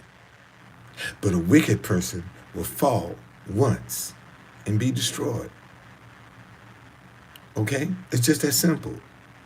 So if you've had some adversity in your life and it didn't destroy you, you're a good person. Because the Bible say a wicked man, when he fall, he gonna be destroyed. So you can fall 7 times, man, and get back up again. That's what the Bible says. A good man can fall 7 times and get back up again. That's why you shouldn't panic when you have some adversity. Because if you're a good person, Lord said you can get back up. And that's what I try to specialize my life in, being a good person. I ain't perfect, but I ain't gonna hurt nobody. I ain't gonna use nobody. I ain't gonna cheat nobody. I ain't perfect. I make mistakes, but I ain't gonna hurt nobody. And that's a good person. And when you ain't gonna use nobody, take advantage of nobody, cheat nobody, be right by people, you're a good person. Just that simple. And there's some benefits that go along with that. All right? Man, y'all enjoy your day. Thank you for joining me. Thank you for being in here. Yeah, I like this. I don't mind sitting here talking. I like it. And eventually the people coming. Y'all better enjoy in these moments when it ain't a whole lot of folk up in here. Because they coming. You see, and they're going to be overwhelming. They're going to be overwhelming. Watch. They're going to be overwhelming. And something, last night, that thing with Black Lives Matter, something going to come out of that. Something going to come out of that. Watch. See, because I done already put the narrative in the atmosphere. Man, we need to be talking about black on black crime. So now that the media has seen me bring up black on black crime, when they get to that narrative, who do you think they're gonna come to? Well, we know True Conductor is talking about black on black crime. Let's come over here and talk to him, see what he got to say. That's how you do it. That's how you do it, man. When you see an opportunity, take advantage of it, whether people like it or not. And folk didn't like the fact that they came out wanting to protest the police. And I want to talk about black on black crime. And one girl, she even tried to insult me. And I told her, I said, "You barking up the right tree." And she tried to shake her, get behind me and twerk. I said, "Look at you, girl, you out of shape. Your fat ass. And you up here trying to twerk and look at your fat ass." Insulted me. Then when I started talking about her fat ass, she got up out of there. She got right up out of there. See, because women are sensitive about their weight. The average woman is sensitive about her weight. Okay, so now if you want to be funny and you trying to insult me and you ain't gonna shit, yeah, look at you with your big ass. You need to go lose some weight. I had this white woman from Ukraine. I can't stand Ukraine. Let me say that again. I can't stand Ukraine. And let me show y'all why I can't stand Ukraine. When this war first started, they started protesting down in front of the White House. And I went down there to protest how they was treating African students in Ukraine. So to protest that, man, I just had African drums. I went through my playlist and I just got African drums to play. And that's all I'm gonna play. I'm gonna put it on repeat. I ain't playing nothing but African drums. And some people did me just like they did me last night. Surrounded my stand, surrounded my music, and I tried to get up and move. And they didn't want to let me move. And I tried to run over one of them motherfuckers. I literally got my car and bam! Right, tried to run over him. And this old white dumb, let me find the picture. Let me find the picture and show y'all. And see, what I didn't know was behind me was a photographer that knew me. He knew me from being down at the courthouse. And when all of the commotion thing, he came over to me. He said, "Don, don't worry, man. I got all that. I got pictures of all of that." I said, "Okay." And Secret Service, the lady tried to get me arrested. God, dog. Where them pictures at? I want to show y'all this. So, last week, this white woman come over to me and say, We getting ready to have a program for Ukraine. Can you turn down your music? I said, no, I'm not turning my music down. Oh, you for Russia? No. Fuck Ukraine. It's what I said. I don't give a fuck about Ukraine. And she was, I said, I don't give a fuck about Ukraine. So, ma'am, why don't you go on back over to your group and leave me the hell alone? Because I ain't turning my music down. And then she said something, and I said, look, take your fat ass, and she got a camera out now, okay, because I'm talking. I said, take your fat ass and go back over there to your group. She put the camera down. When I bust out, take your fat ass on back over there, then she put the camera down. You got to teach people how to treat you, y'all. Let me say that again. You got to teach people how to treat you. Where is that? Where are those pictures? I'm close. I'm going to show y'all this, man. I'm going to show y'all this. Oh, here we go. Here we go. Look how this fool, look how this fool got his hands on me, man. Look how he got his hands on me. And this is the woman right here. Let me see, can I blow this up? This is the bitch I tried to run over right here. This is the bitch. I tried to run this bitch over. You see how he got his hands on? Look. Wait a minute.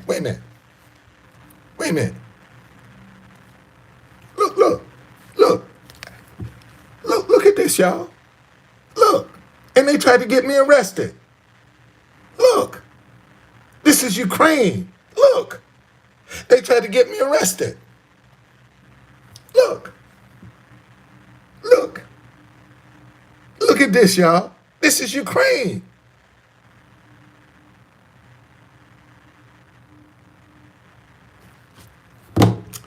Oh, I got some Lil Dick energy up in here.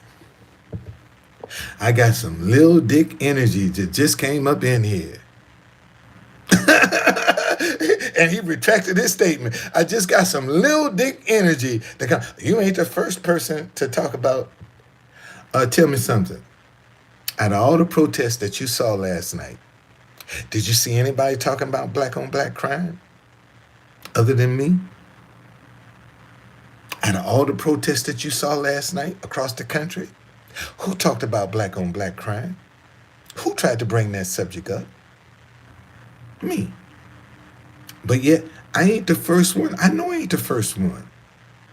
But I took advantage of a situation last night. That's the difference, man. See, you come up here talking. I'm out on the front line. And you up in here talking. What have you done? What have you done? Show us what you're doing. Maybe we can get something to work. Since I ain't the first one, what are you doing? Let's talk about that.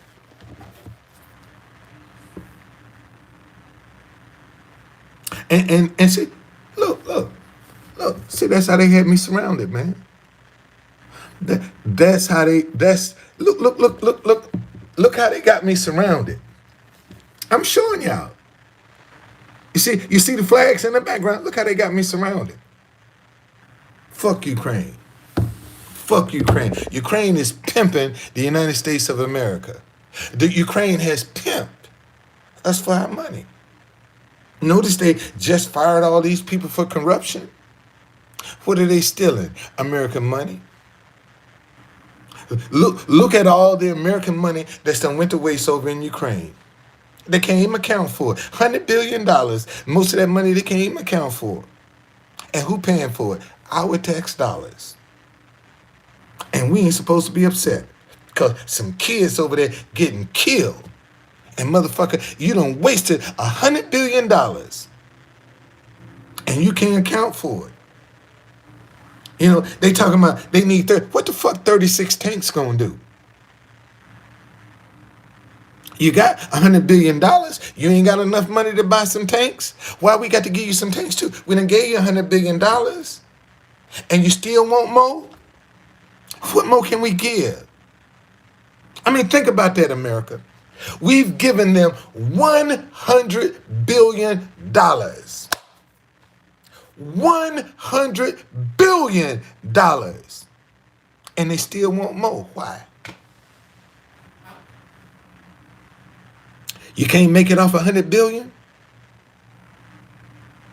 And you still keep throwing up all of this sympathy and all of this stuff? And you can't make it off 100 billion?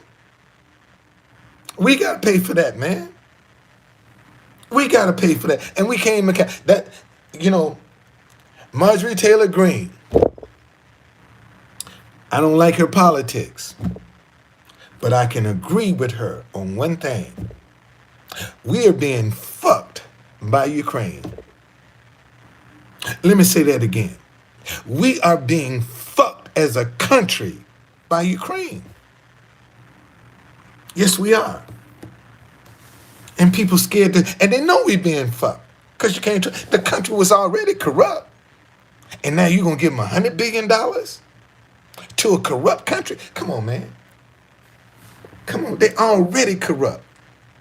And now you done poured $100 billion in there that you can't even account for. Notice ain't nobody gave the American people any kind of account for where that money went to. And they just fired a whole bunch of people for corruption. They didn't put them in jail. They fired them. Which means whatever they stole, they're going to be able to enjoy. Because you didn't put them in jail. You just cut off their access to it. That's all. Now you got some more crooks that have access to that money. And how come we can't get some kind of accounting of it? Why aren't the American people demanding an accounting for that $100 billion? Why aren't we doing that? Why aren't we saying, man, what if our money is being used for? We got paid for it. And then they want to demonize you. If you try to get, you don't care about the lives being lost? Fuck no. I want to know what you're doing with my money. Tell me what you're doing with my money. And you don't want to tell me what you're doing with my money. Because you keep throwing up in my face, trying to get some sympathy for all the lives that are being lost. But you don't want to talk about what you're doing with the money. How come they ain't talking about what they're doing with the money? And everything is still getting bad. We done gave you $100 billion. And ain't nothing changed. After $100 billion, you would figure some kind of daylight would come. They ain't got no kind of daylight. And still want more. And we stupid enough to give it to them. We stupid enough to give it to them. Fuck Ukraine. And I don't care if you're recording. Fuck Ukraine. That's why I have no respect for Ukraine. None whatsoever. Because I see the snake in the grass they are.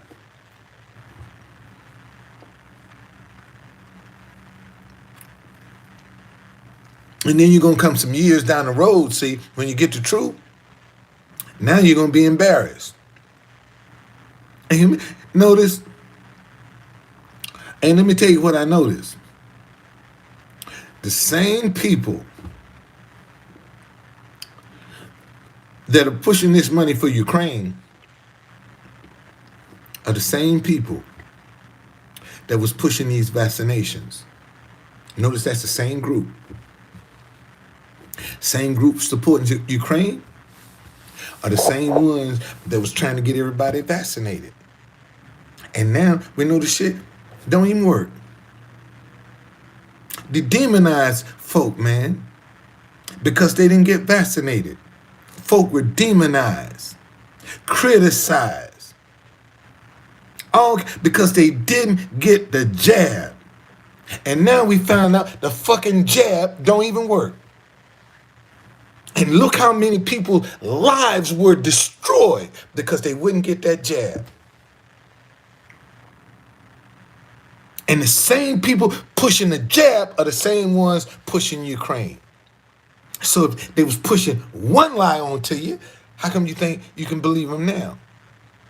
Because they were sure trying to push the lie. If you don't get vaccinated, and notice, ain't nobody trying to tell you how to strengthen your immune system. You got to depend on some medicine to strengthen your immune system. And the only way it's going to strengthen your immune system is got to break it down. It's already working. Your immune system is already working. But they going to break it down so now only the medicine can work. And that shit ain't even working. And you wonder why so many people are falling out dying. Because they don't know what's in that shit. And the same people are the ones pushing Ukraine on your ass. See, they done demonized Russia. And Ukraine is the motherfucking snake in the grass. Because truth be told, you can't look at them and tell the difference. If I put a dude from Ukraine next to a dude from Russia, shit, you wouldn't be able to tell the difference. You wouldn't even be able to identify who's who. Because they look the same. They speak the same language.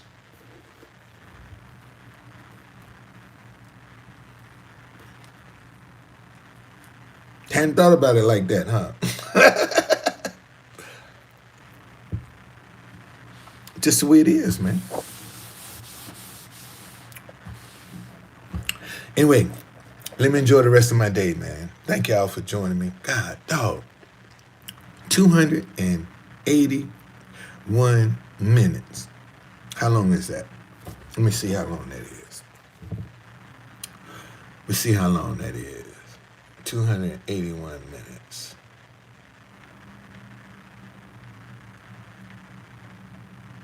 Full hours. Oh, that's 5 hours. That's almost 5 hours. Then I've been on here, man. And now one Red Bull.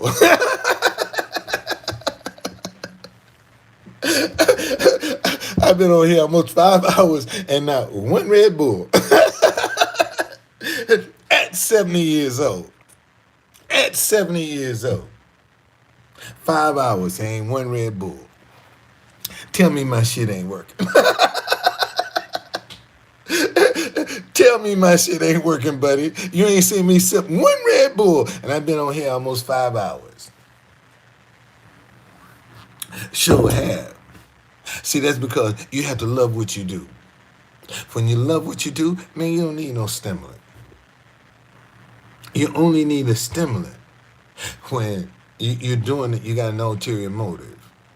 But man, when you love something, when you like doing it, you don't need no aid, man.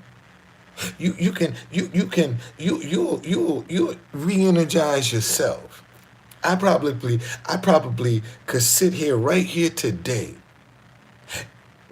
and go another 4 hours straight. I remember one time when I was on Periscope, one day, man, I went 16 hours straight broadcasting. When I was on Periscope, one day I went 16 hours straight broadcasting live, man. Only thing I did was get up and go use the bathroom. That's the only thing I did. But I stayed 16 hours. I was on Periscope, man. That's when we was confined. That's when the world was shut down. You couldn't go outside. You couldn't do nothing. See, that's where a lot of people didn't take advantage of the pandemic. A lot of people didn't take advantage of the pandemic. A lot of people didn't use that time, man, to try to establish something else, try to create something else. They just let themselves go, went along to get along. You know, a lot of them let the hair grow out, stop grooming themselves and everything. And then when the world can, now you got to get back to where you were. You should have never dropped your guard. And that's the mistake a lot of people made, man. During the pandemic, they dropped their guard. They didn't try to produce nothing. They didn't try to create nothing. You see, they just settled for what they had. And that was it. And now it's telling. See, that's when you should have been creating it. So now, that by now, you done got here 3 years later. See, you can have all the kinks out if you had created it. And it's a whole lot of people, man, had ideas come to them during the pandemic, and they dismissed them. A whole lot of folk, man, had all kinds of streams of income come to them in the form of an idea, and they dismissed it because ain't nobody else doing it. That's why they dismiss it, because they don't see nobody else doing it. And because ain't nobody else doing it, ain't nobody going to be interested in it. How you know? And then, since you don't want to embrace the idea, it's going to go to somebody else and make them successful. How many of y'all done seen an idea and said, man, I thought of that? Because the idea came to you first. And you ain't do nothing with it. So it went to somebody else. The one thing I've learned about ideas, ladies and gentlemen, ideas are very possessive. Ideas are very possessive. If they come to you, man, they want some attention. That's how ideas operate. Ideas are very possessive. When they come to you, man, they want some attention from you. That's what they want. And if you don't give them attention, they're going somewhere else. And then you'll find that ideas will stop coming to you because you won't embrace them. That's why a lot of folk don't get ideas. Because when an idea comes, they won't embrace it.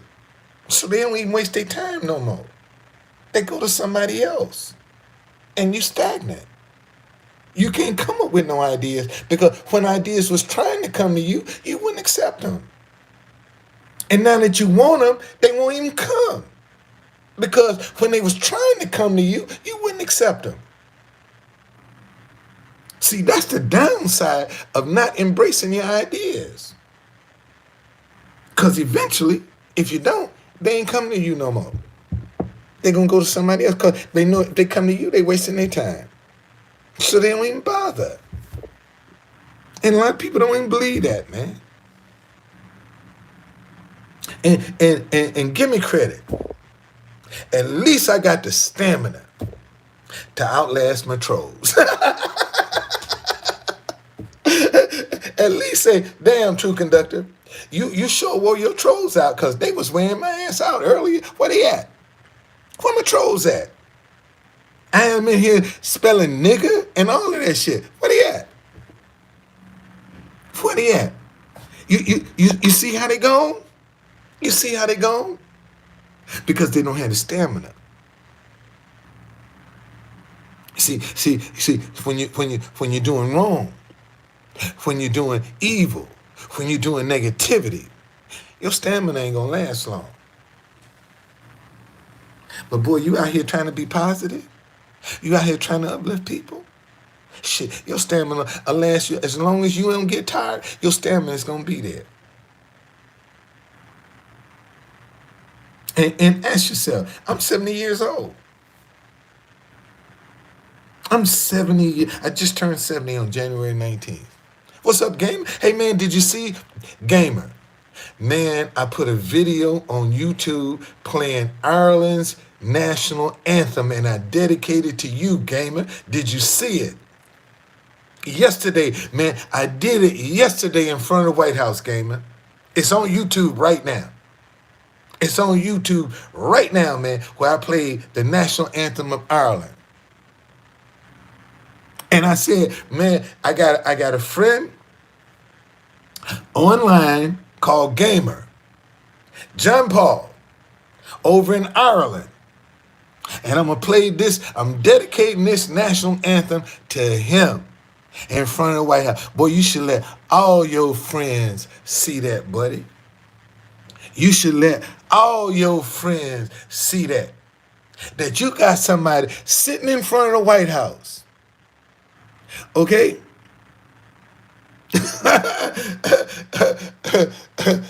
Sitting in front of the White House playing Ireland's national anthem.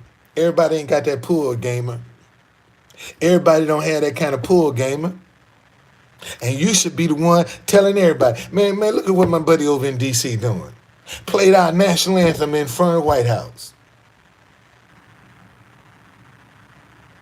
I sure did, dude, and I dedicated it to you. Matter of fact, let me see. Let me show you. I think I might have it here.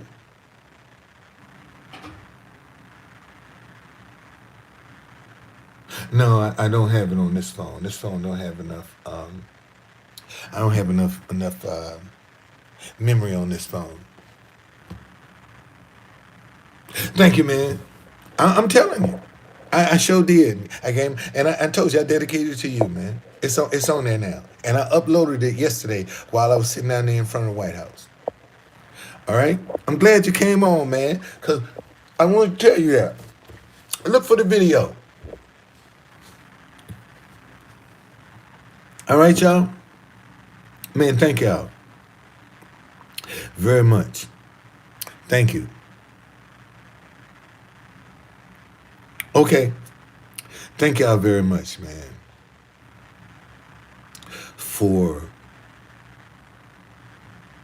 listening to a brother. Because I could be on here talking to myself. You know? Yeah. I could be on here talking to myself. Ain't nobody listening. So I don't despise small beginnings. Because I understand, man. You got to start somewhere.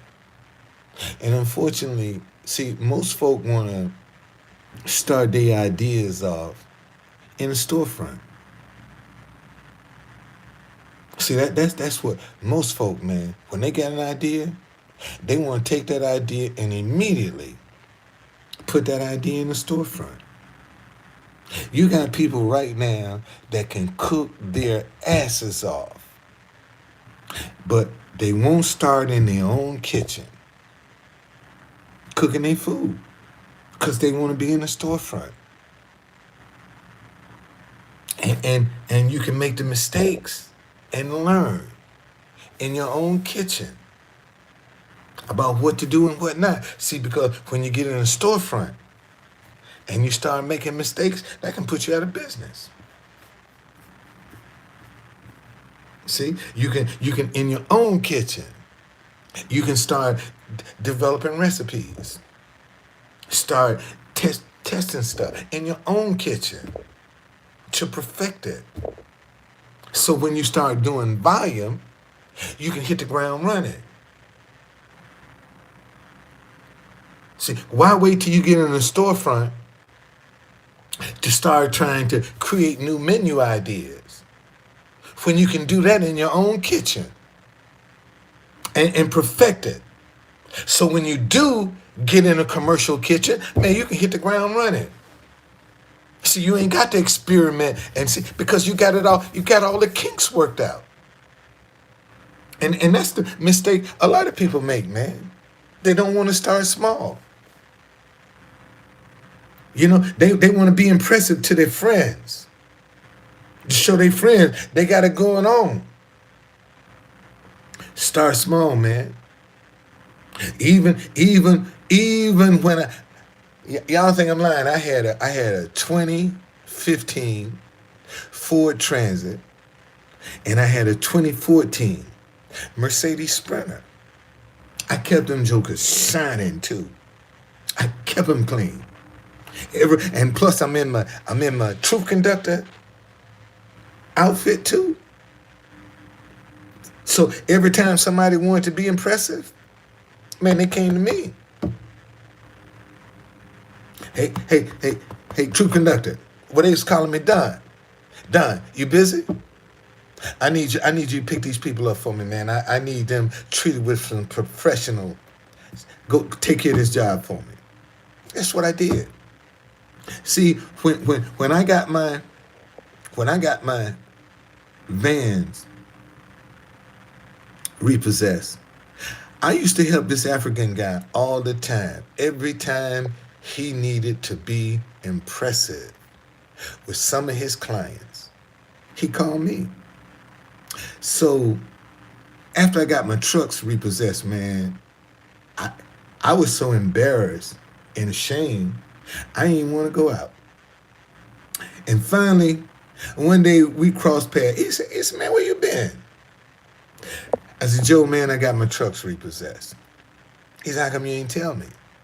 I said, it is what it is now. They gone. He said, you mind helping me? I said, no. He said, okay. He said, I'm going to give you 2 sets of keys.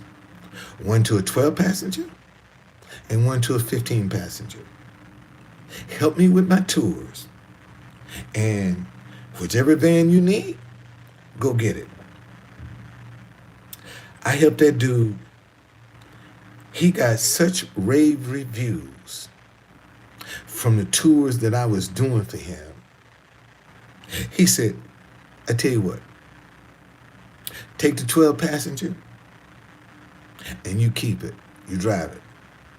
So when I need you, you can come right, because at that time when he needed me, I had to get on a bus with my bike, go up to Fort Totten metro station, and from Fort Totten I had to ride my bike up on New Hampshire Avenue or catch the bus.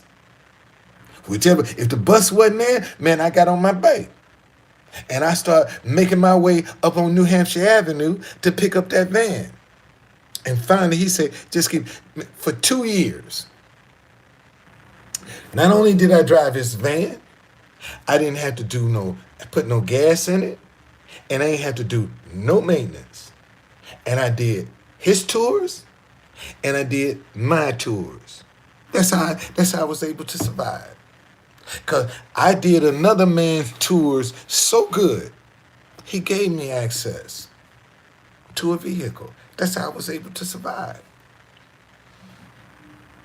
That's why I'm still in business today. Because I helped somebody else. And when I needed some help, they was there for me. That's why I'm still in business today. And I tell folk, man, see, I can have an impact on crime in D.C. Why? With Black history. Why you think that? Because I started in D.C. as a street vendor. What's going on? I started in D.C. as a street vendor. And that's what these average one of these kids that's out here holding y'all hostage can identify with. I can walk to them with some success and say, man, I started as a street vendor. Who you think they're going to listen to? If I went to them and say, I'm a graduate of Harvard, they ain't going to listen to me. I'm going to them, man, I started as a street vendor. That's how I started. And right now, man, every city in America, to combat crime, should have a vendor-free zone where people can come in and set up their wares and don't necessarily need a license and make a living, man. The reason we got the crime in the community that we got today is because folk can't make a living. And we haven't figured out how to give them that opportunity. And you can set up all across the city vendor-free zones where some people can come in, man, just like they do yard sales and make money. Okay, and then after a while, once they get established, you can rent out the space. Get them established. Then now I know you're making money. Come on down here to DCRA. Let's get you a license. Come on, let's get you legal. Now that you're making money and you can support yourself, now come on, let's get legal. Let's put you on the books. But you got to give people a chance to get started, man. And this is the problem. This is why we had a crime in the black community. No. And why do they make the bad choices, Nicole? Because they ain't got no money. I don't know where you from, Nicole, but they took trade schools. They took trades out of school, Nicole. They don't have trades in school no more. And since you mentioned trades, see, they need to put trade school in jail. That's where they need to put trade school, in jail. Yeah, it was far. Over a mile. See, if you really want to have an impact, no, they don't. No, they don't. They don't have trade schools everywhere. Where you live? Where you live? We ain't got one trade school. I'm in the nation's capital, and we don't have one trade school. The only trade school we had, they shut it down. My son went there. That's how my son learned to be a barber at a trade school, Phelps High School. You in Delaware, ain't no trade schools in. All right, I'm gonna show you right now. Let's see. I'm gonna Google how many trade schools are in Delaware. Let's see what they say. How many trade schools are in Delaware? Let's see what they say. Let's see what they say.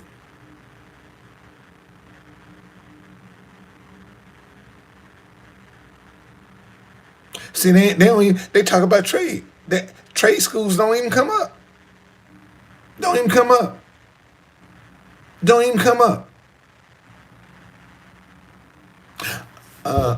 What's the other name for them? Technical. Let's see. They ain't got trade schools, man. And the only trade school you're gonna find is dealing with computers. You don't see them teaching you about nothing else. No home economics, none of that. You just gave me three. What three? All of those are well. If Delaware has 3 trade schools, we ain't got none. And I would venture to say most cities don't have a trade school. Most cities don't have a trade school. Anybody other than Delaware, do y'all have a trade school in your town? I mean, think about it. I got other cities in here. Do anybody else have trade schools in your town? In America that's in here? That's a yes or no answer. Okay, but I can tell you as the nation's capital, we don't have a trade school. And the one we did have, they closed it down. And coming from Alabama, we ain't got no trade schools in Alabama. At least they ain't have them there when I when I left. There wasn't no trade schools.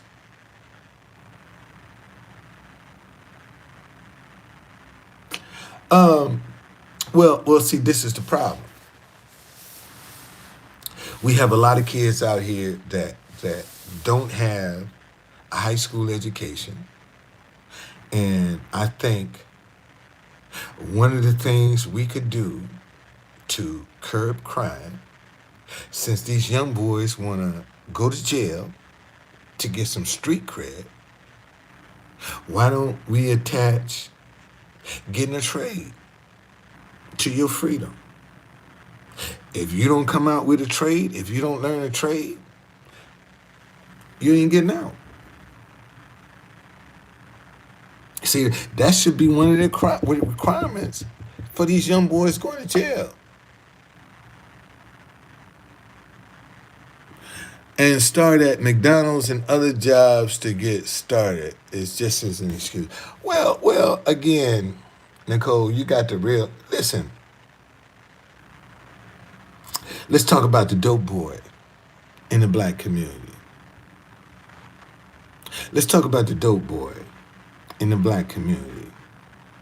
You know what? You know why you have so many young boys selling dope? Because of the pussy that come with that money. When they got a pocket full of money, man, they can have a pick of the litter. And they can have a GED. But as long as they got a pocket full of money, they can have a pick of the litter. And they use these girls, abuse these girls, and dump them back among us as damaged goods. That's why the average dope boy is on the corner selling drugs, because he can't get a pocket full of money in McDonald's. He can only do that doing something illegal. Because that's what these women are after. They after somebody that can take them to the mall.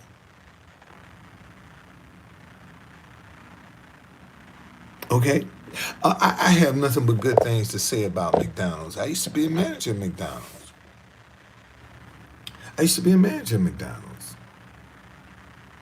And McDonald's is one of the few jobs that you can go into without a high school education and get into management and can make some real money. The food ain't shit. McDonald's food ain't shit. But opportunity-wise, no, man. I mean, it's processed food. That's what's poisonous, processed food. McDonald's, Subway, Chick-fil-A, Burger King, all of Wendy's, all of that's processed food. Yeah. Yeah, processed food, man. That's what's killing us. It's processed food. That's why our immune systems don't work, because we got too much processed food.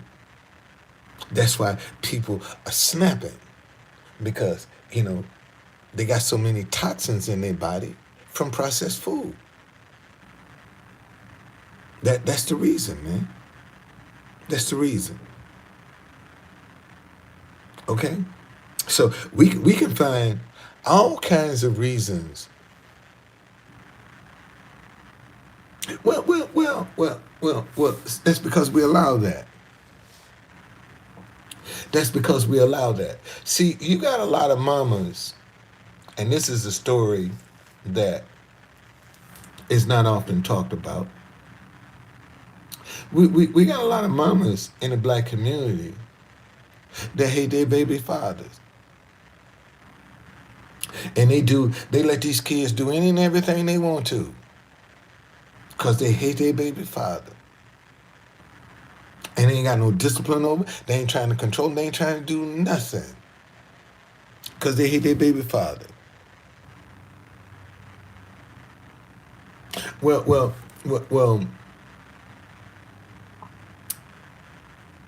if you ain't got no choices, Nicole, all you can do is make bad choices when you ain't got none. And all I'm saying is give them a choice. Right now, they don't have a choice. So all they can make is, really? They ain't got no high school education, Nicole. What kind of choices they got? Most of them ain't even educated. What kind of choices they got? See, I'm saying we're going to have to do something with the ones that ain't got no education. See, we got to start dealing with them. They're the ones that's holding us hostage. And if we don't ever deal with them, we ain't gonna change nothing.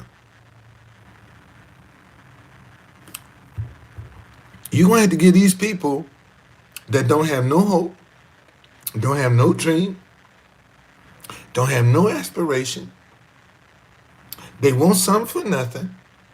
See, that's the mindset. The majority of the crime that we have in the black community is committed.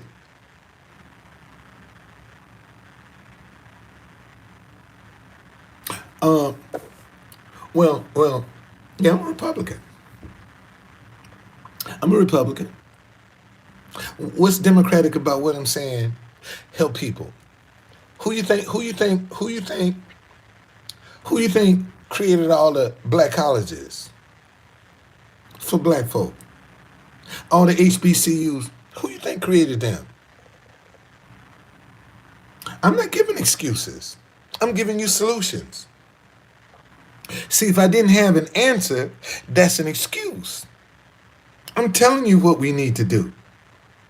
And you ain't accepting the answer. And you trying to say what I'm saying you should do is an excuse. It's not an excuse.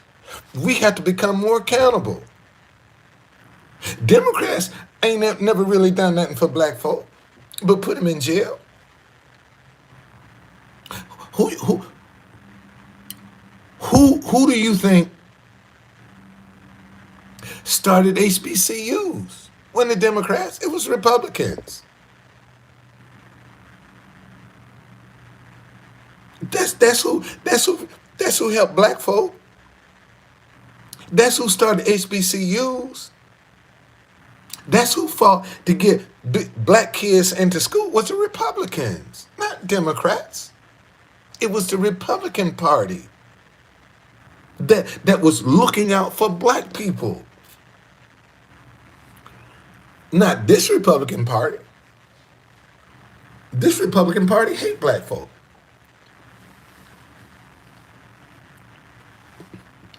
All the advances slaves made in America was because of Republicans. Let me say that again. See, that's what people don't realize. All the advances that black people made in slavery was because of the Republican Party. That's where all the advances came from. Democratic Party was the party of the KKK.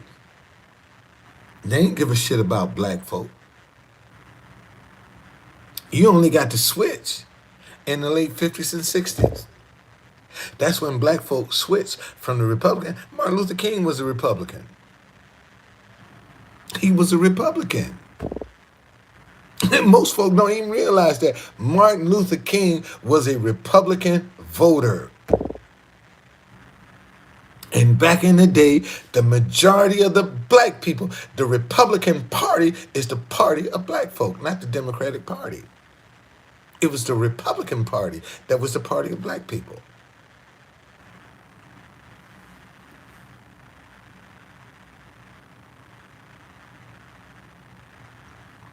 We see, because we're a territory. We're not a state. We don't have a governor. Only thing we have is a mayor.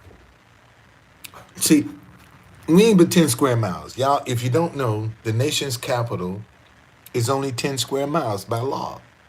We can only be 10 square miles. And we have 4 quadrants in D.C. Northeast, Northwest, Southeast, and Southwest. Those are the only 4 quadrants we have in the city. And see, the reason statehood will never work in D.C. is because, first of all, we ain't but 10 square miles. Second of all, every state has counties. And since the federal government, because we're a territory, See, they give us X amount of dollars toward our budget. That's how DC is able to survive right now because Congress every year makes a contribution toward our budget. That's why they can tell us what we can do and what we can't do because they contribute to our budget. And now, if we get statehood, see, now you got neighborhoods that can become their own county. How they gonna survive?